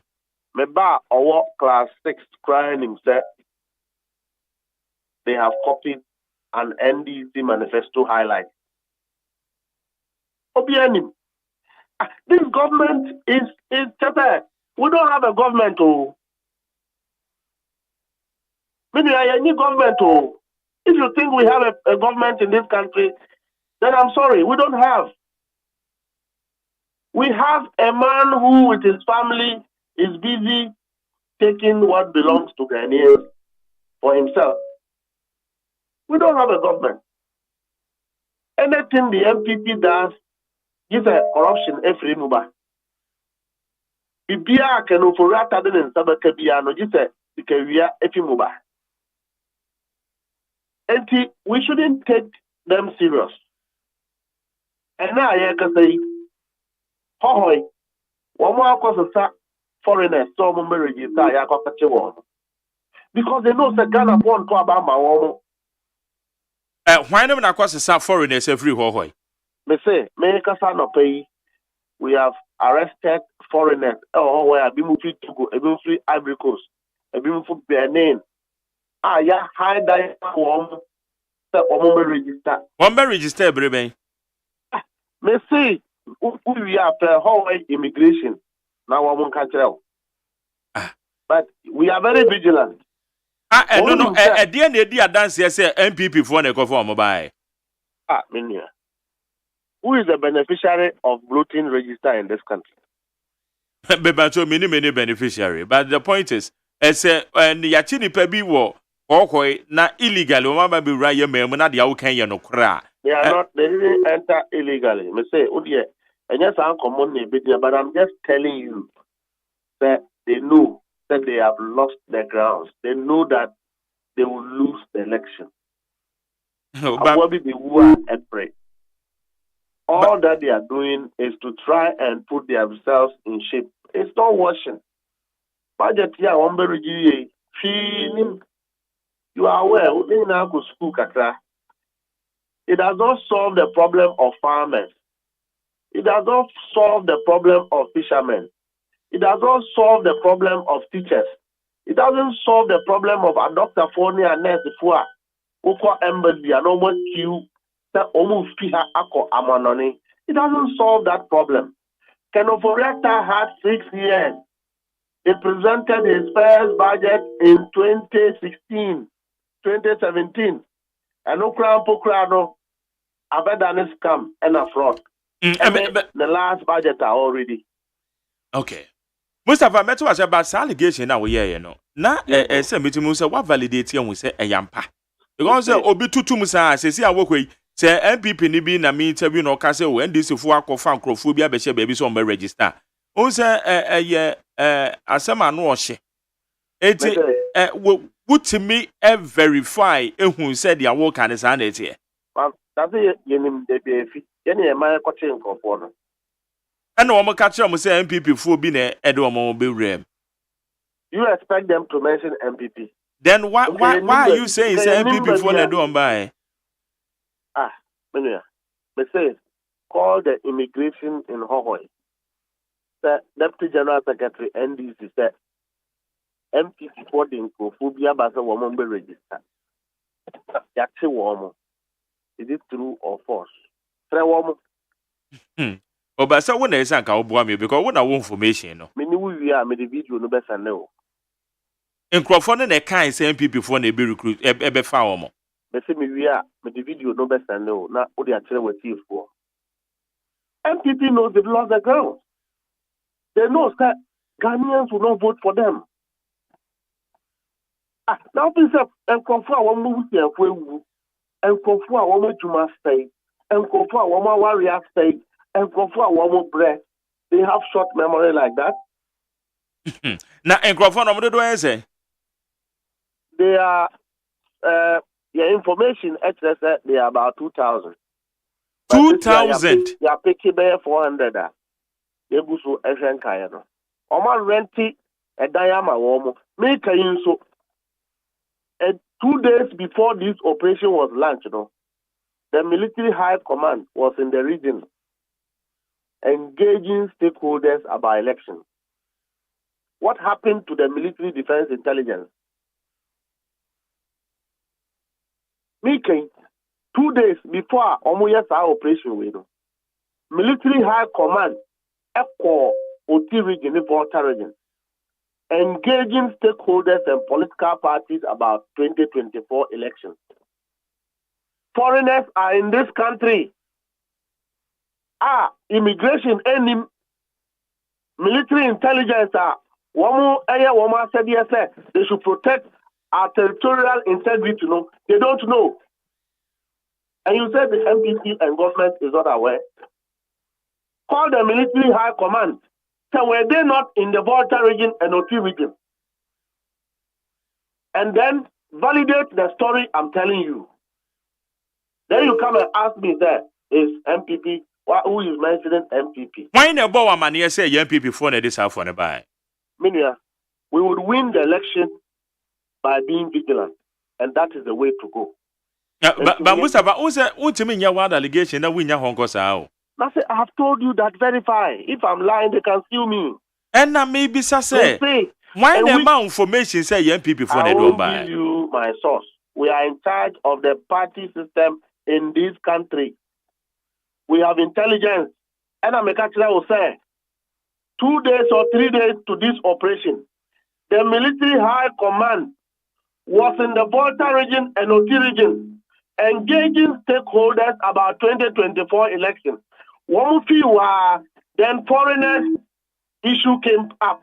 One more thing Ghana high dine who construct that dime by Kumuna Kofoba 30 Adam. Military defense intelligence. One nim and because one more call them.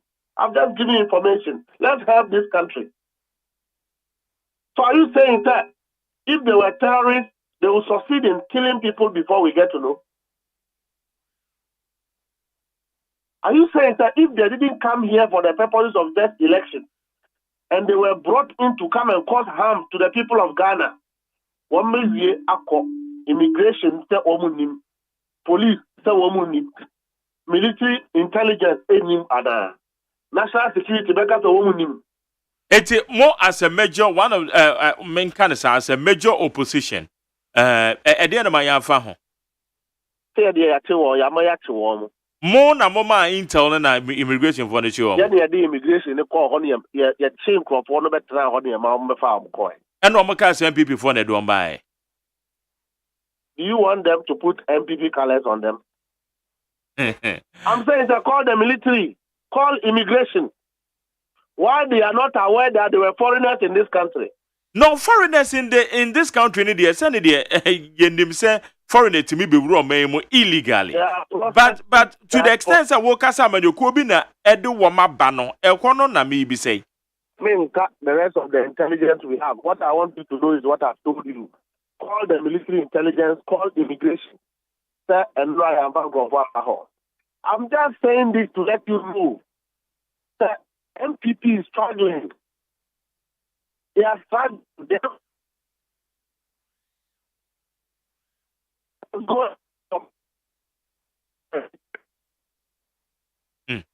Okay, Mustafa. Oh, Ahome. Okay, I think say bit me this here. All right, how you need 100.9. You made your friend Ghana Montie. Na you go Friday. Friday. Hey, catch it. Listen in here. And you ma beto to dia me baba no hwade no. Hwem so betumi a. Hey, asew. Hey, now beka. Ya John to mami ensa duku potomanto. This way chocolate drink. Na kan wo hwe afibian so beri ni waware ni a. This way chocolate drink. Na kan sia. Oh, asew. We dan kwanu tumu ho. Me be mo anu nso hye kura dia ka ho. Wo hwade e wapi ho. O ka se batete e da fom ho. This way chocolate drink. Catch up be baba ware. Asew. Ye fi say this way chocolate drink. Ya sorry anopa no ne yenom ye be hye fridge nom no se snack ye nya hoho a no ne de serve wo mo ye didi wie ne ye pe bibia bogu yade so a this way chocolate drink ne yenom and this way no ti ano a he se kire wom kokko wom brick wom bibia wom ade wo hia ne so hye this way chocolate drink de wo hia ani so hye FDA ahwehwe se adwede nkratoe mu agye atum se eye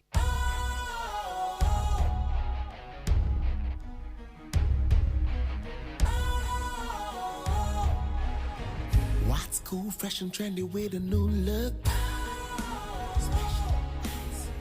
Makes you feel real good, that refreshing vibe. Satisfies you right just the way you like.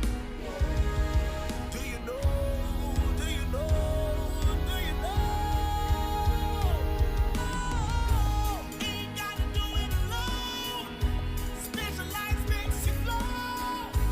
Anytime, anywhere. Specialized feel different. Always think specialized. Special Ice Natural Mineral Water. Feel different. Think special. This advertisement has been vetted and approved by the FDA. Ghana Montie. Ghana Montie. Ghana Montie. Ghana Montie. Ghana Montie so near we need 100.9. You go so you be can messages in the biama. Masancha me kwa na mafon so aha. Na Honorable Peter Lanchini to the video be send them na him says I video na Mustafa ka ho asem na. So menya da je na mahwe. Okay. Iti menya da je na mahwe. Yes, him says I video na Mustafa ka. Okay, make a messages no na me fam out. 0503721744. Richard Adifria Masama. Also, McJaren Kobanama for have a blessed weekend. Honorable Sir Mapenyo, Desmond Niso, Amasama NDC chairman. Have a blessed weekend. Also, McJaren, I'm laying my beloved father, Mr. Francis Mensah, to rest at Achimota Cemetery tomorrow. You should have waited to vote against Dr. Baumia and the MPP in 2024 before dying. It's a Richard Daddy from Masama. Also, you know, Papa, yo, Richard. Yeah, the Marshading BMY, no family.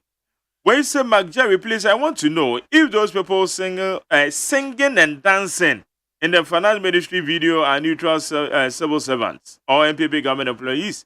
We are happy this video is out there for all of us to see and know what is happening in this country. Carlos Ofu Emmanuel. What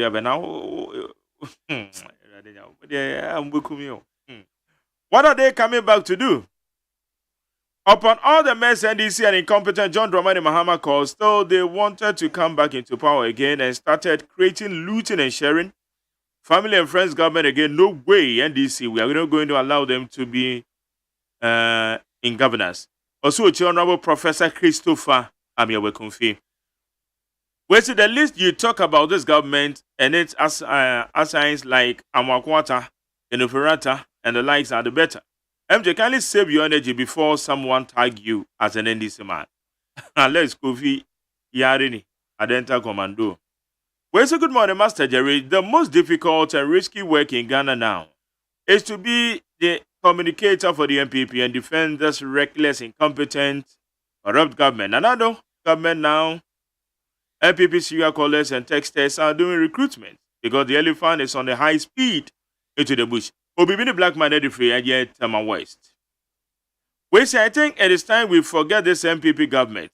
They have nothing to offer Ghanaians. They are dancing their way to the opposition.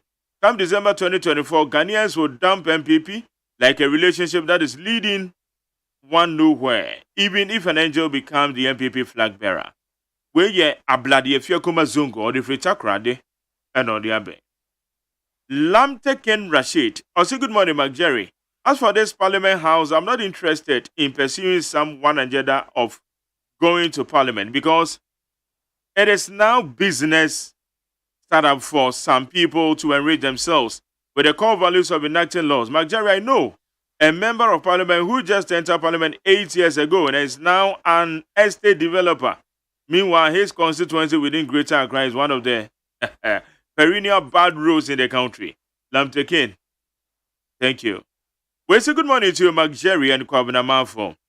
Now that taxes on imported raw materials and sanitary parts have been removed, our teachers will stop teaching how to use rags and clothes and sanitary parts to our girls. Sada Mapenyo, Amasamai, also yours truly, Ameke from Amasamai. We say, Mr. Host, this government has failed Ghanaians, but the country is in the reverse gear. Nothing is working. God will not be free, Ashaman. We say my condolences to the former President John Ejokum Kufuor and his family. Mama Teresa Onyankopon fa wokra insiye Komensa Dome Peletu. We say good morning, Jerry. I must be very honest with you that I always listen to your program every day. You are the best among the best. Mark, I really saddened by the decision of the road minister to use his own prerogative to close down all the toll booths in the country without recourse from the Parliament House. On top of it all, our brothers and sisters who are disabled are rounded up by the police for demonstrating for non-payment of their wages. Isn't this sad? Honorable Kwesi Amoakwata. Okatachie na no Uswa Sante or the free London and or the Bay. Meshaka Sante Abosoka. I thought Usu Pempa is a man. He's a man enough, not knowing he's a coward. among all the men in the country. Why couldn't he go to the President Mohammed's office yesterday? Like he go see something. Abasa wakase oye omanpen dada kofo. Eyire ye Mama Teresa ye ninti no so manko. Padombeko. We say good morning, Mark Jerry. It's true. Ghana is sad too much under the MPP. At Mohammed's time, with 5 Ghana cities only, you will enjoy kinky with fish and the water on top of it.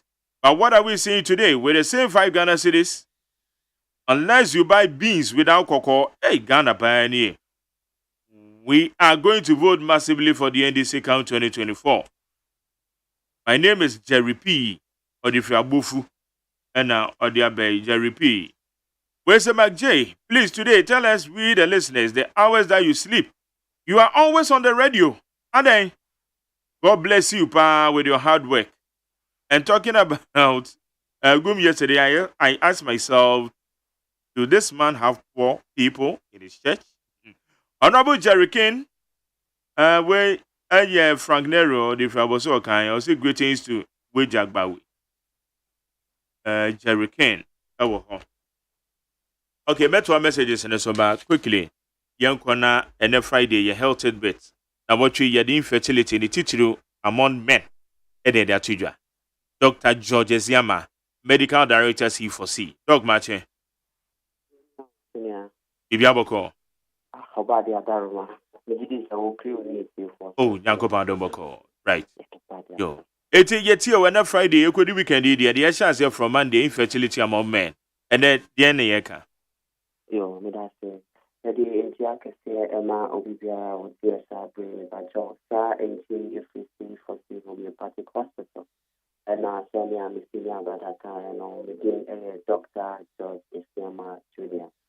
Yes, this week in Nano, yes, I say about infertility, defining infertility. Extra more percentage, now a cause of infertility now. And my center on Union Member, it discusses about the possible causes of infertility in Union Member. And then the percentage will be so far now, advice as to the obesity. It's a way to the whole week. You can say 30% now a form for union and Bemano. Bakua a type kind a long sperm count. You can say I was will produce sperms about 20 million plus. In this sperm production, and yet that to that level now for doctors starting and waiting. After it is a year production in Kwa, you can say transport, which is very good. Now, just a delivery, I was able to make a copy, I also call a Bano Cosiano. The new ones on 1990, a copy, I feel you can say stem cells in your wire. A year now, on my word, our former son said, the way I almost see an Obopiano, a year the poor one, Tilis Soto. This is how we need the one and always see an answer. Obiso wa na sabi infection no ate obiso wa na ntinye no nti emota no abnormal nti ntini sabi ense oba ense sanso eka say apart from an no ye wo nti that sabi ye be mana say ka ye school to mo no me je sack na ye aba no ewo mo no da se wa say eno so ehunu a ntini sisa temperature a control your stem cells no ama maintain your stem cells now more than about home. There's also actually much infection. It is when you gonorrhea, syphilis. In fact, candidiasis are not any sort of infection. Yeah, and also one share annual intima. It may cause say stem cells no more than impocrano say worker for far if you not such problem. Which means so essay means normality to me a wapo emma sky, which is not a good news to hear. The also eka says fast steroids. Your bodybuilders and athletes are fast steroid debris, the mobile work injection. The more my heavy kakenya more into the exercise. It gain weight, but only in a long term, it may affect your stem cell production also. Offer Endrobia said the performance enhancement drugs and I say, "Oh no, what I push you now? No, drop it free, and it's a number free smoking, pen the brubati, we are frowny, I be concussion be, now no meaning at the long term, the problem a brain. In Pocrano, it's me and my Obama and I want, a cough from cry. We a young guy, and so nothing, but what I cry. Yeah, it also be a hormonal imbalance, not as any animal hormones. And on a boy, my Bema, and I am man, so in a future study, or monophony, or hips, me and I, a bit come. Bema, so we need the full being out, but this study, Obama should be in and your hormones. Now, the balance in these hormones in the year, the production of sperm cells, so a cough, now a basa, and cinema, a war, and anything more, for your Bema. I think so, Mr. Undescended testicles. Your woman, I said, the almost one bano, and I said, scotch in my bano, and your back, okay. And also, so a very problem, especially say, a wolf fry. Mr. Oh, yeah, my Mrs. and I said, wow, but for Naya Bema, and I said, so we say, Empire, if I tell so called one, no, but Modiana checking, Obama said, scrotum, and then testicles, and the hour. If you are in descended, a cobasa, a woman, a colano, so near, and she said, oh, catch your doctors, no, and our midwives, yeah, you want in the end, yeah, the big lady up, wow. Master said, yeah, I said, undescended testicles, and also cause a problem in your car, if you can't get in family, and smoking degree, and I guess the year degree, so the pressure at all hormones, so the amount of production of stem cells, so okay, so advice can cry at the manifest. Estrogen, so we are better now we do sexual internet. I was starting yes, sex and I be sexual. I say, actually, every 3 or 6 months, urine analysis. Now I'm sure you if you want section, because I am better yeah, you try no, and now the beer just of a panel and what time you are number, infections, a check. And Sana a day. And if this one infections maybe bad, you can have a cough. If you always say why you're okay, but in the long term, now they are chronic, not any problems when you are already said, because they will go back in the not I think. Amount of it, so you'll be our driver. Now it's massive debris, and I do my way and now it's massive debris. Say, I know what time more, one was sorry, it's unfair. Yeah, pelvic region, no, in heat debris. It is all your car, which we are born out to my heat, no, it's me a say a temperature, not a war, or pelvic region, or now stem cells, no more than also alcohol. Tidy our best, so I bet you do brain on the patrol, and also MWA, it means increasing chance, because so temperature and also alcohol. So we will be a chemical, so I say radiation, meaning and Catayana, what body has a protective gears, Stands raise meaning also it may cause a problem and my long-term infection. I say so yeah, the man now fear a advisable. Tell the man from my farm now with me in a good ventilation or pelvic region and also so you want the only baby or also so I would hear that wow stem cell productions, no now my stem cells meaning I'm working now I'm going to do an acoustic. If you dear and one now, what they was on now, it's near penetrating now at the anything at the sea. Anything I see for see homeopathic hospital actually as well. The beer will be a separate now, advice so to die plan. Any special medications are either mouth, stem cells, no, any testis, no, so that the production of stem acoustic, not anything at the sea. Or any central region agricultural for we need extra Cape Coast.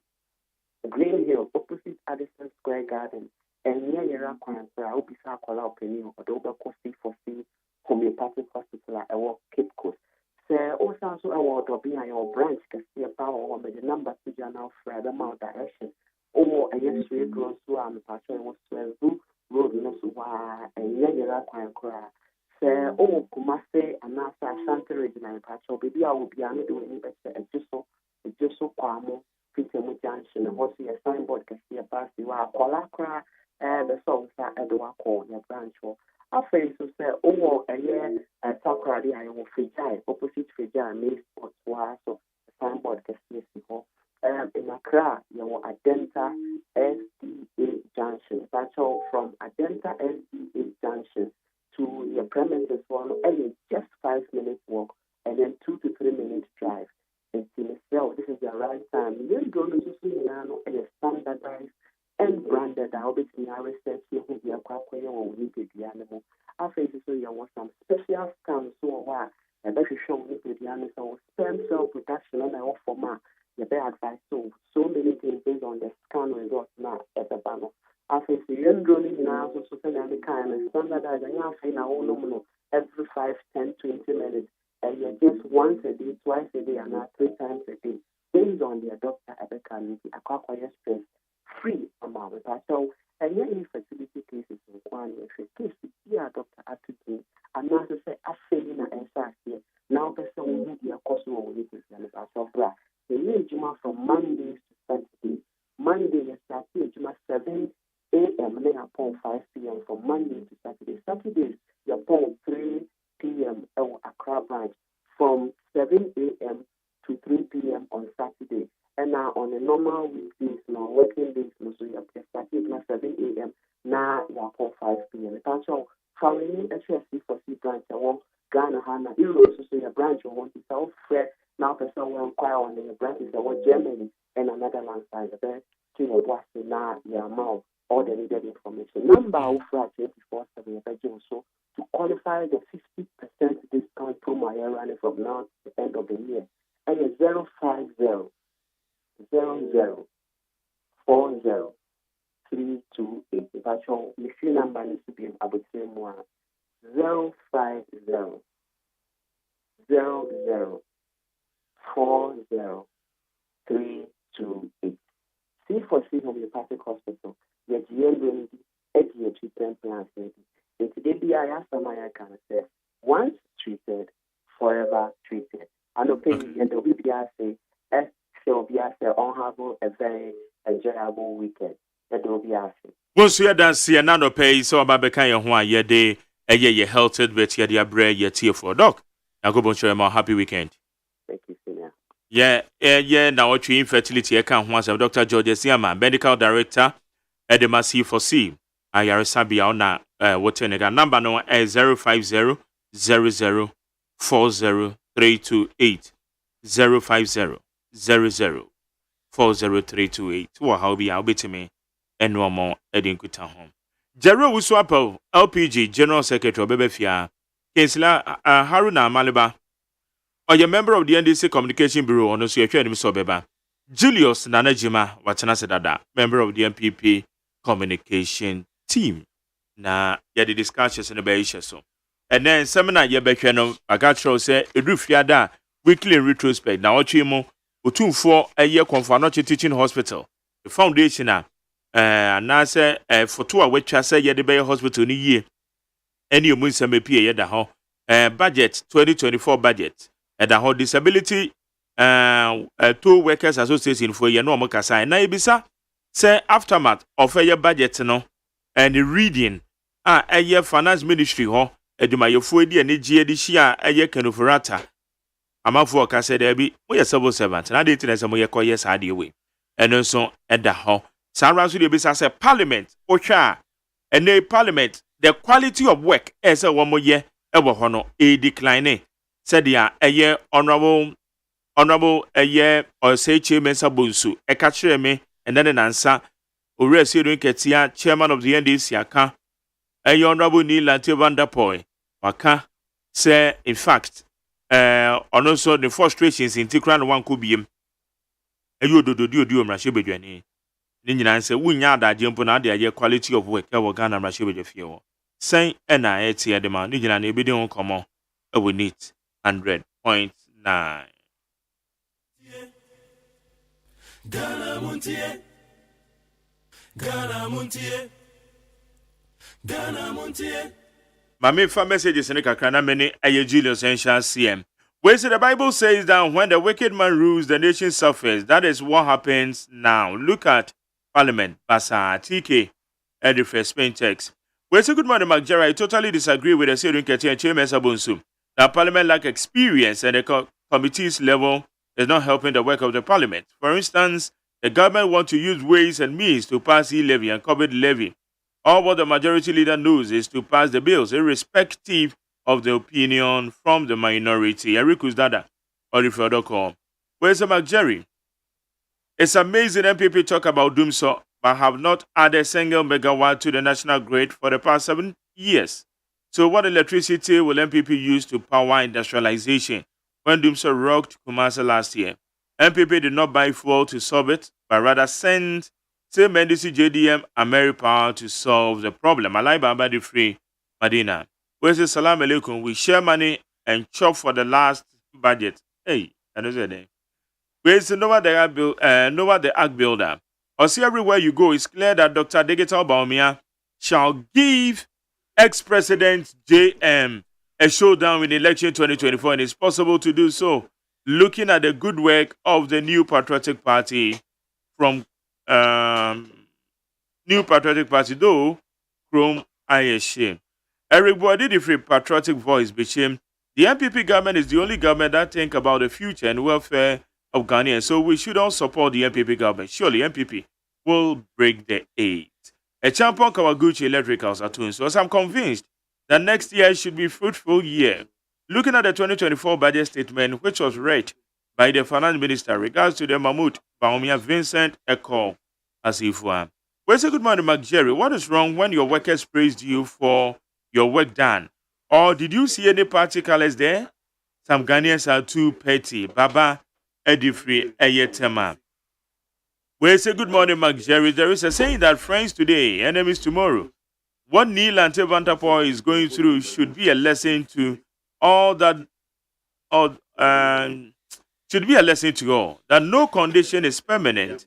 So if you act in opposition, be careful of how you treat people. If you are in opposition, I'm saying type, it's a Thai Gulf estate, and now they are bad. Ode Edifritema, CNPP government under President Akufo-Addo has performed better more than 27 years of the NDC. Good citizens, let us continue to support and vote massively for MPP in 2024. Well, so good morning, Mark Jerry and Kwabena Mafo. Please allow Kwabena to express himself. Sometimes you mostly cut him off whenever he's expressing himself, which is not fair. I feel sad whenever you do that. Even feels like not listening to NIT FM. Okay, Dansoa Edifree Eyetesano. I don't do that. I always correct certain impressions which shouldn't be made. Thank you. Teacher Kujo Tepenjine Susu. OSEI ex-President Mohammed is NDC Abdul message and the good people of Ghana are going to show them their final red card come December 2024. Competent Dr. Alhaji Baumia will be the next president of Ghana. Greetings to Eric Nana Ajoy Prempe. Subayata said the story of the people living with disability is very sad and the government should do something about it. The government can give them unemployment benefits. And you're funny. OPK Edifree Goso also Dr. Digitalization Baumia Vice President. Blackbearer of the MPP. I have now understood what Dr. Baumia said some time ago that NDC don't read, because how can the minority NDC as a party describe 2024 budget which has removed or waived taxes on sanitary parts and some locally manufactured goods and tax exemptions to some local companies as incentives and empty? So it shows that they are clueless. Where's the Jerry? Good morning. Our leaders are very wicked. Come to East Legon and see how they are seizing people, some people's properties. How? Where's the IPP government has no shame at all, singing praises on this abysmal performance. James Ashalaja. Musa Abatu Asamazi said media is the fourth arm of the government. Therefore, they should help us prove 2.4 million jobs claims made by government in the 2024 budget. Maybe they created the jobs in the moon after collecting so much taxes from citizens, nothing to show. Musa Abatua. Where is Mr. Mark? The workers of Ufurata know that their boss deceived Ghanaians. James Edifree Ashaman. Where is Mark Jerry? Kobenamafo think that this problem, I think that his problem is everybody's problem. Whilst you are voting because of economic hardship, others will be voting because of roads, schools, and hospitals. Darlington Edifree Eyetema. Amisko Spelele Mark Jerry, I'm asking you. Ale, pepacho. Amisco Spelele, where you Tiokuna, or yes, will be said, but Tioku Mediscado message. Amisco Spelele said kudos to Nanado for the fantastic budget. In fact, the budget will continue to improve our economy. Black Stars will beat Madagascar 2-0. Amisco Spelele. Black Star. Where's Jerry? I support you this morning. Ghanaians don't respect time. Greeting to Kwabena Mafu from Felix Abeku Ankoma, Kamashito. Where's Jerry? Good morning to you. Why is it that anything NDC team you interview insult Ghanaians intelligent? Where's the most weak-minded political communicator in this era is Mustafa Gbandi. He keeps throwing tantrums and loose allegations on the radio anytime that you interview him. He alleges and wants you to call the Hawkeye immigration. Since he couldn't prove you, should have forced him to withdraw in the region. Okay, no lamponsa, Eddie Free, Amsterdam. Where's Jerry is mind-boggling listening to the political opponents incriminating the road minister for the removal of toll booths, ignoring the ease of the long traffic that was impeding productivity and creating lots of travel inconveniences to travelers. Kwame Osrani Esiedu, Finland MPP branch. Kwame Entry said Dr. Baumia's running made hopeful new Aploku. I would like to commend Honorable Ken Ofurata for choosing the appropriate word, Inkunim, for the 2024 budget statement. We have really turned the corner. All right. I'm going to go with your phone away. Now, you have a discussion, so no. You have a so. Julius, Nana Jima. Julius, I say, Machi. I'm here to move Brapini. You shall watch it. I say, do you so anayaba? Because of economy, no finance, no senior sikasem no to your aircom. Eti Majeri Michiao na new production team also. Michiao Bibia, Nadibia, and Yabeda Masse for more continuous supporter. Motun Sade Frey, my ban so betray on issues of national interest. Mechia Mimpeni for President Ronaldo Kufado, and the Vice President Dr. Mahmoud Baumia, your communication department Nina from the National Director on Napam phone and the region, Greater Accra, all communicators, social media scholars and texters, McJerry, Amonomutimi, a boy and my timi a conkai. Na minchia Minya no so abeka in South Studio Amaleba. And I hope Seni Ebenya a very fruitful discussion. Now it's me I make a better presentation to Ghana for. But as a need 100.9. Amaleba Machi. Sejere Majoso. I want to say. Rodadom said the Dawa Yano. The Bonia 47 and a piece what come your country as for whom I mean if you can. Okay. As a danka dio manqua. All right, but I say, Yanshan Commander say weekly retrospective of now to your better and some Agodoan. Said the cost of the Makotene budget statement, ranking of Rata the Bio 2-4 from Fanochi Teaching Hospital. Oh, yes, what set up foundation a year day, a barber renovate, and a year beside Ama Hospital, Najan and so. Na disability for police for Kochi our Ministry of Roads. Finance Ministry after the presentation of the budget. Ejuma yefui edu seyo egosi akeno ferata. Enfomso bi wo ho ana. Julius, mamesha say me anyway. Actually, I say mesanda wasibiem. Say video no menya ma share video no menya copy of the video no. Disability for things I don't know nipa or ma order. Say police for no encochuomo. I believe say still are no in share the rule of law, principles of accountability.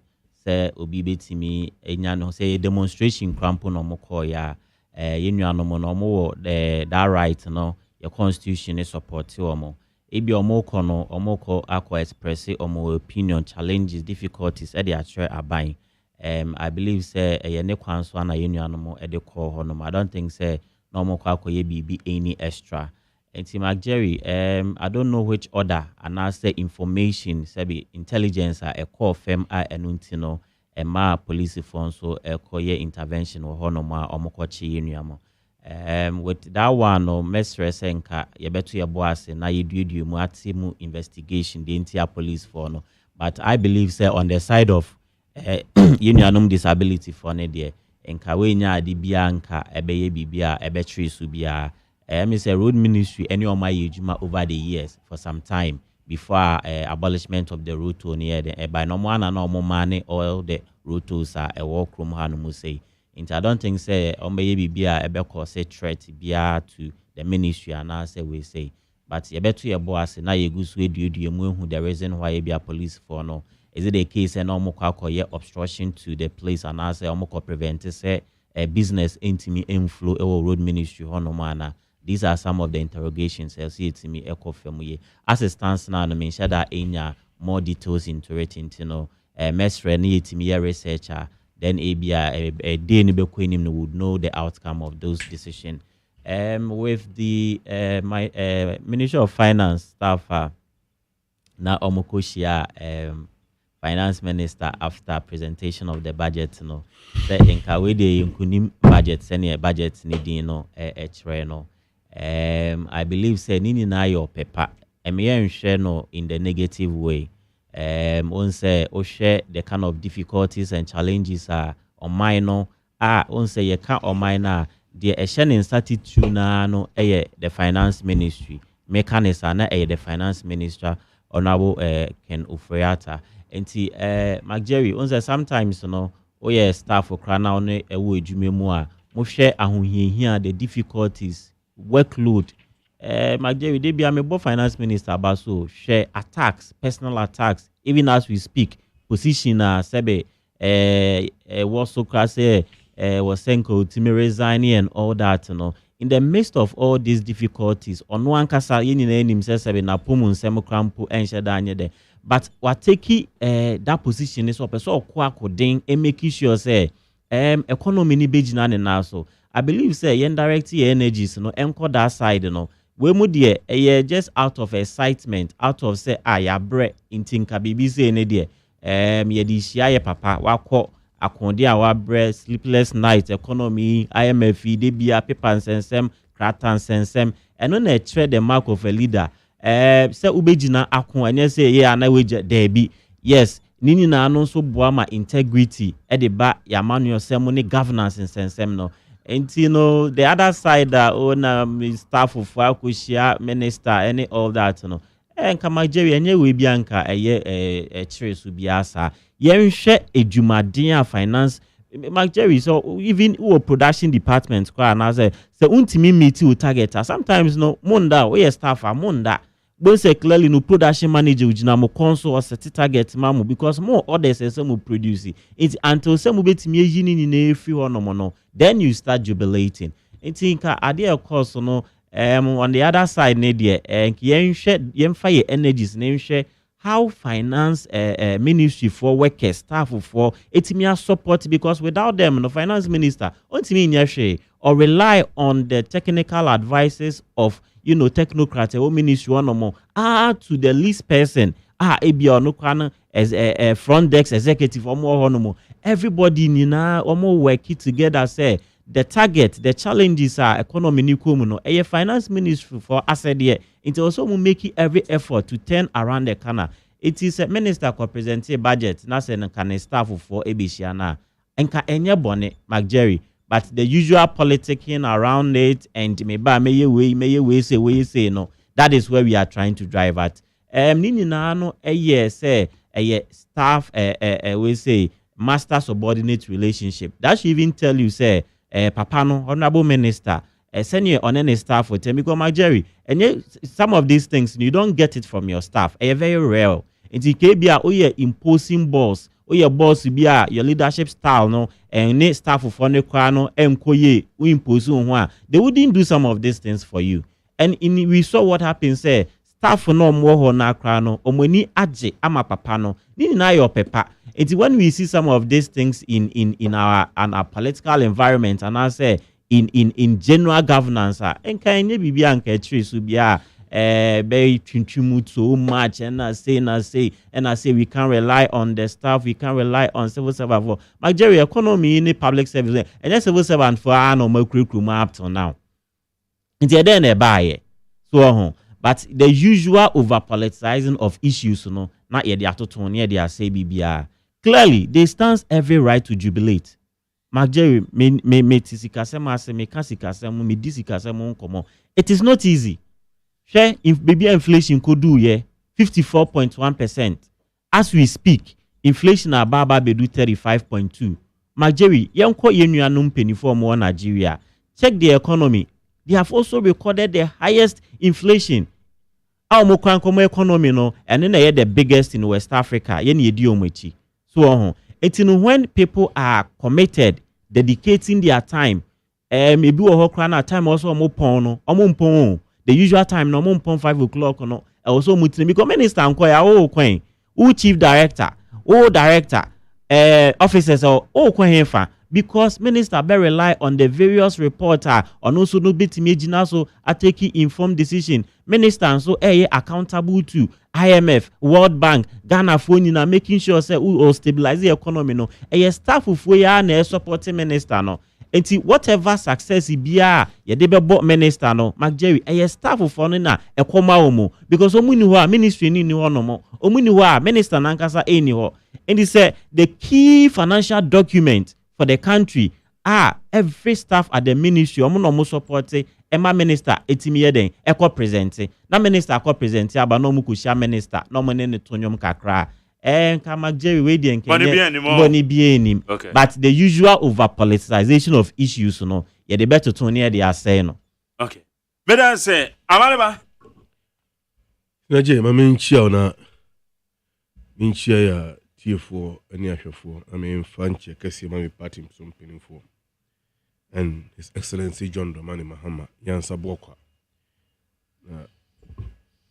Minchia Minia Julius. Minfa Nkaibosun to just say President Mahama clean up exercise in the office in your 12 Akoshe Radi Aduma Thursday next week, I think 23rd. Akadia also the condense sign was a kanya fabra or rake shovel Pikas, Hibaru, in our Fabra. I feel so bad, so now we're paying to us to swear.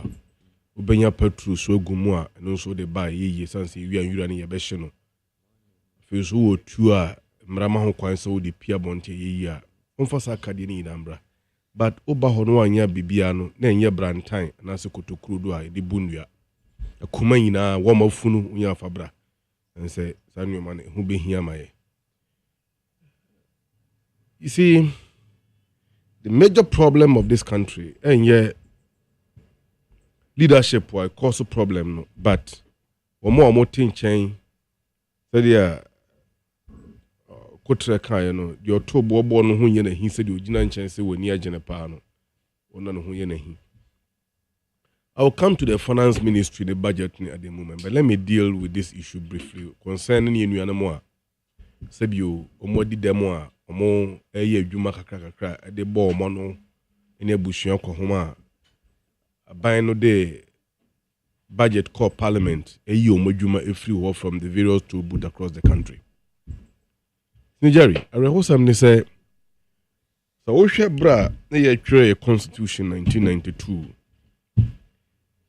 ye de shemu say oso oman no efa de to no ho so na wo hwehwɛ oman ni sikasɛm sɛ de ɛbɛyɛ sikasɛm bɛgyina yie na abrekro no ano ɛbɛpre yedie ene mmoa ɛde ma wɔn mo a sɛbio ɔmo di dem nti wo kan article 36 clause 1 under chapter 6 directive principles of state policy now, and don't forget say by virtue of National Lottery Operators Association versus National Lottery Authority, the dictum of the Supreme Court was very clear that the provisions under directive principles justiciable. So, what kind of constitutional provision the can say Article 36 clause 1, the state shall take all necessary actions to ensure that the national economy is managed in such a manner as to maximize the rate of economic development and to secure the maximum welfare, freedom, and happiness of every person in Ghana and to provide adequate means of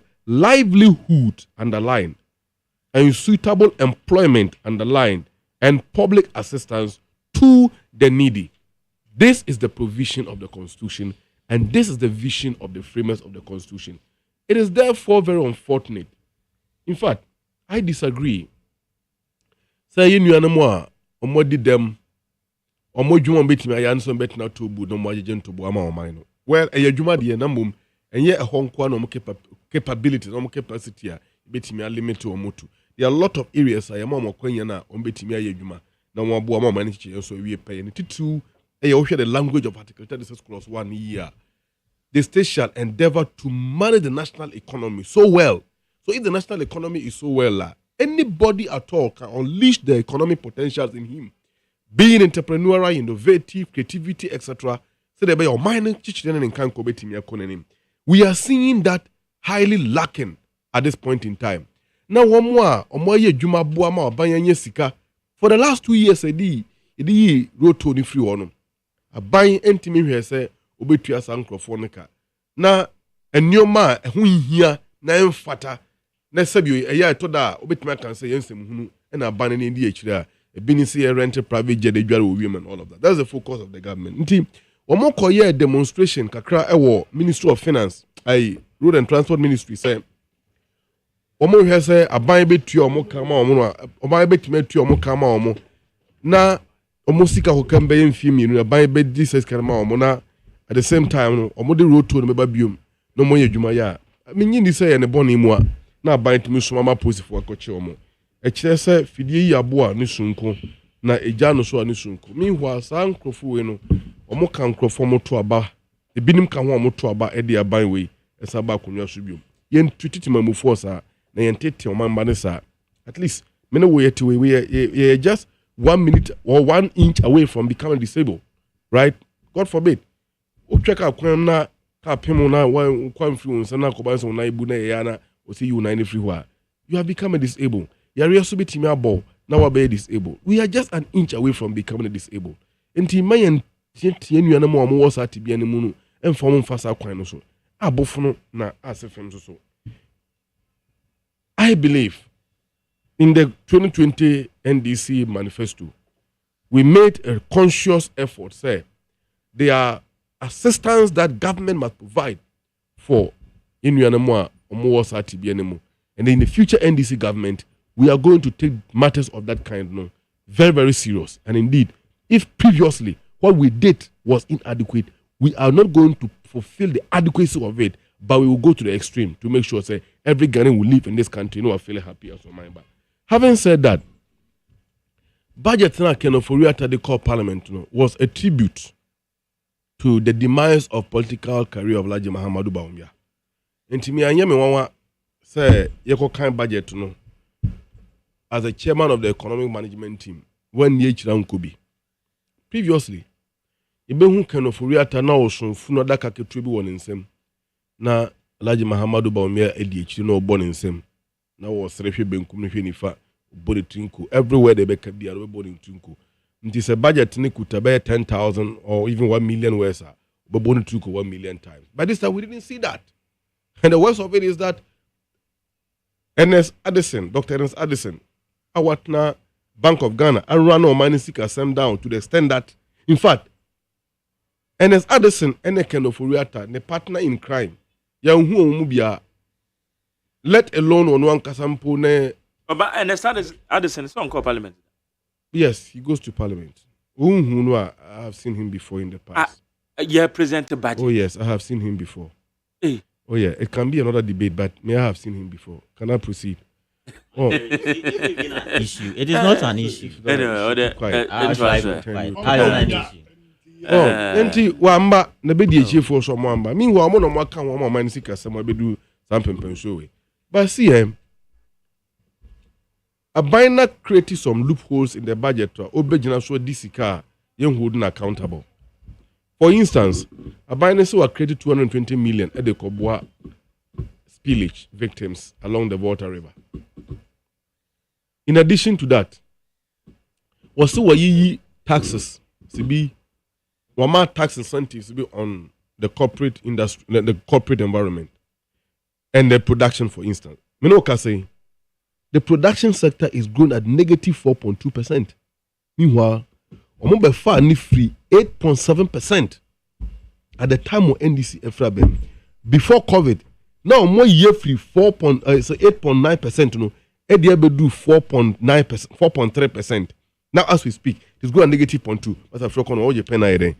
Oh, and the pen ben neighbor. Just some man show na me come nim. E dey brain na eduma. Oh, dey bi o sia me o je me pen. Pen so dey bad and so eden. Oh, until Osha Sabria, CM, the best government could have done was that McJerry will be a Juma need corporations. And he Jerry, time in you. Time in McJerry being need corporations. Yeah, me wrap up cry. Need corporations, you know, government amount tax waiver for the next 3 years. And it's a war for Juma Nipa 5 in the Ebuawa. Wo as a company, no, like a company will be no company into your tax for the next 3 years. What this means is that Sika Obey, you pump it back into the company. But next 3 years, no, it is likely so with more move employees, you know, from 5 no to let's say 15 or 20. Okay, we can quantify the productivity and it increment in your case, replicating that to other sectors. But the government haven't done that. Niomoyeno more consumption than productivity. Now as we speak, as an Bosnia Bonia boy from 2017, Ebedu Sabrentino, Sika Banergy Inano, those Sikano Equa Kutua for our mature debt. Now, above a binary Bosnia Kutiaka, no Tuakani we are balance a bekechino, that balance go into a recurrent expenditure. It doesn't go into production. Now, say I'm going into production, how can the economy grow? As economy and growth, so how can we create jobs? As sentiment create jobs, so how do we reduce dependency ratio, the hardship the Ghanaians are going through, and to bring down inflation? And to oppose that parliament is saying, what Timia declining inflation and flip 56%, I bet you to the 2 hours. Or be fine inflation now saying. Or fine inflation now saying. Are we the only country hit by, how do you call it, COVID? Before the coup in Niger and Burkina Faso respectively, we were told that those countries were classified as the poorest countries in the world, not even Africa in the world. Are you aware that by virtue of global economic index projections or Modiaba, Niger is going to be the 6th largest economy in the world and 2nd in Africa from 2021. 2024 echo. They're going to grow 11.6%. Burkina Faso, the 9th in Africa and the 6th in the world. They are growing approximately 10%. Meanwhile, Sankofu is sitting here, the poorest country. It is all about leadership. This regime has failed. I am not surprised. See, this budget of Mampeni, Suma, or no, in fact, okay, Article 179 clause 1 of the Constitution, the budget belongs to the president. And it is nothing, like I said earlier, a tribute to the political funeral of Laji Mahamadou Bawumia. And this budget is a nail. It's just a nail that will nail the coffin of the political career and the demise of the MPP as a political party and the end of this regime. A hopeless, incompetent, useless, a budget who does not inspire any hope for the people of Ghana. Are you surprised? Some kind of budget who cares about the budget? A ritual, because the Constitution demands that. And some more it is nothing different than the Obeka here in 2022. So we have turned the 2023. So we have turned the economy, you have turned the corner. What turn the corner bay? Corner bay? Is it Jubilee House corner or Nima Flagstaff House corner? Corner bay what turning? He hasn't turned any corner. The shameful part of it, I said you Subanya and the subordinate thing that they do Ministry of Finance. A BC say Ministry of Finance be a budget, especially Kenoforia Tanipo or Bomb, I know, also provide leadership. Leadership don't provide Kenya allegedly a Santamai or a Santahini intervention, a Kenoforia Takiapamano, what I saw to you, Braben Waboho, to the extent that a minor Boama, a Santi region, Kenya Santamaya Roma, Kufa the Konyoman Penny, who play Chebia, a bastard of Chebi by Manabia Penny. And then So I believe that you are discussing the of course, there are issues. No, are we going to come there? Two issues. Are we going to come there? No, you mentioned them. Are we not going to come there? Are we not going to come there? No, me say we are ending. Why me end the crown? O minor pratitia pansamwama. Akodu bra wasa sentiment will bet na dwom. No what gen to boa edeko renovate konfanoche. Say the bear Ghana mamba a tiffy ebe kan free man to Ghana baby a etimbeya ya e was sentimentem. Yen ngwa asem. A born for government way na mbo ho aba so. Gracia kwaba. Jerry memo just say.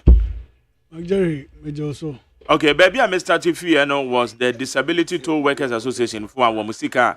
Almost a binding so be to amount through the Rose Ministry. One to a civil servant jubilate our finance ministry.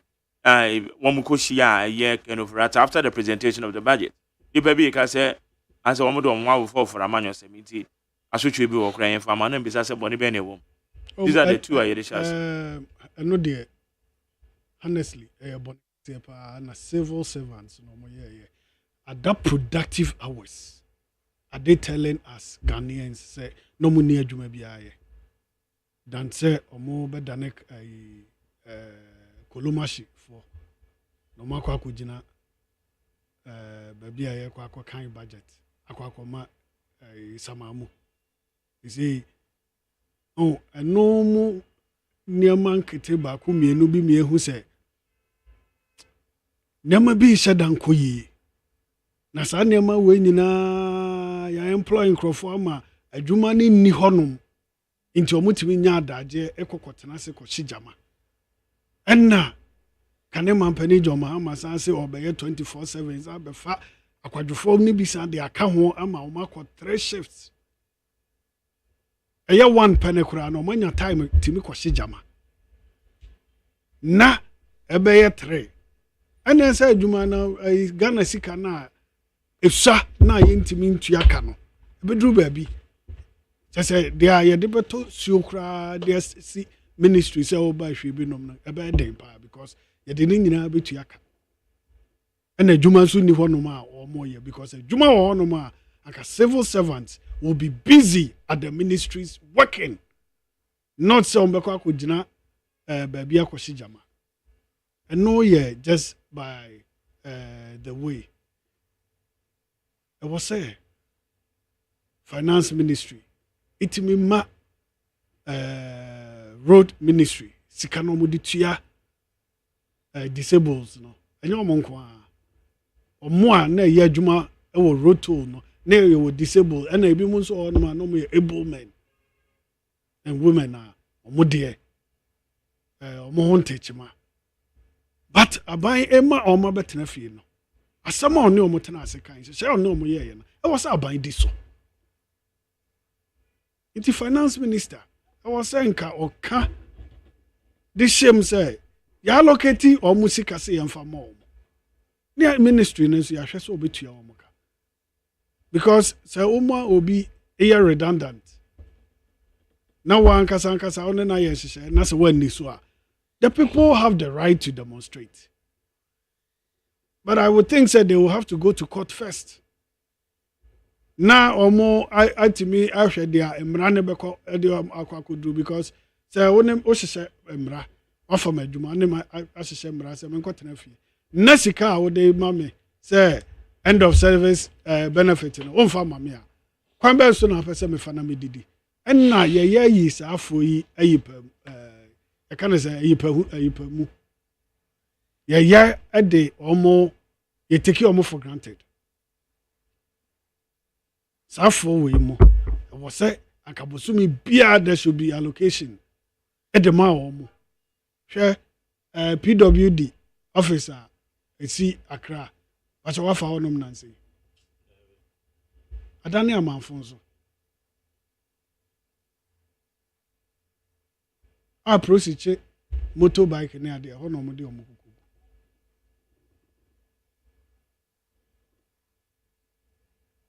Enti ya atwomu asawram. Ya atwomu ajejemu. Enu nti na Magjari ya kase ehu hia say unemployment benefit betua. E dia ma Ghana ni bia because Ghana ni bia a potential taxpayer. into atifie na bibi into anya adwuma no enche se e wo se kom de no no ana yare ebo no no ofo se normal bi say wo ho no ma anka ye be hia se on be kwa kosa lie ana se ye hwe itua sa de na emma nipa no enya akwadworo ebe show ama wo pia bonte akoye adwuma because adwuma no will be waiting for you.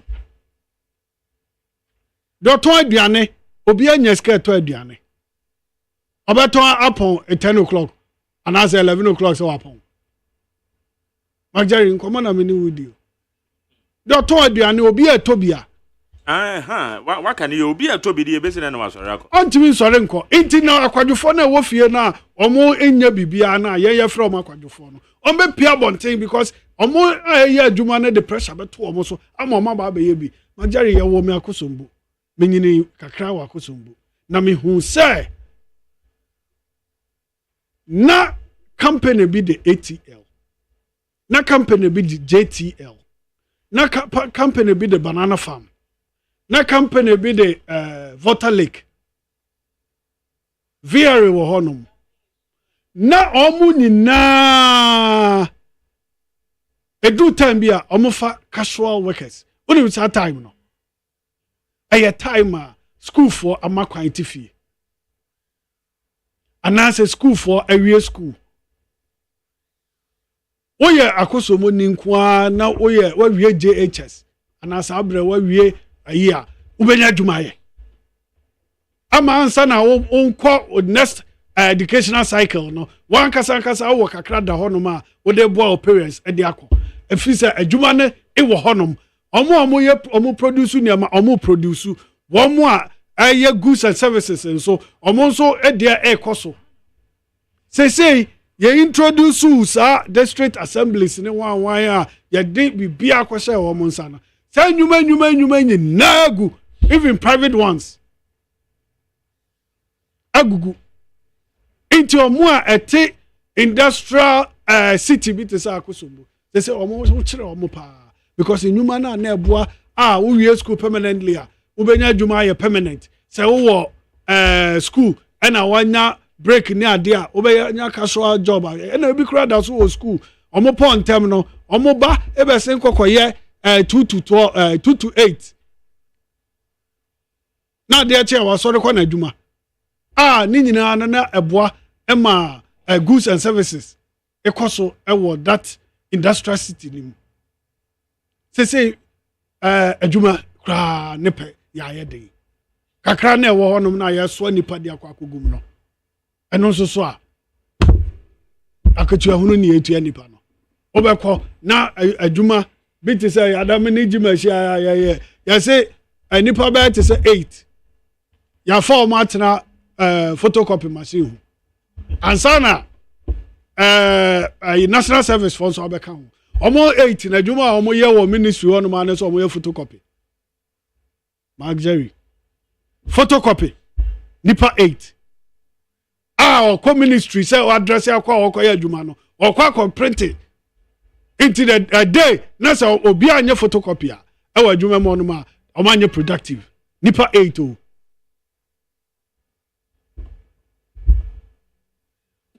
enti niama bebre wo ho no ma can't eat the dada nipa. Our brother fundamentals nankasa ne yen hwe ho asem nkae. Umie adwuma. What's me ba be fa nipa mo ma ye shift 3. Our already choked businesses and as jobs e ho dada.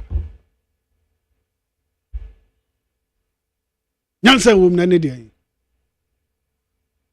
Yen produce yema omo a import niam de ba omamu ha say no yema mo enshama omo so say they should cut down import produce now until say you be show omo cut it down no ombe ma companies kakra na e wo honom no asofasa ya magari and say akra na mete say sir tomato factory here wo brekumi kakra kai omo si ya president ekobia no na say mu Uzi atum. Mamatum. Wow.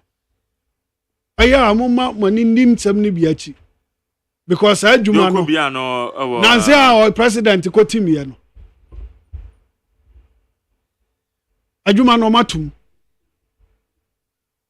awa bra nya sɛ tomatoes no no munya wo do tomatoes ne de per factory na manage factory na tum because nneɛma baako mienu bi asɛe na anim politics because ma temamufo anya ahoɔden na yɛ ankasa yɛ tin tomatoes wɔ hanom a ɛbɛda na obi ayi import de aba bɛgye ne sika nti do import no ebe make sure sɛ adwuma na ɛwɔ hanom na ɛba bɛsɛ ɔno ne deɛ no ɔno bɛsɛ ha deɛ no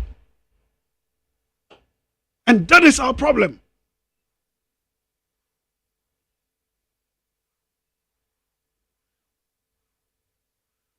Na mede wura budget mu asɛm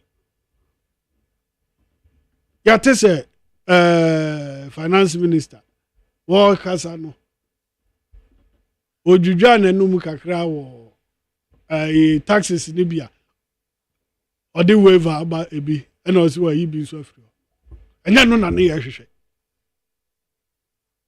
gyima te ase na mene ne mienu nyina de ne yɛ hwehwɛ ne sɛ saa tax na ɛso ni mfa so bi mu no why na yare covid-19 gyima obi wɔ owiase ma ɔyare covid-19 nti yan yɛda so gye covid-19 tax ɛne ne levy no nyansa bɛ ne wɔ mu yɛagye de ayɛ den yɛbɔ mpae sɛ covid-19 foforɔ mmra na gyima na awɔ aban mu na mebisa covid sɛ ɛdɛn covid yɛ ho sika ba me yɛde awie nsu a yɛde ma yɛ ne adeɛ 11 ne ho awɔ nti ɛnteka yɛyi sika ɛba yɛ koraa na deɛ yɛde kyɛɛ yɛn no nti no how many years ni pure water nkwa yɛtɔ nom no ɛho levy no nti ɛnte saa ka wei I mean ɛba ne saa na mo ma campaign ne koraa yɛ den ama Dr. Muhammadu Baumia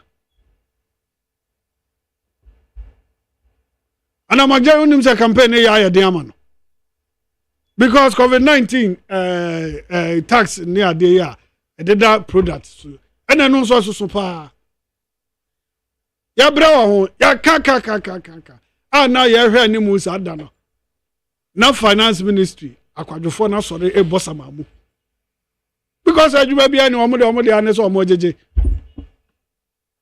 na omo acheche omo pa no bi be so omo pa omo bi so pursue and that is how the country is turning out to wo ya be ma koma de wo pursue pa mensu na we mu nyina ya namu ya nam sa ne we mu na se ya pe asem papa policy papa abeba de ababeboa no bi to onum say obe 24 hour adwuma akwadwo sem sei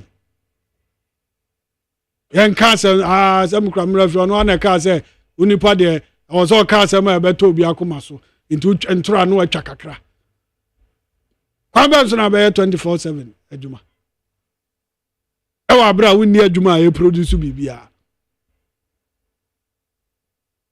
kakra be produce no so a mo ni businessmen na ka bom some makwan emma government ne hyehyɛ bi a wahyehyɛ no enya adwuma nti bia mo be wuram na makɔsɛe no a 1D1F ɛyɛ adwuma ɛna nka yɛ export niema ɛna yɛ exporting in abundance ɛno na aka sɛ mokra matana ministry hanom yehu how productive amoye ye export mo to certain companies na makwa ye productive ewo honom inti ne funny pan bebre from the government sector near ye export to the private sector even though the government the betua omo bibia here but they will go and make sure production grows so that export will also grow ɛno na wo ka ne ahunu sɛ wafa adwene na wo kasa ɛnya sɛ wo ka ne tra keke something that is called hollow bibia hwee substance bia nim bibia na wa ye ne vague na de aba beto wonom na ye just say ye de we ho ye waste time on it inti nsama ekoso no ye ni anje bebre to say dia finance ministry workers no any je ye kokoye wo honom no even though ya tete taxes ni bi so ye wavy bi ye yi bi afri honom but we are not happy. Yeah, can I say, Jima, etia now singing praises. Say was all moko bonsa mamu. Afo say we Jima what you want me. Wa body say afu kama yi. So ho ato. Ofo say omo ho nto omo a. Omo be kọ e na omo akọ say omo kọ akọ ye. Sa de omo ye. So omo ho nto omo a. Omo bi amu handle a whole country finance. No more judgment to one for a whole day, complete day.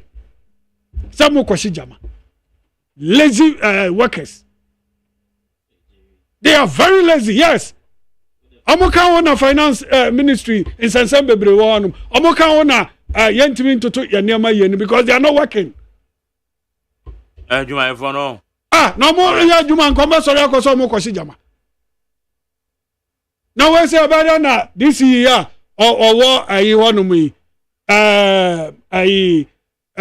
south you can say this year or say when this car or the relief items south on omo ya juma nka this year nko betimi agina ono akaka ansem no no so kekai oh nema bi ono ma ya yama our minor as be responsible of anything. Nanka a whole president of Southton. Na ye de niema afri baby aba. Obe distribute niema no. O se o mabra me 20,000. Imadia wi. Na Southton ne kase ye say. 20,000 entimi enfuel vehicles what district onum emomon disburse niema no. Okay. Lazy for any idea o matoto strategic points. Nanka se offer say omo wo ni papa bi o honoma yebekwa akofa sa lazy man we so omeye DC ebia na yase so omode omagu finance ministry and they are lazy over there. They are not doing anything productive to the country inti omo a kakra na yesi yo so ya adwuma no na ebre na omo hunu amane a omo nya sika empo na omo de aba beboa institutions and agencies e de aye adwuma mo so mo centralize bibia without finance ministry magari obia ni one way productive e Ghana hanom even ministries. Inti ministers say one more omonya hwe no is because of the finance minister ahekel bibia awaji bibia ta na ni ase. All right. Inti we ministry we minister of bibia uniska how they person we program bia na say project bi kra wa betimi aye because of this lazy people. Finance minister prime minister Ghana has say the pay and all ye time ben no caso be ready budget. Time ben no koko ready budget. Obi my explanation be etiro be danger late. No, of a reasonable country be a near Atia and as a near Bra, obetting aye dia oye. So then Crawford na free 10 a.m.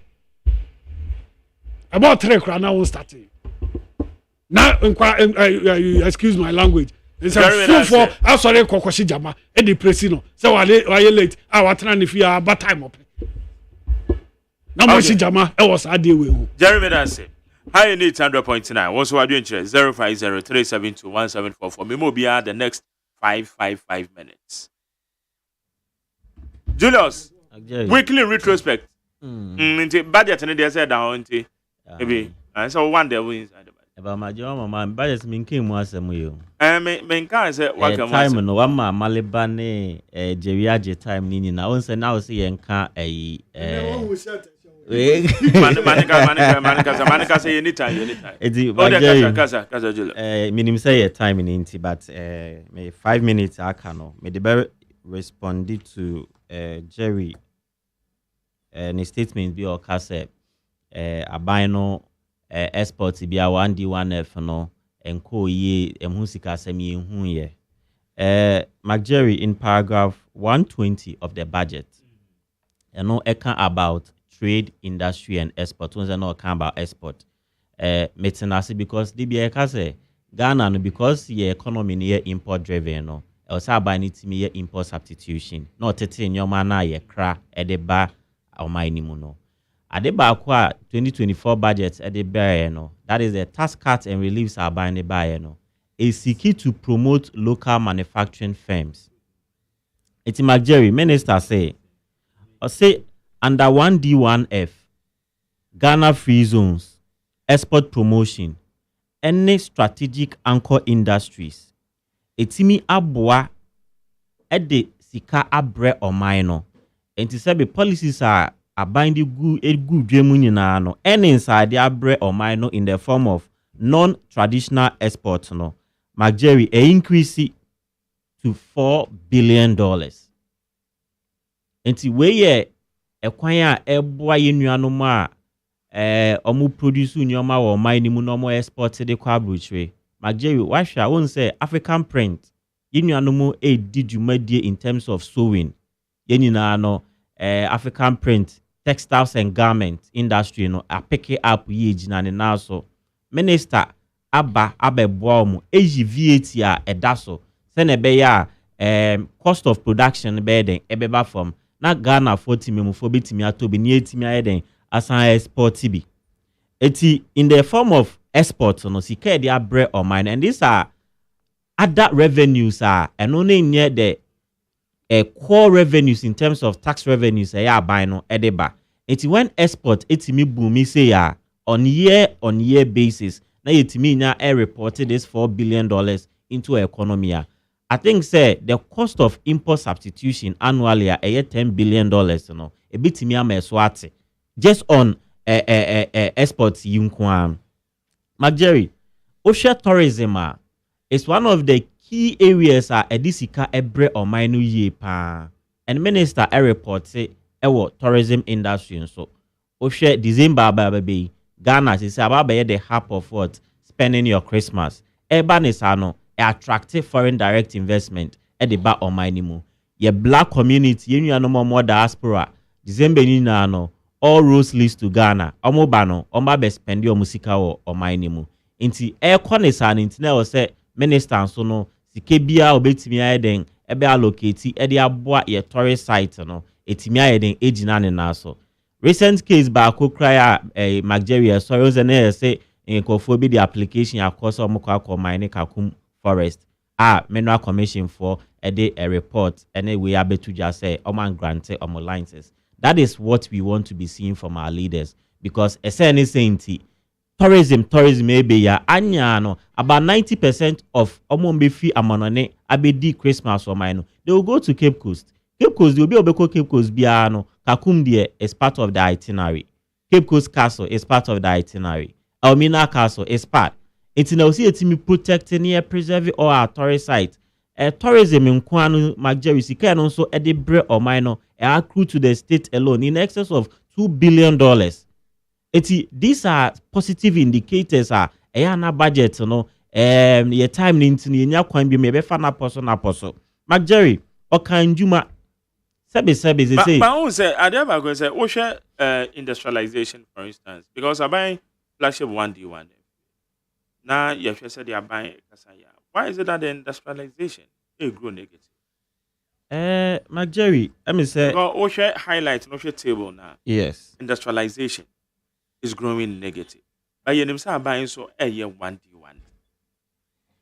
McJerry, I don't know where you are pointing your figures from. Okay. Once you will highlight, I'm not putting from. Once when there is statement. Yes. Or the control, but OSHA budget highlight now. Na personal de buy. Yes. OSHA unse no no mo tabulation no me yes.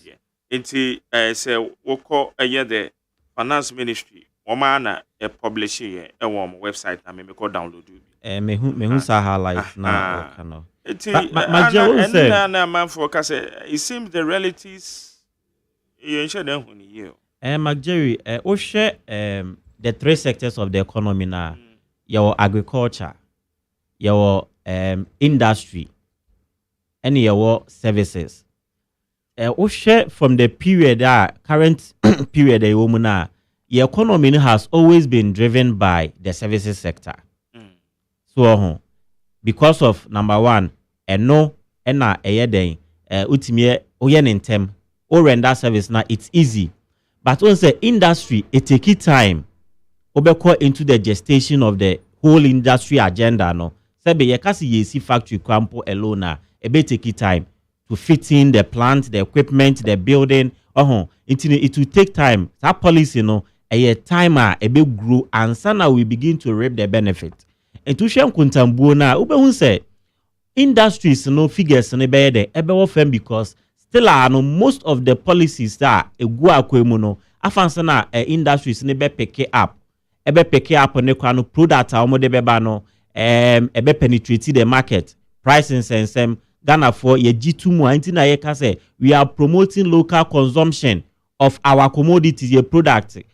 Magjerry share say yaka say one of the import items are economy rice, sugar. Me who say Papa Josport will venture into that space with rice plantation. These are some of the news we want to encourage. Production compared to foreign rice Ghana for no your taste and preference for foreign goods. So a custom no. Sometimes near the local market and as a local product and eco marketer, it take time and sana yajiatum. Magjerry, a classical example, a kumfi juice buy. One say a deliberate policy yenina ne ye ka se Ghana for momiento as we speak. Magjerry, a kumfi juice is one of the performing juice what the US market. Check it. Walmart, Okowa, Ekufi juice is doing very, very well. And the Eba industries, Nadia Mageriana, take time. It's easy to render service. And no product be any unfanko production, unko raw materials, set up equipment, plant, machines. Into was the services in the Kwana Eko, Papa Neko. Into the Kuntaboni to Tunwa, industry would always take time. Entina Ayana ye promote say there should be that deliberate policy to address industrialization. And Magjerry say the way to go ahead of 2024-2025 is industrialization. And no ena ebabe boa ama economy nitimi den ejina ne naso in industrialization. You see say people will be rendering more services. People will be getting more service contract. Na ebie economy expande. Minister reported the target of 1 trillion Ghana cities with our GDP no. Nini na ne ye enhyehyeye anko industries abani die gu akwemu afansa na esoba ebe swaba amayate. Eti from the 2024 no say the figures ebeba no on industry no it will be different. Eti nini na ne ye enkaka yenka say economy ne de nini na ye se ne ye hwehwe no still no akodin wom na Jerry Kaba in Juma. On say Ghana, the any man is a school amekopa abayen jumaye. Yeni na that has been our priority. Say we school I was abayen fire juma. It's we haven't done so much successive government on entrepreneurship. Ye ba ye abayen who said there be ononkwa ya enye ye. Enuti ya obeko into public private partnership. And abayen introduce a policy called You Start. One kasa starty baby. Ghana for ye believe in the entrepreneurship spirit e Ghana for nim hwe ye street ne so ye nuamba no ye maame no de bia no mugiro mo na so ton ade that is entrepreneurship and the sabi ebia obi dwetre aban ne mani sika kakra be 500 cedis 1000 cedis obetimi akofa fruit kakra no oton ona sa aban ye so budget no nkan. They are Jerry. Tell first time. Magjerry. Mate o de medicine. Yeah. Budget abano. Yeah. Tembiane comes with mixed feelings. Expectations maybe it will be met. And expectations maybe eno so ni ebe meet. Na Jerry ka say me ni share o baby for no. Na me ka say me kra no na me expect say COVID-19 levy ebe fi no more. That was my expectation. Into amba oben se enye me de business community ni na no share guta for importers and exporters AGI for Association of Ghana Industry they were having expectations but enye that was the direction. And Magjerry, before budget presentation there are budget workshop Into all these key stakeholders ni na no minister Asia Georgia. Now no omuwia the finance ministry and the minister will wrap up and look at the way forward a base government policy direction.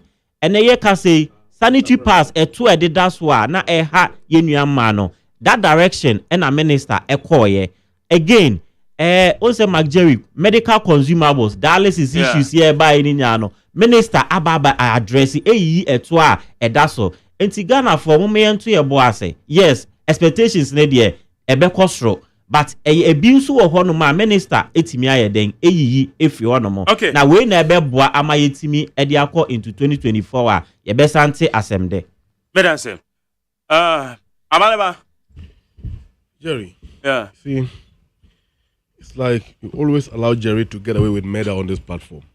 And we are talking about the budget and related matters within the week. President Mahama have nothing to do with this.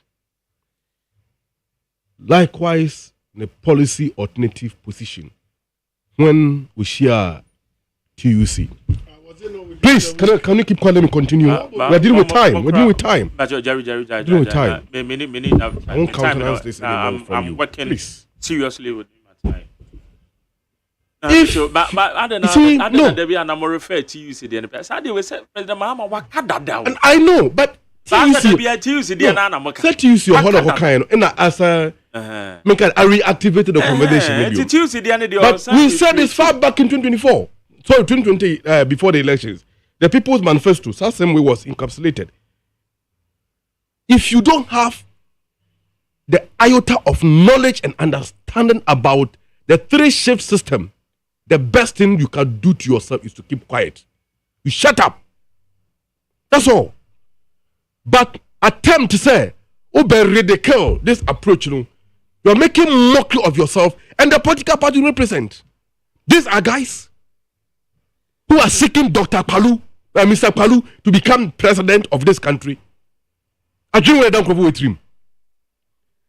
is tried knowledge that the major problem is unemployment. 18% and more, to the extent that unless for every coma.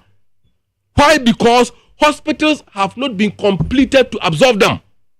Even the existing ones, the condition of services are so poor to the extent that they cannot remain to offer their services within the system. What about those who have learned all kinds of skills across board? And if we are seeking to engage in policy alternative that can create jobs, where three shift, Ghana is not the first country that will do the three shift. Of course, Japan is doing it. Korea is one. China is another. US is another, among others. What is wrong if we introduce it? Are you saying so? Who need answer change to use for or more loud this policy now? In any case, that policy is not NDC creation. It came as a result of extensive engagement. Ghana for Edin Komo and and they incorporate here in our 2024 elections. You sit here to rubbish the what are we not producing in this country? Have you read it very carefully? Getting a producer that we don't even have the figment of knowledge about Ghana for Betimiaye. If you don't know, you keep quiet. See you. Senior Jerry, Wasan laid the very frivolous allegations on this platform that NDC and the business community and the sabotage are buying policy 1D, 1F. Oh, you have some information in favor. Why they catch them? And also, also, so that you're born in or the ABPH. Do we talk like this on public radio? That NDC connive with the business community? Business community buying? Can you substantiate allegations? Please. We mean business. Don't come and sit here and throw frivolous information into the air. Okay? This government had performed. That is why before NDC Befra BEM, you will create buffers and levels for the MPP. For instance, you created Ghana Infrastructure Development Fund, 270 million dollars. You created Exim Bank, Edema Bank, Yeja Esla, 4.6 billion Ghana cedis per annum. And what you get from the jar to her, how do you call it? The stabilization fund, over $300 million, among other securities to our government. We stabilize power generation in this country and created a permanent solution to doing so, which was the ESLA. Abiding by what they are then. Policy ban by where they are by about Ghana, ye NDC for ya oppose except the or they by a tour the nuisance tax that Alhaji Muhammadu Bawumia spoke against when he was in opposition. But upon assumption of office, why the West, and we will not sit down as an opposition party, in fact, responsible opposition, a government in waiting to allow the government to impose unnecessary hardship on the people. Omo action to do her. Tama Ghana for 164 MPs in parliament in their first time. Yo, mo did that comfortable majority in parliament. At the Bob Bosia Basabasano, the NDC MPs in parliament, like Isaac, how do you call Honorable Isaac Adongo, Kesila Toforsen, Dr. Haruna Idrisus, and others. One can say, Mutiana, did the government listen? Where were you? You shut up in this country. Okay. You never spoke. Now, bind the how we are Bamande, ya Bob Bosia, and Timin to a country, bind take unilateral decisions. Ye can yen to biome. And the man is about to tear Pansamoa. And your NDC creation. Don't blame the incompetence of the government on the NDC. We won't take the lying down. What we are saying is that the 2024 budget does not inspire hope because it hasn't created any conducive environment. I just say, how Ghana for Namuno, Yebe Film. I don't think a junior creative problem that a junior cannot solve it. That is why this government must be booted out from office and show the exit door. If you disagree with NDC position to create 24-hour economy, bring a different policy. Send Akwalu and his message. Don't come and sit here and throw unnecessary tantrums. Oh,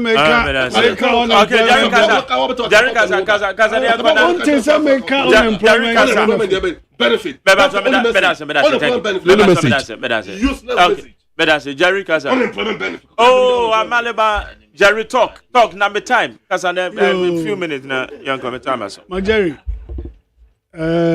say. A buy way ain't me nya. Get it right. So buy way ain't me nya. And ya no sini bia keke ne ma ne kwa ma na be gina wono ma be dada Ghana for. Anu ne dey no. Anu sini ne say there will no opportunity. Before you go ahead, substantiate. I didn't think say to make us say NDC in business community. Oh. What man truncate the vision of one day. I don't know. O pese o humu a menya time. And what I say, let him say no. That's how I allege. It's a very well. I listen to you. I'm taking the cue from you. And then you know. Manjeri, me see. Say abai way ain't me nya. And ya no snibia keke. And they better say on dada Ghana for. We saw the performance of John Dramani Mahama in 2013 up to 2016. He was a very weak person in terms of into day-to-day activities of the country. They are not young who they are say project we. No project in the percentages akoko boto fimu and no pedi na etimi koso. But say Ghana development jobs signer in his tenure with me create. I am asking you, sir. Jobs. My phone now allegations. We are not money yet, sir. Allegations. Because only say, me had me better. Who says sir? Hano say, mo yes, sir. Allegations na. Ana enyefe. Then allegations. Na who cash what Chicheska go am for bottom and Crawford and Chicheska go one bottom. Baby, me casa or chicha. Me casa or chicha. It's a kind of document. Me say almost 10%. Time almost issue contract. No. That contract. Almost hospital. One minute a month.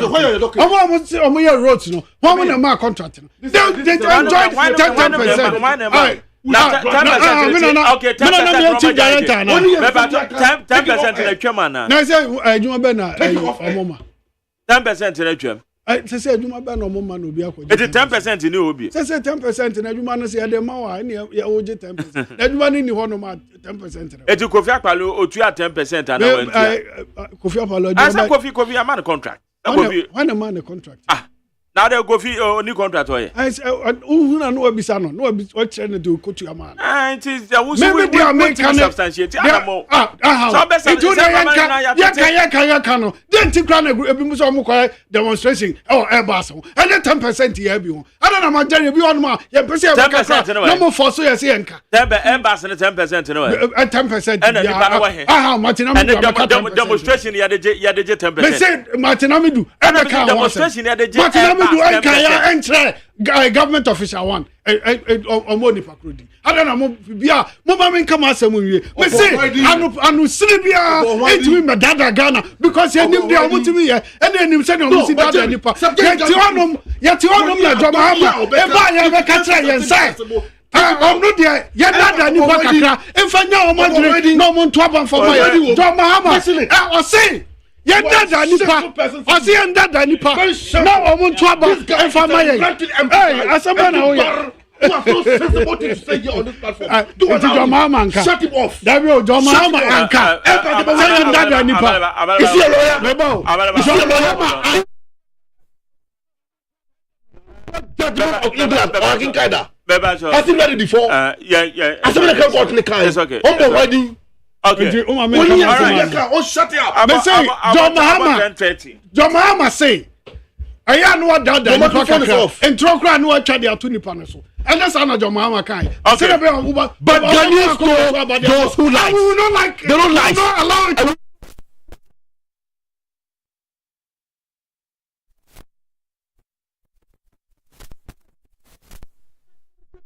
How you need to boys now? Now say that Julius now also 1 minute what do 1 minute there? Mama Fakos. Now Fakos mama. What does say? And he was talking rubbish. That's it. Julius, now come you. Me time to go. And I'm Fakos in the round. Oh, hold on. Okay. Julius now say. Not me. Wouldn't say. I should sack you earlier. Oh, Amaleba. Master, shut up. Mame Fakos 0302243540 0302257902. Beba to mache. Thank you sir. Yetu yanko. Chairman Mazin. Yes sir. Your content and why me time this one. Me da se bra se da wotini in country dey. Wadaro obenya butreka drama me. Wa uya ma. Mimi to pachi ashimo suoba kanable. Grama me fanchi ya PSC madi na Isaac Nirante lamte dome kwa benya chairman. Na menchia miya madi na Amaliba.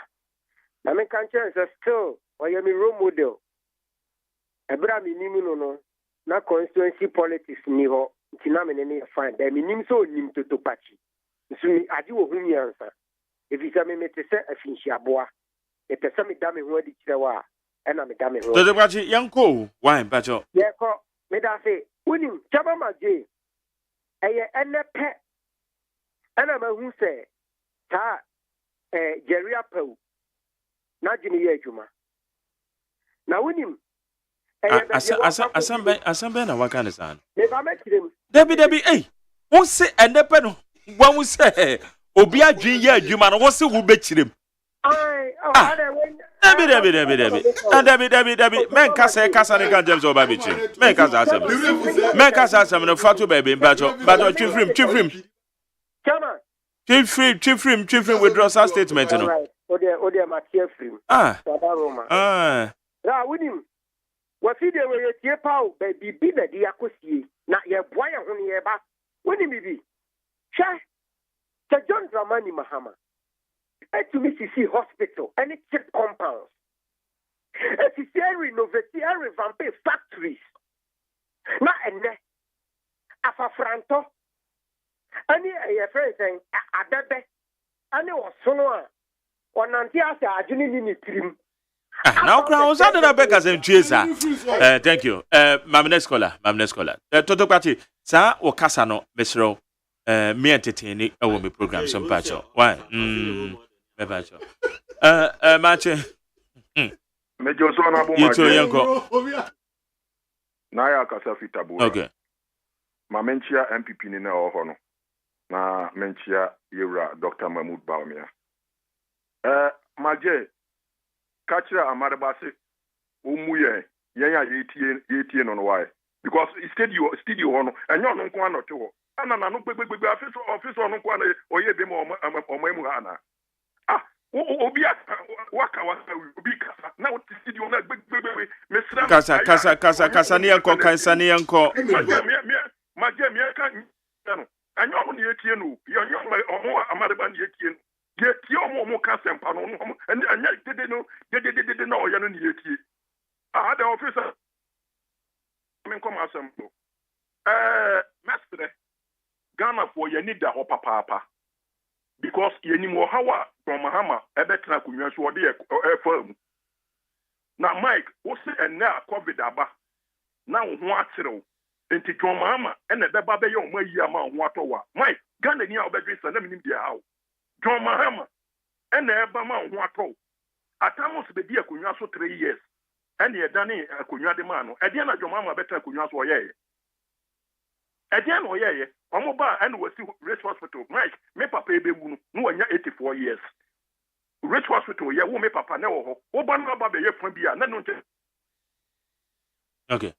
Me da say, and now, me we to men so okay, if I win na me show match. Yeah, Japanese. You too.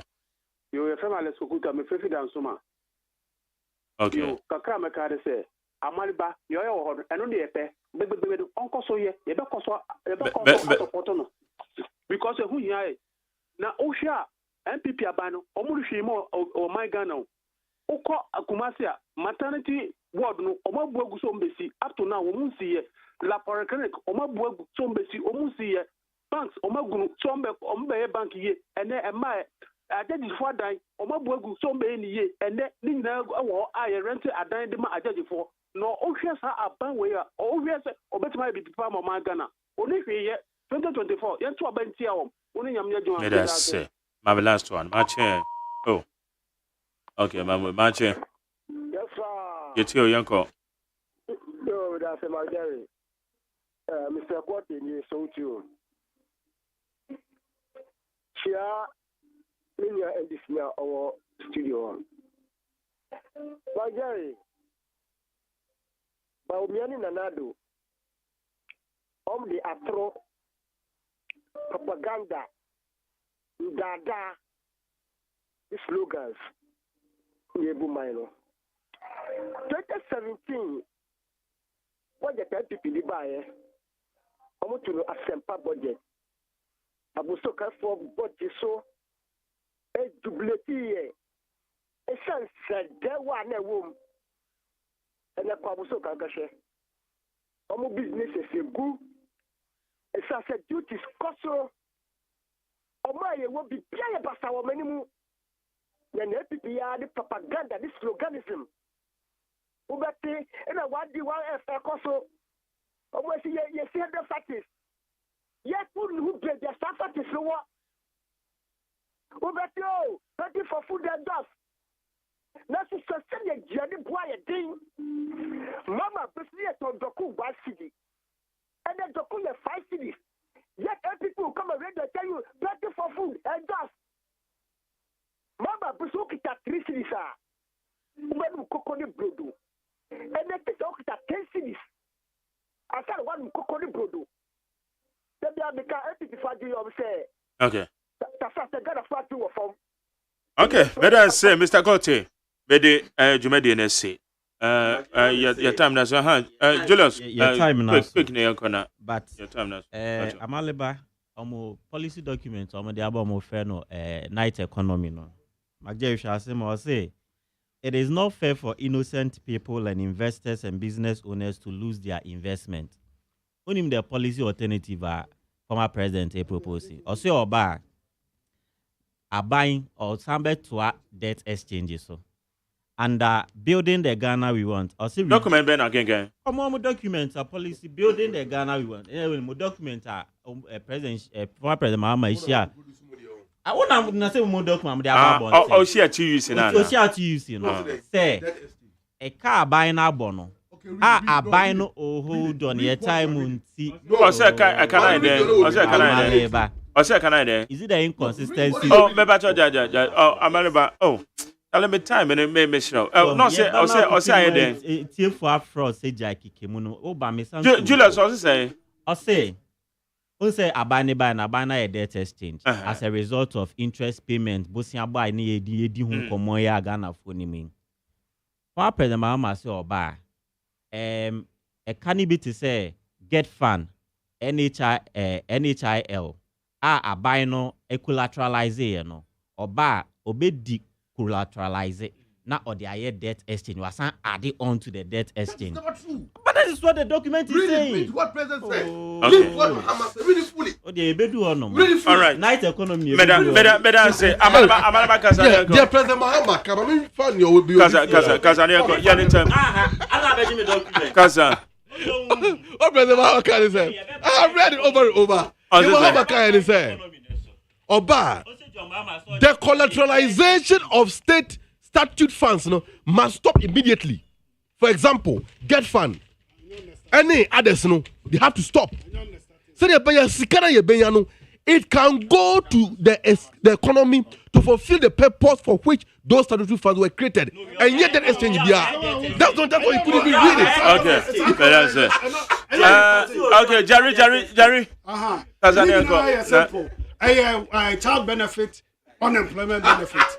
And no pa and wait me out boy because nipa tifi o muni jumadino. Senka abane adwene wo mo ho a abane will be responsible enough say obe make sure say inuma any services are ekoso no abetimi apagya ne mu because utua sika free ene mo nya adwuma na oba for so say obe ya adwuma obe inuma ama wo mo so ya adwuma atua to de ama. Okay, better say any YDC Ghana Montie so ne mede de Jerry OSEI AGYEMAN mede aseda bema Jerry Wusuapa General Secretary of PJ Kingsley Maleba NDC Communication Bureau Julius Nana Jima MPP Communication Bureau na mede aseda makojo damiado Margaret Abena Freeman Banko ne Nana House of Wombo Bichino Olama Iko take over na ode entertainment GH no ato house ya misro bibia